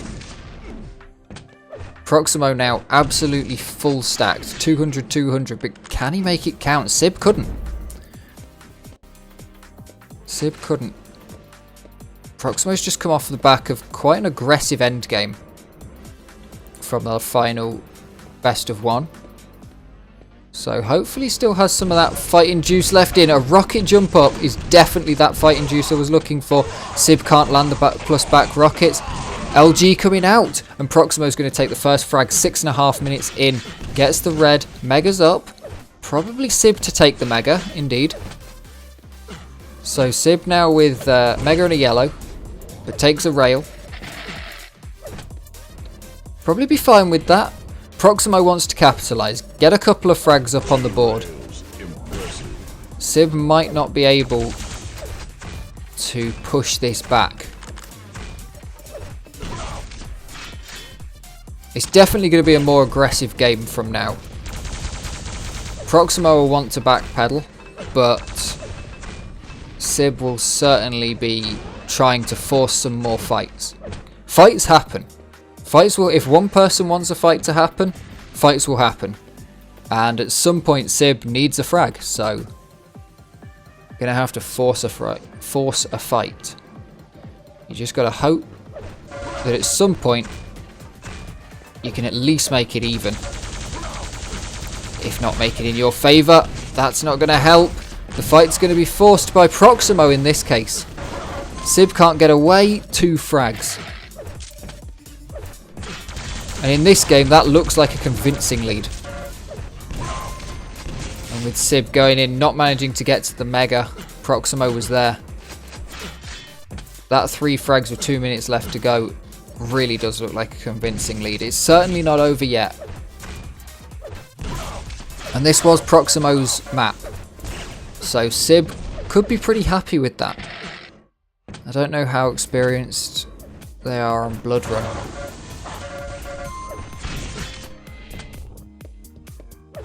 The conversion frags coming out, which is also going to boost Proximo's mental.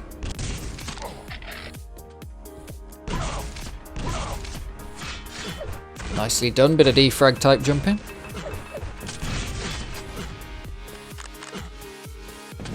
Moving around the map very quickly and very nicely.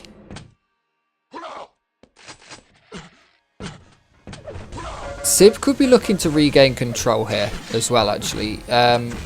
Proximo Sib's not got much, but... well, really not got anything. But Proximo doesn't have control over this map right now. And with Sib taking that red, there is a chance that Proximo could lose control in this last minute, which would give Sib the much needed mental boost of knowing. And getting that frag down definitely does. Proximo just failing on that last corner. Sib almost certainly not going to be able to convert 3 frags in the last 35 seconds, but you can certainly look to the next map and say, I was able to come back. In the end, I was able to take control of the map. Does go down there, but it's not going to make a difference in the end. Game gets forfeited. GG 5-1. Let's pop the old map scores up. So it is 1-0. And we head over to Silence.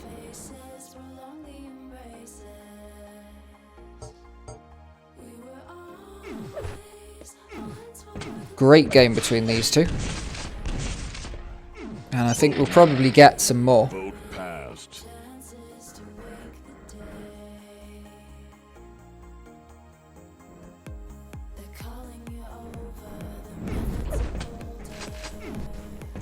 Silence the complete opposite of the last map. In the way that it's generally played. Very fast from the start.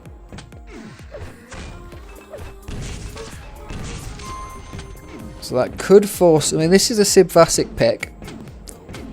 So... we will see how it goes.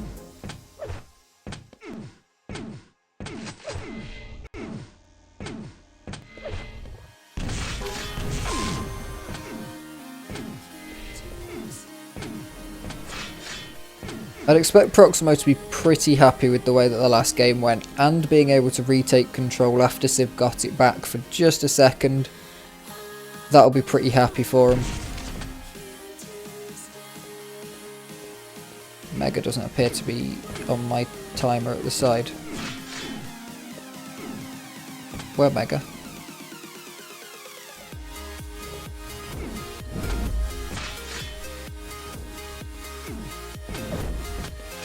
Hopefully that'll appear at some point. Maybe someone's got to take it before it turns up, but I think we're just having a little bit of a break. I recommend having a swig of a drink. I will be doing that now.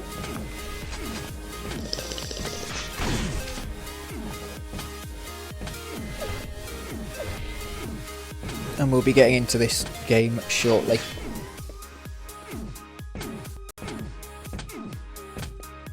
Hopefully within the next 100 seconds.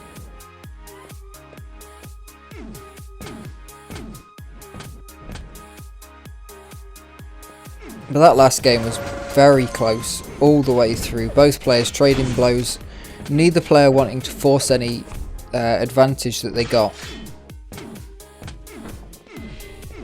And I think this one could be the same, but the difference between the maps is that it's so much easier for the person on the back foot to await the person on the front foot and catch them off guard. Because in Blood Run you can hold positions a lot better. This map you have to be moving around. You can't just hold one position, you have to continuously move around. Looks like Proximo's put a Coke can on a key.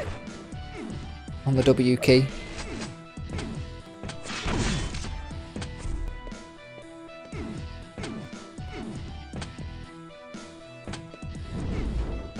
But we should be into the this soon.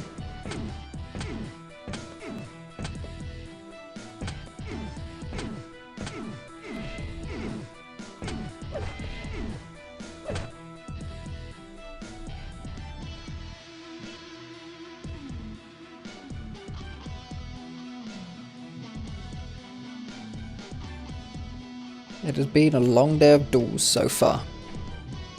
Very good duels all the way down. Started dueling at midday, and it is now just gone 4.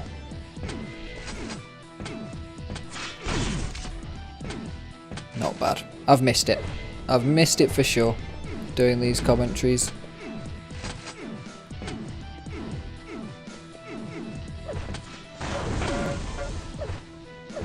A little bit of a cameo from Umbros.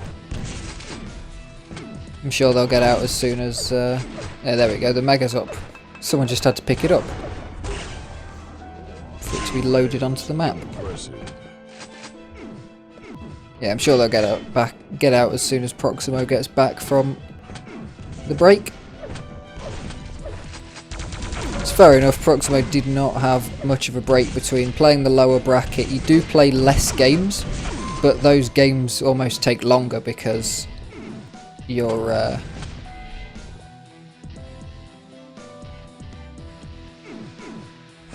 playing best of ones, so you've got to get into the server and all of that, and that can take longer than a whole second game in a best of 3, and there's an extra game to go through.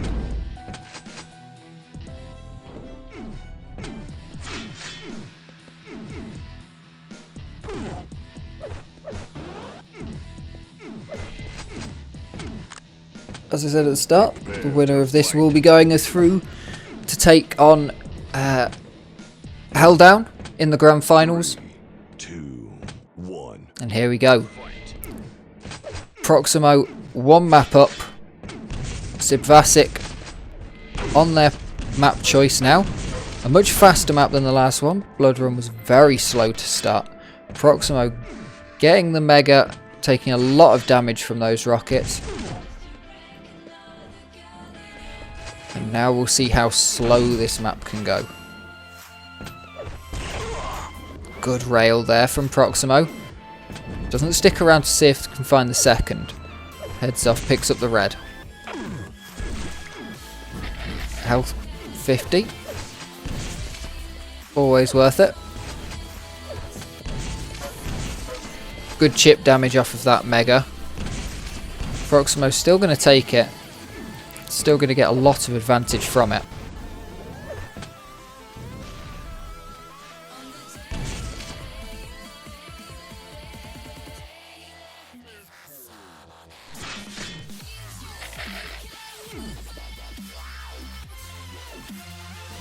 Proximo heavily stacked up. Tries to force this fight now. 2 good rockets from SV is gonna push Proximo back with the rail. It's gonna give the frag to SV. Sib gonna start this strong. Gonna try and convert, makes it. Proximo now very much needs to not get converted for the 3. This is normally how these games start on this map. Very much an easy enough map to convert, but fortunately also one of the easier maps to regain control on. You've got to really try to hold down control on these.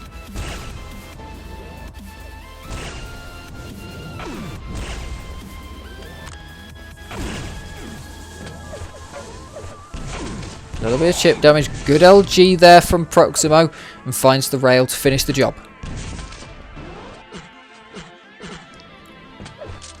That Mega though is sitting pretty, especially with that red. And be looking to take SV out. Deny everything that you can. It's always a good plan. Gets through the teleporter just before the rocket lands. A little bit of chip, tells you where your opponent is.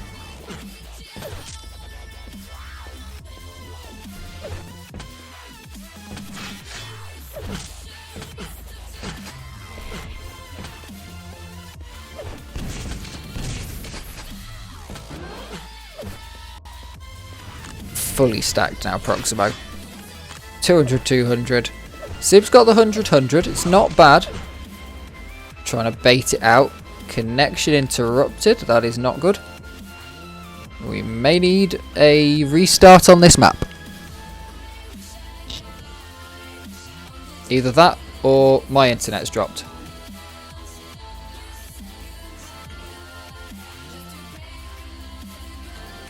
Agent timed out as well. That is not good.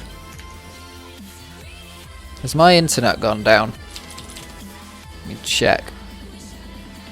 No. My internet is good.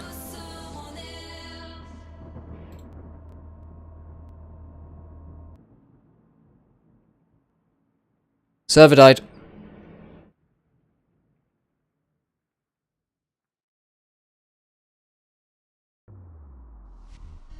Сейчас зашел, сейчас все нормально. Oops. Back over to the bracket.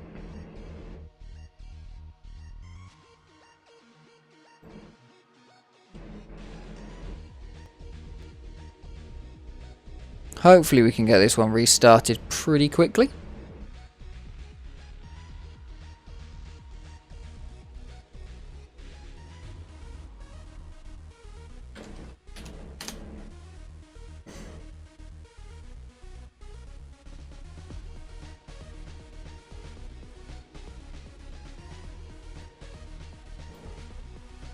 Okay, yep. We are back in the game. Didn't die. It just, some of us got kicked.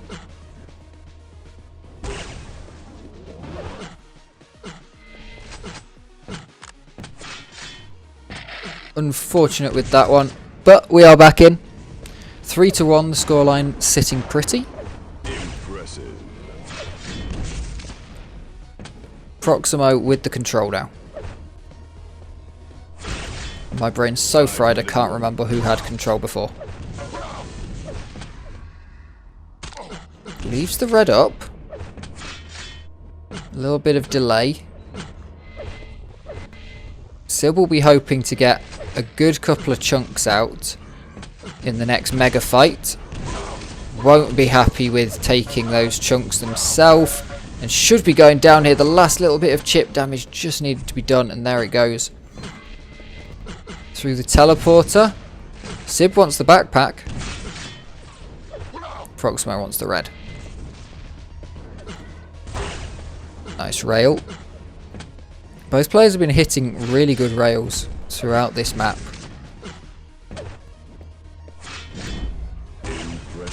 Just like that one.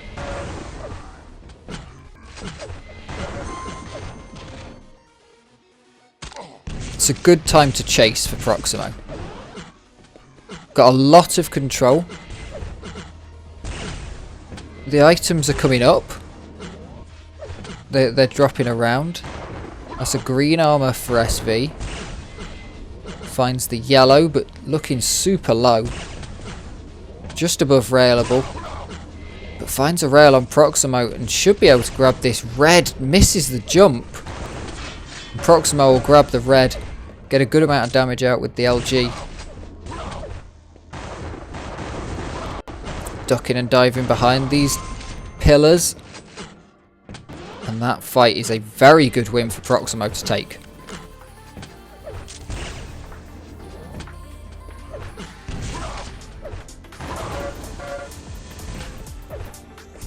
Good bit of damage from the LG. Proximo low, but won't be too worried about it with that red now. The shotgun finisher not quite working. And then swapping back to the LG suggests that Proximo's not quite sure on the health of Sib, who blows himself up. Proximo surviving with 3 health, grabs the 50, grabs both 50s, 50 armor and 50 health. Gets the hell out of dodge. Super close right now.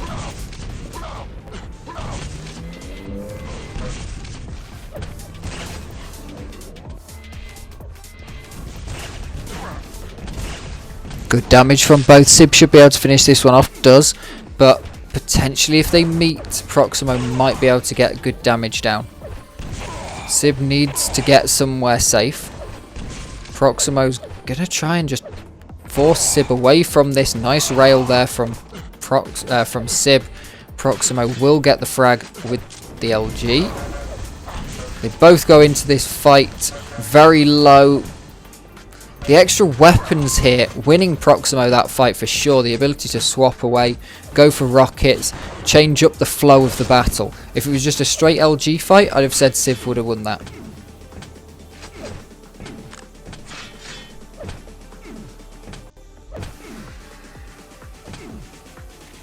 Good bit of movement there. Cleanly done. Nice through the gap. So much of railing is prediction. Probably more of it is prediction than aim. To know where your opponent's going to go is half the battle of aiming. Proximo getting away with 6 health. So close, so many of these fights. If Sib looks back on this, I think that's going to be the takeaway, that so many of these fights were super close. 6 frags, probably unsurmountable in the final minute. I mean, a frag every 10 seconds, you just delay respawn that. Just about.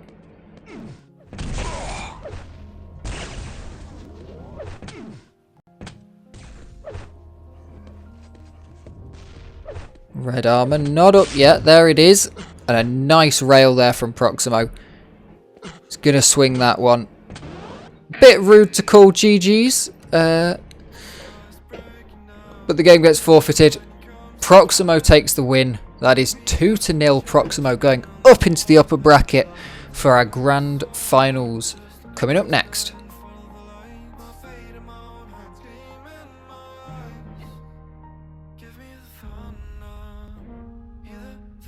Right, I'm going to take a quick break and come back in a second.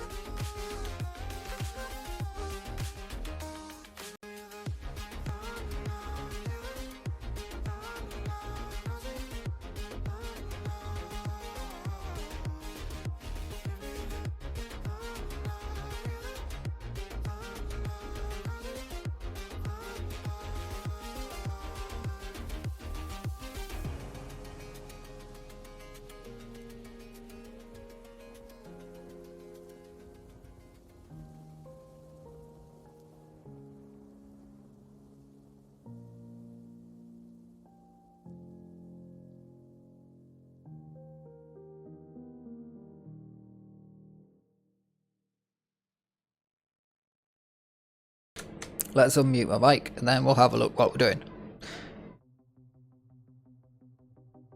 We are playing Lost World Sinister Silence Cure. And it doesn't matter about the last one because Helldown has advantage.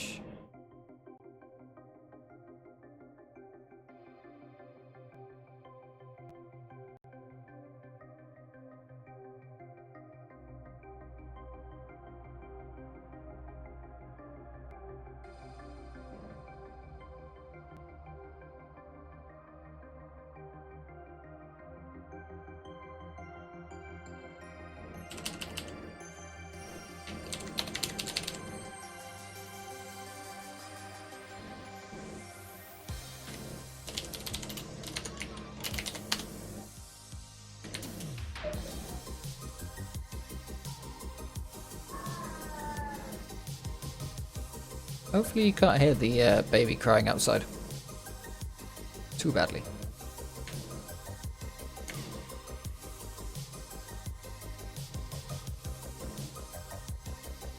I think that one's full. Yeah, that one's not going to be it.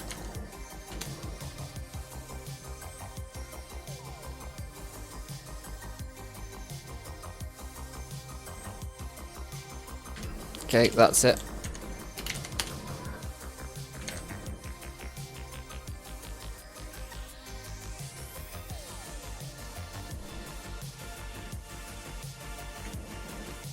And we're about to get into it. Held down on that side. Does take a 1-0 lead.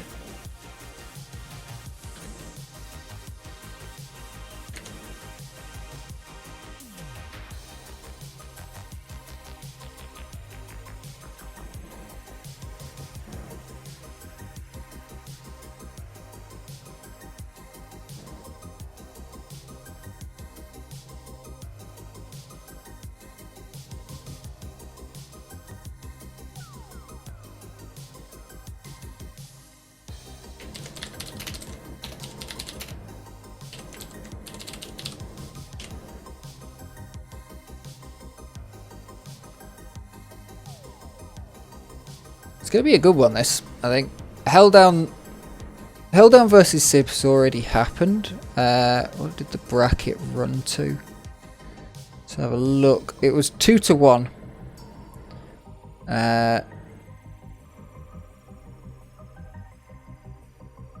So Helldown versus Proximo has not happened. Proximo... Wait, where did Proximo get knocked down? Oh, Proximo got 2-0'd by Helldown in 3.2 and then had to play 5 games, 4 best of ones and a best of 3 to get back up to this point.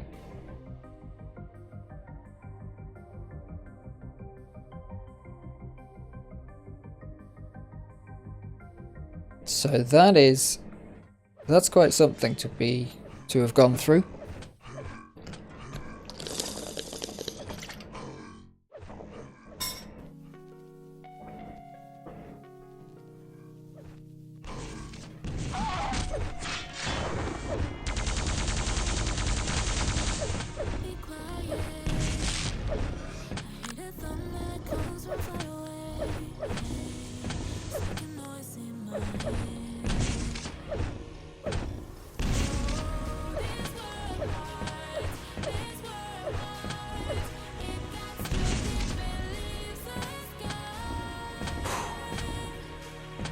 Getting ready.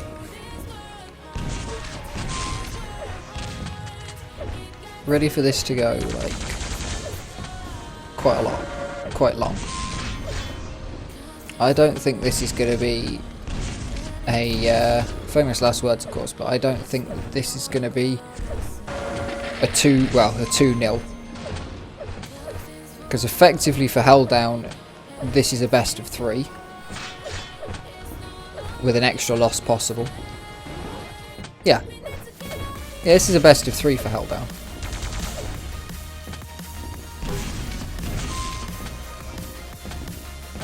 because you've only got to win 2.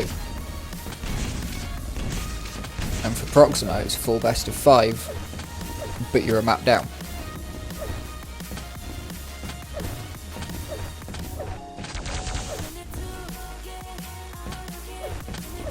Yeah, if Proximo wins the first map, then it's best of 5. Best of 3, rather.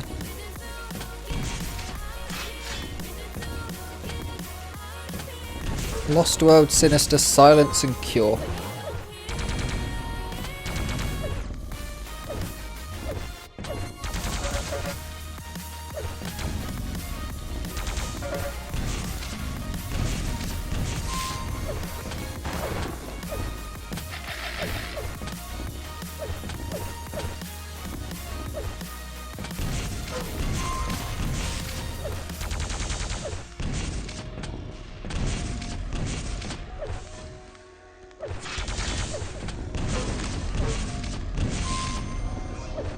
Shouldn't be too long till we get into it. First readied up.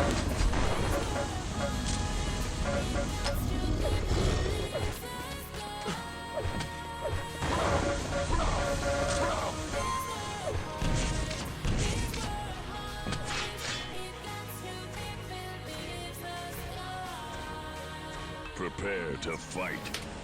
Here we go then. Proximo versus Helldown. The grand final of the second qualifiers for Season 3 of the 250 FPS Cup. We're on Lost World. And these guys are going to go straight at it, so there's no time for me to explain how we got here. So that's fine. But it's going to be a good game. These two have met before. 2 games ago for Helldown and 6 games ago for Proximo, who's had to come through 4 lower bracket best of 1s and a best of 3 lower bracket game to get back up here. One to Helldown for coming from the upper bracket. So it is a best of 5, but Helldown is only going to need the 2 to take the win and qualify. No other prize than qualifying for the for the actual 250 FPS Cup Season 3.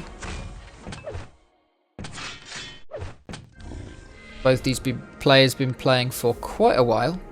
Helldown for slightly longer even, because he had to finish off Season 2, which apparently wasn't finished. And play a couple of games to see if he could qualify that way. Which, of course, being here, didn't.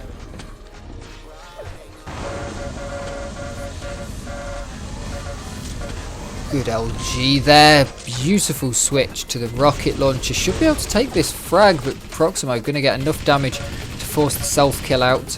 Dodge there with the crouch. And Helldown will be looking to stop Proximo from taking too much of an advantage off of the refrag.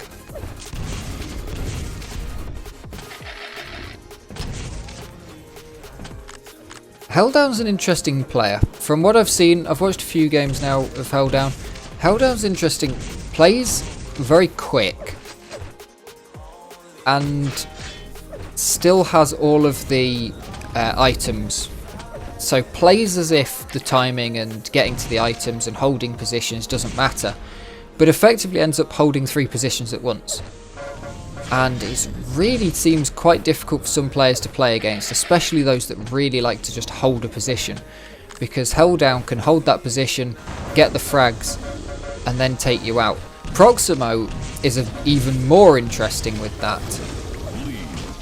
Oh, that lava does so much damage. Tied lead, Proximo gets the frag by virtue of the lava.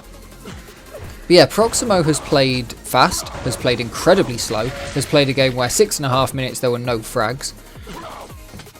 And has played games where both for 5 minutes there were no frags and then there were 15 frags in the last 5 minutes.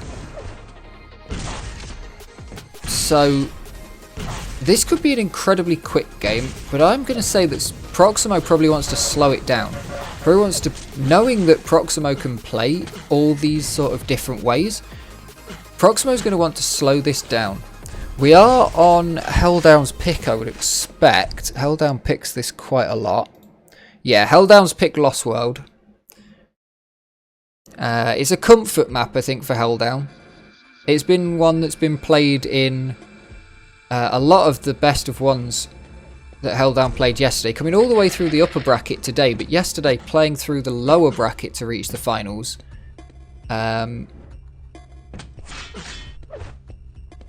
And played a lot of best of ones, which led to a lot of Lost World play. So I think Helldown is just happy with Lost World. Proximo doesn't seem to mind it though. Getting on well. Helldown with a good stack.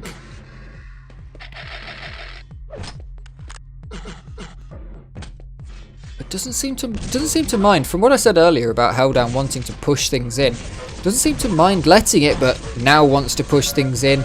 Gets a good beat down. Proximo low, just holds the LG fully into that corner. And Helldown, for some reason, decides to poke his head round the corner as well. Good bit of damage off of those rockets. Good prediction on the teleporter timings. And Helldown has the in-map advantage, but lost that last duel. Lost the last come to fisticuffs.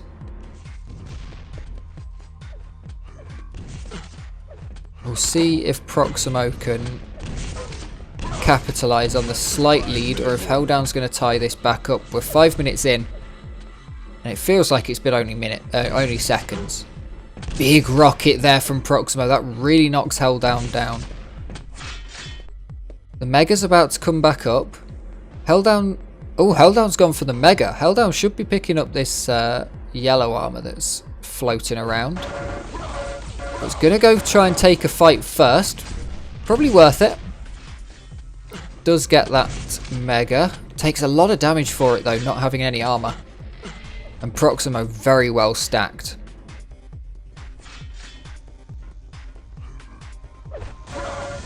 Good LG there. Good dodge of that rocket. It's not gone too badly. Proximo must have lost the timing on the Mega slightly. Thinks it's ever so slightly earlier, so I'd expect Helldown to have delayed it. But Proximo right now does not want Helldown to take either of these two items. Bullies him off of it. Grabs that. The red's up. But Proximo not going to go for it. I think Helldown is... Yes, Helldown's floating around wanting to punish when that red goes. Otherwise, I think Helldown would have gone for it. But it does make sense for Helldown to have just waited and tried to punish the... punish going for the red. A little bit of a misclick and a switch of weapons didn't go quite too well. Helldown equalises this. 100 health for both players, so it's a full reset. We've got 3.5 minutes left in the game, and we might as well have just started. Complete resets for both players, practically.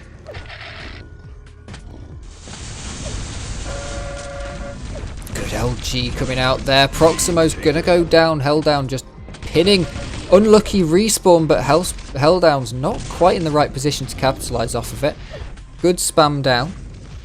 Mega coming up not long after this red. Not quite the perfect timing. Proximo absolutely needed to just drop straight onto that red. And Helldown's going to try and capitalise on the scoreboard as well now. It's important to get these frags in now. Earlier in the game you could kind of just play and say, okay, yeah, I've got advantage. I'm just going to let it happen. If he comes to me, I'll take it. But now you want to push in. Red's up. Proximo knows it. But isn't going to be there to take advantage of Helldown being in a vulnerable position on the red. Takes a lot of damage through there. If Helldown can predict the circuit that Proximo's going to take, got the machine gun out, knows how low Proximo is, but doesn't want to take a rocket or anything to the face. I was going to say rocket or a rail, but there's no rail on this map. Definitely for the best. Both players just going for a little bit of chip damage, but not coming away with any. Hopefully we don't have another correct connection interrupted problem. Oh, the brutal LG pin in the bounce pad. Held Down is taking advantage of this.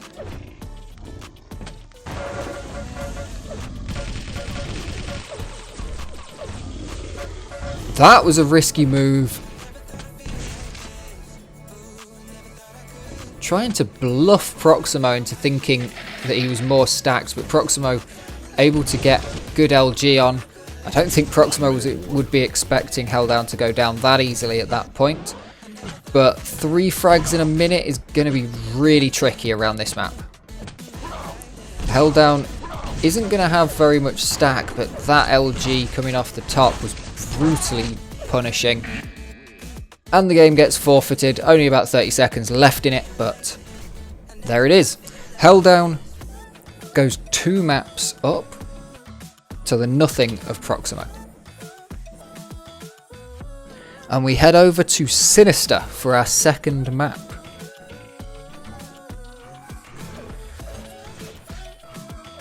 Vote now. This is Proximo's pick of Sinister.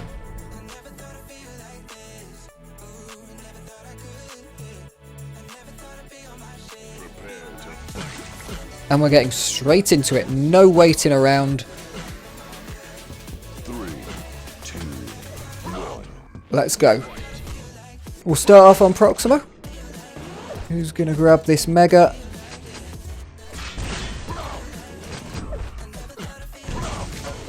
Oh, the LG, the mid-air. Held Down.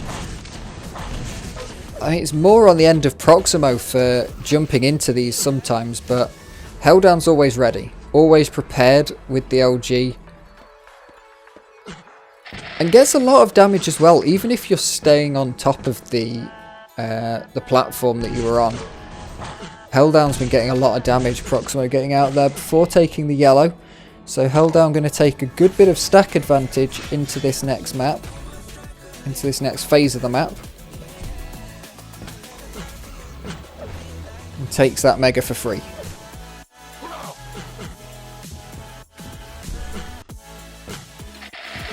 Red also goes to Held Down, fully stacked up. We saw in the last map, Held Down feels no reason to push and try to make it happen.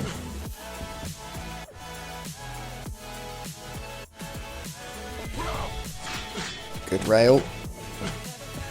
Just going to start chipping away at Proximo. Doesn't need to make this happen. Proximo has to win this. This is match point. This is qualification point. Proximo needs to reverse sweep.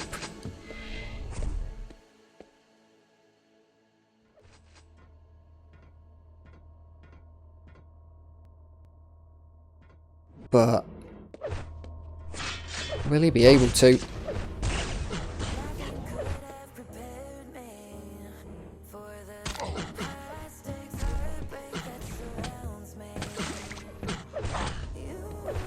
Good rail from Held Down.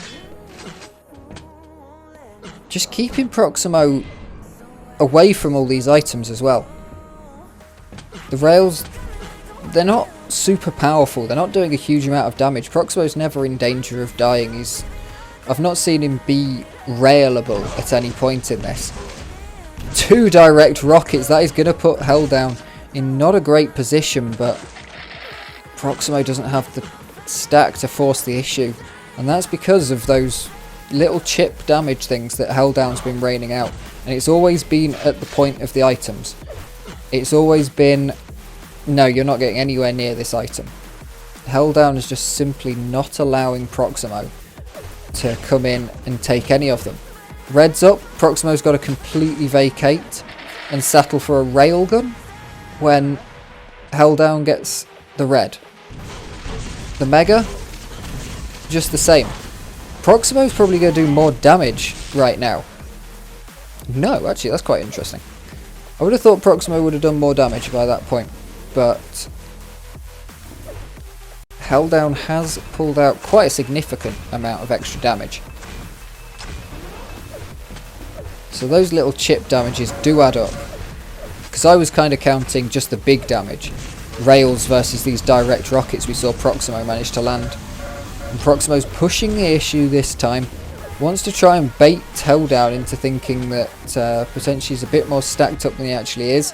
Good weight on that from Helldown. Realised what was going to happen. Proximo is so low.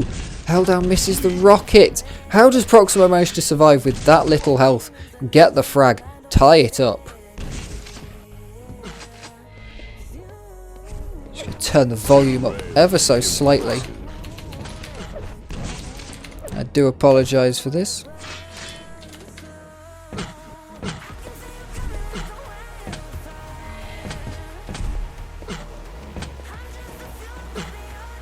Proximo is not wanting to go into a fight right now. He'll know Helldown's much more stacked than he is. Helldown will also know that he's got the advantage right now. And Proximo will probably have been looking at that LG thinking, could do with an extra bit of that. Helldown mega health. Nice teleporter usage. Proximo, perfect play. Baits Helldown through, finishes it off with the rail absolutely beautifully. Proximo takes the lead, but is so low. Can Helldown find him with a tiny bit of damage? Gives away his position. It's going to move out. Helldown still has the control. 8, 10 and 7 to 3, 11 and 1. Absolutely mad. 5 minutes. Proximo's had absolutely nothing of these items. And we see he's only done a slight bit more damage. It's just those mini items. Proximo must have been picking those up a lot more than I thought he was while we were watching that first segment before the first frag. They're the things you don't notice. When someone takes a rail and picks up a 50 and a 25 and that solves the rail.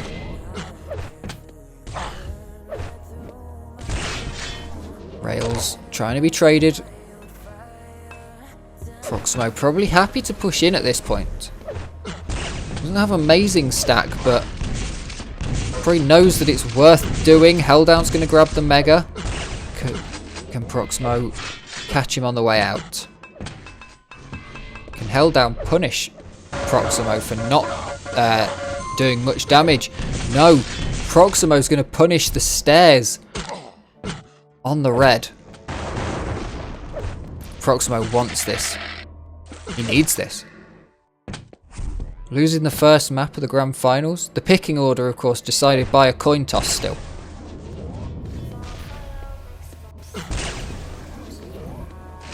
Because you'd be thinking about this, the mental way of winning and losing, you'd be thinking about this a lot differently if these first 2 maps were swapped and it was Helldown's pick second, but Proximo being second pick and Helldown winning their own pick.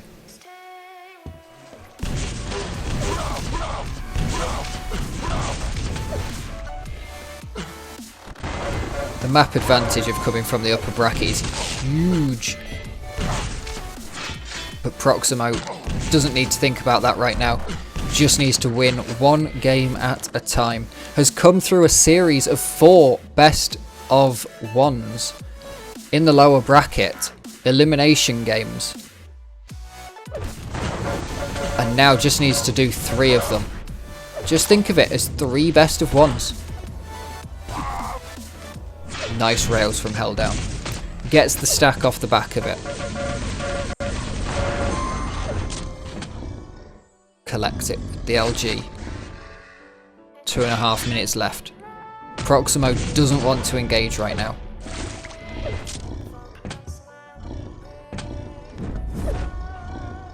If Proximo doesn't take back some control of the items, you've got to say that Helldown probably wins this. But right now Proximo can go around, collect a couple of yellows, get at least one of these yellows on the next respawn of them. And then you can contest the mega. They're both coming up at very similar times, so it'd be good to get an exit frag off of the one after picking up the other. Mega coming up and Helldown's there. Now Helldown's going to make a fast move over to the red, Proximo already there. Manages to punish. Can Proximo finish the frag? Held down dodges. Both trade rails. Proximo possibly in railable territory? No, just above railable territory. That yellow saving him from being very low. Not quite death, but very low. Mega coming up. You can see that Helldown's not been on the Mega as soon as it comes up. He's been a bit floaty with the timings, with the turning up on time, trying to do more damage and using them as bait. But you can tell that he was low there, so didn't want to bait. Wanted to really push and take that item. Get in there.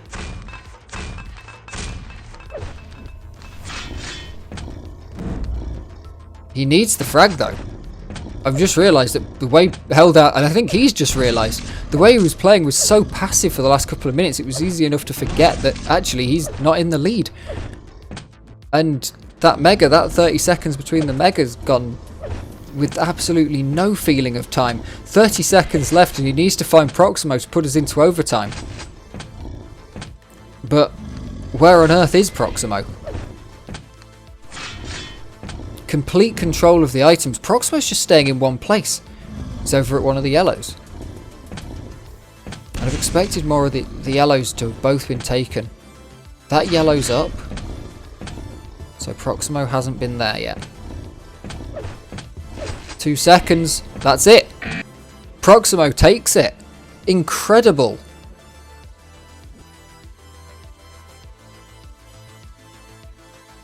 Look at the pickup difference though. 8. I mean, 8 to 14, it's okay, but the yellow difference and the Mega difference especially. Proximo lagging behind, but manages to do it where it counts and take items. Take the small items. That's what it's got to have been. We can't see the scores anymore, but it's got to have been those tiny items, the 5s, the 25s. Because he also did less damage. I don't know what Helldown's thought process was throughout the last minute and a half of that map.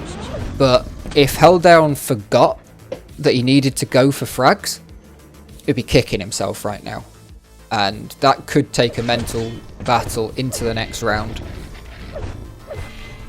Prepare to Proximo survives another fight. 3, 2. And if Proximo can effectively survive another one, come back all the way from the lower bracket finals to the grand finals to tie it up, it's one for the momentum. Good rocket from Proximo, lands collectively, held down low. Proximo stacked well. It's a great start from Proximo. Picks up all of the armors. Good rail. Finds the second. Holds on.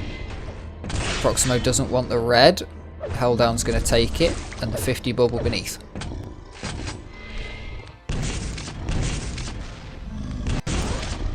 The Mega going to Helldown puts this in favour of him. We see again a slow start, but as soon as one of these frags comes out, I can guarantee you it will be a close fight. And the frags will flow shortly after. But not if it doesn't end in a fight. There might not be the fight. Helldown's just hitting these rails. Long distance. Good bit of splash damage. Proximo's certainly got a good idea of where Helldown's position is. Nice rail up on there. Helldown not quite noticing at the right time.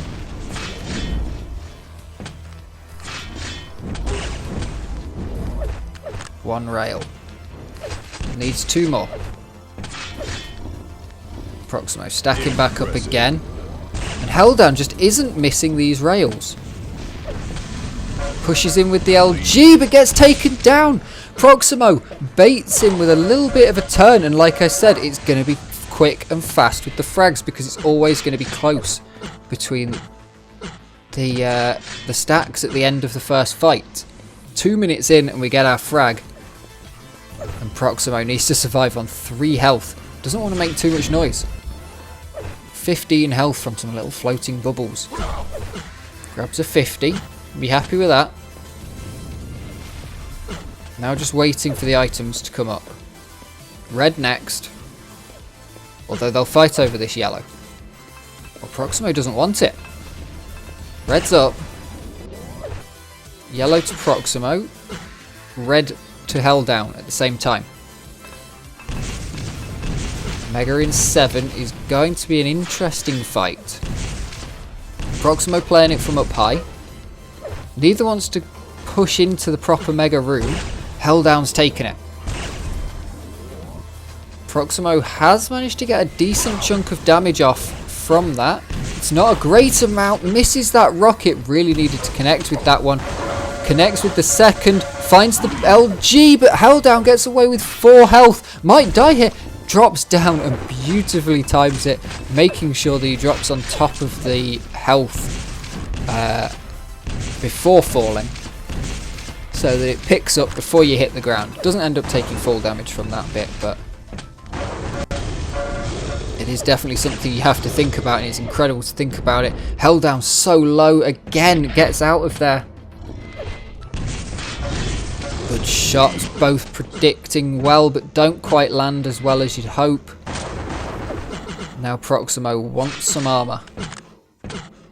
Next items in 15 seconds, so Proximo might be able to do this. Managed to get the telefrag. Hoping for the telefrag again, but Helldown predicts that the telefrag's going to come out. Doesn't want it. Manages to tie up the lead 4 minutes in. We're 3-3. This map turns fast. Helldown takes the lead. Doesn't have much of a stack. All of the items are up. Proximo's got the red. The yellow should go to Proximo. But he's going to go in and fight. And now he's going to take a lot of damage taking this yellow. And a frag goes down. This is not a good position for Proximo to be in. He's going to slow it down, I think. It'd be the best thing to do right now, to slow down this play. Good LG coming out from Helldown. Just holds that position. Proximo doesn't have the weaponry to fight at all ranges. Whereas Helldown is... He's there, he's ready. He's happy to take the fight wherever it comes from.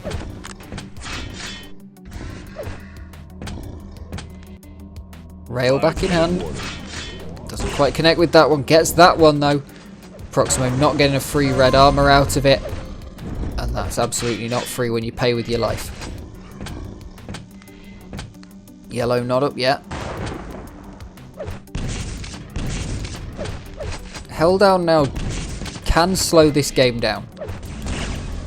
It's definitely possible to bring this back, but Helldown will want to waste as much time as possible in this next little breather period. And Proximo just doesn't want to contend for some of these items. Can't get the positioning, doesn't want to lose health from the rails that Helldown just can't seem to miss right now. For someone whose first pick map is a map without a rail. Sure does hit a lot of rail. Ooh, such a close fight in the end there.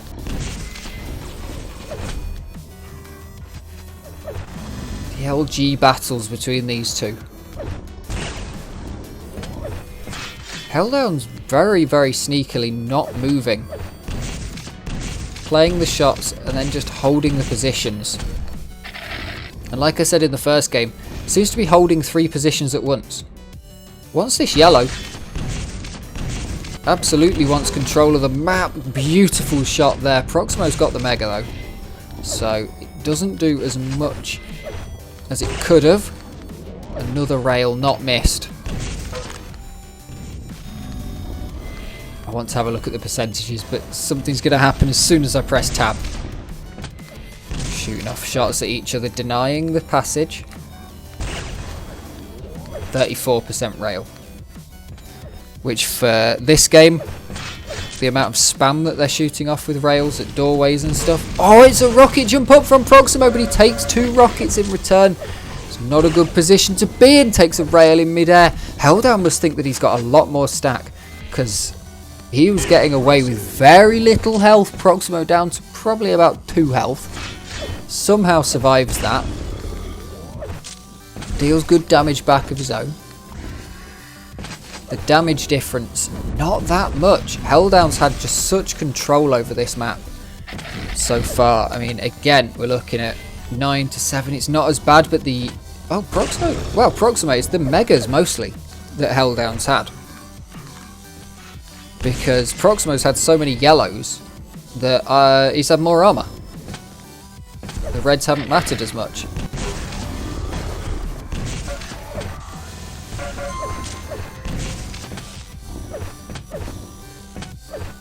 Another frag goes down though.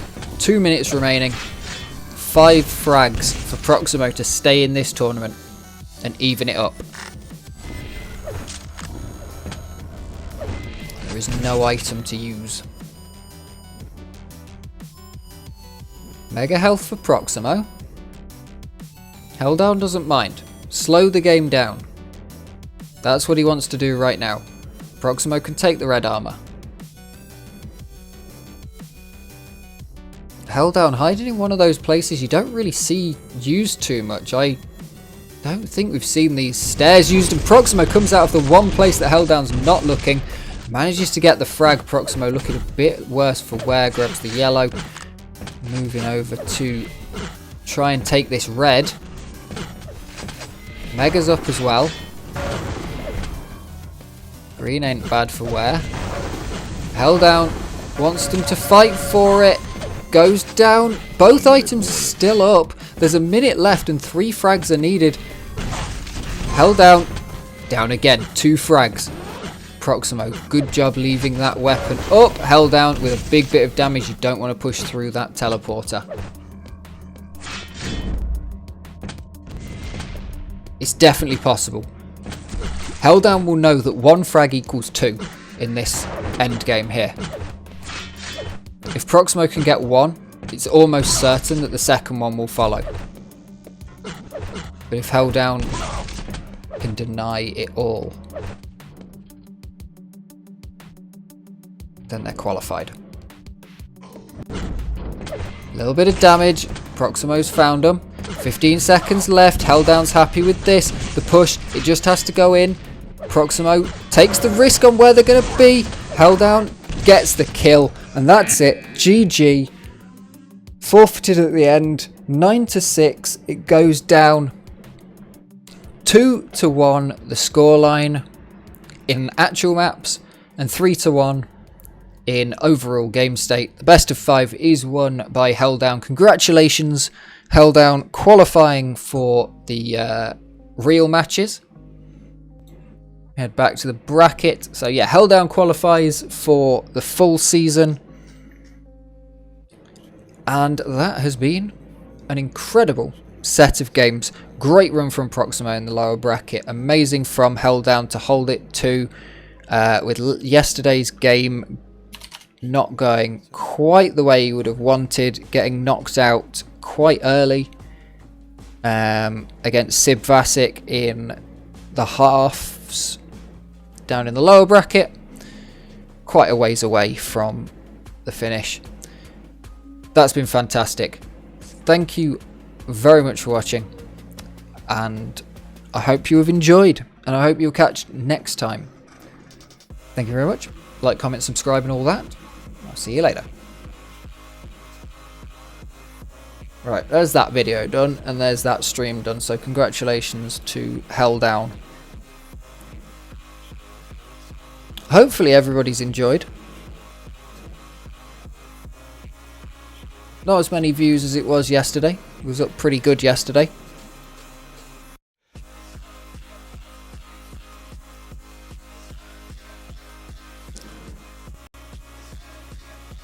But yeah, GG. GG.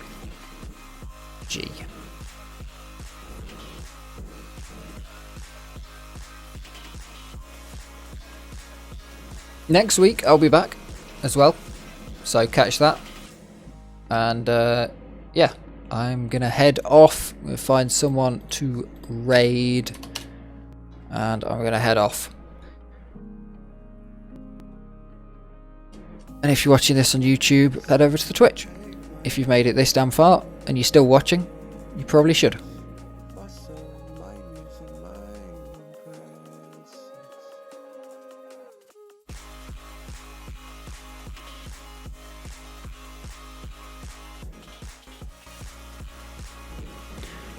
It is far too warm as well. I need to just like get out.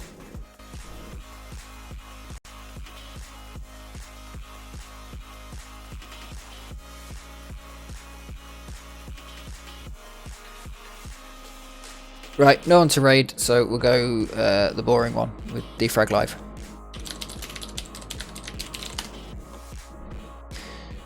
Cheers for watching. Have a good one, and I will see you next time.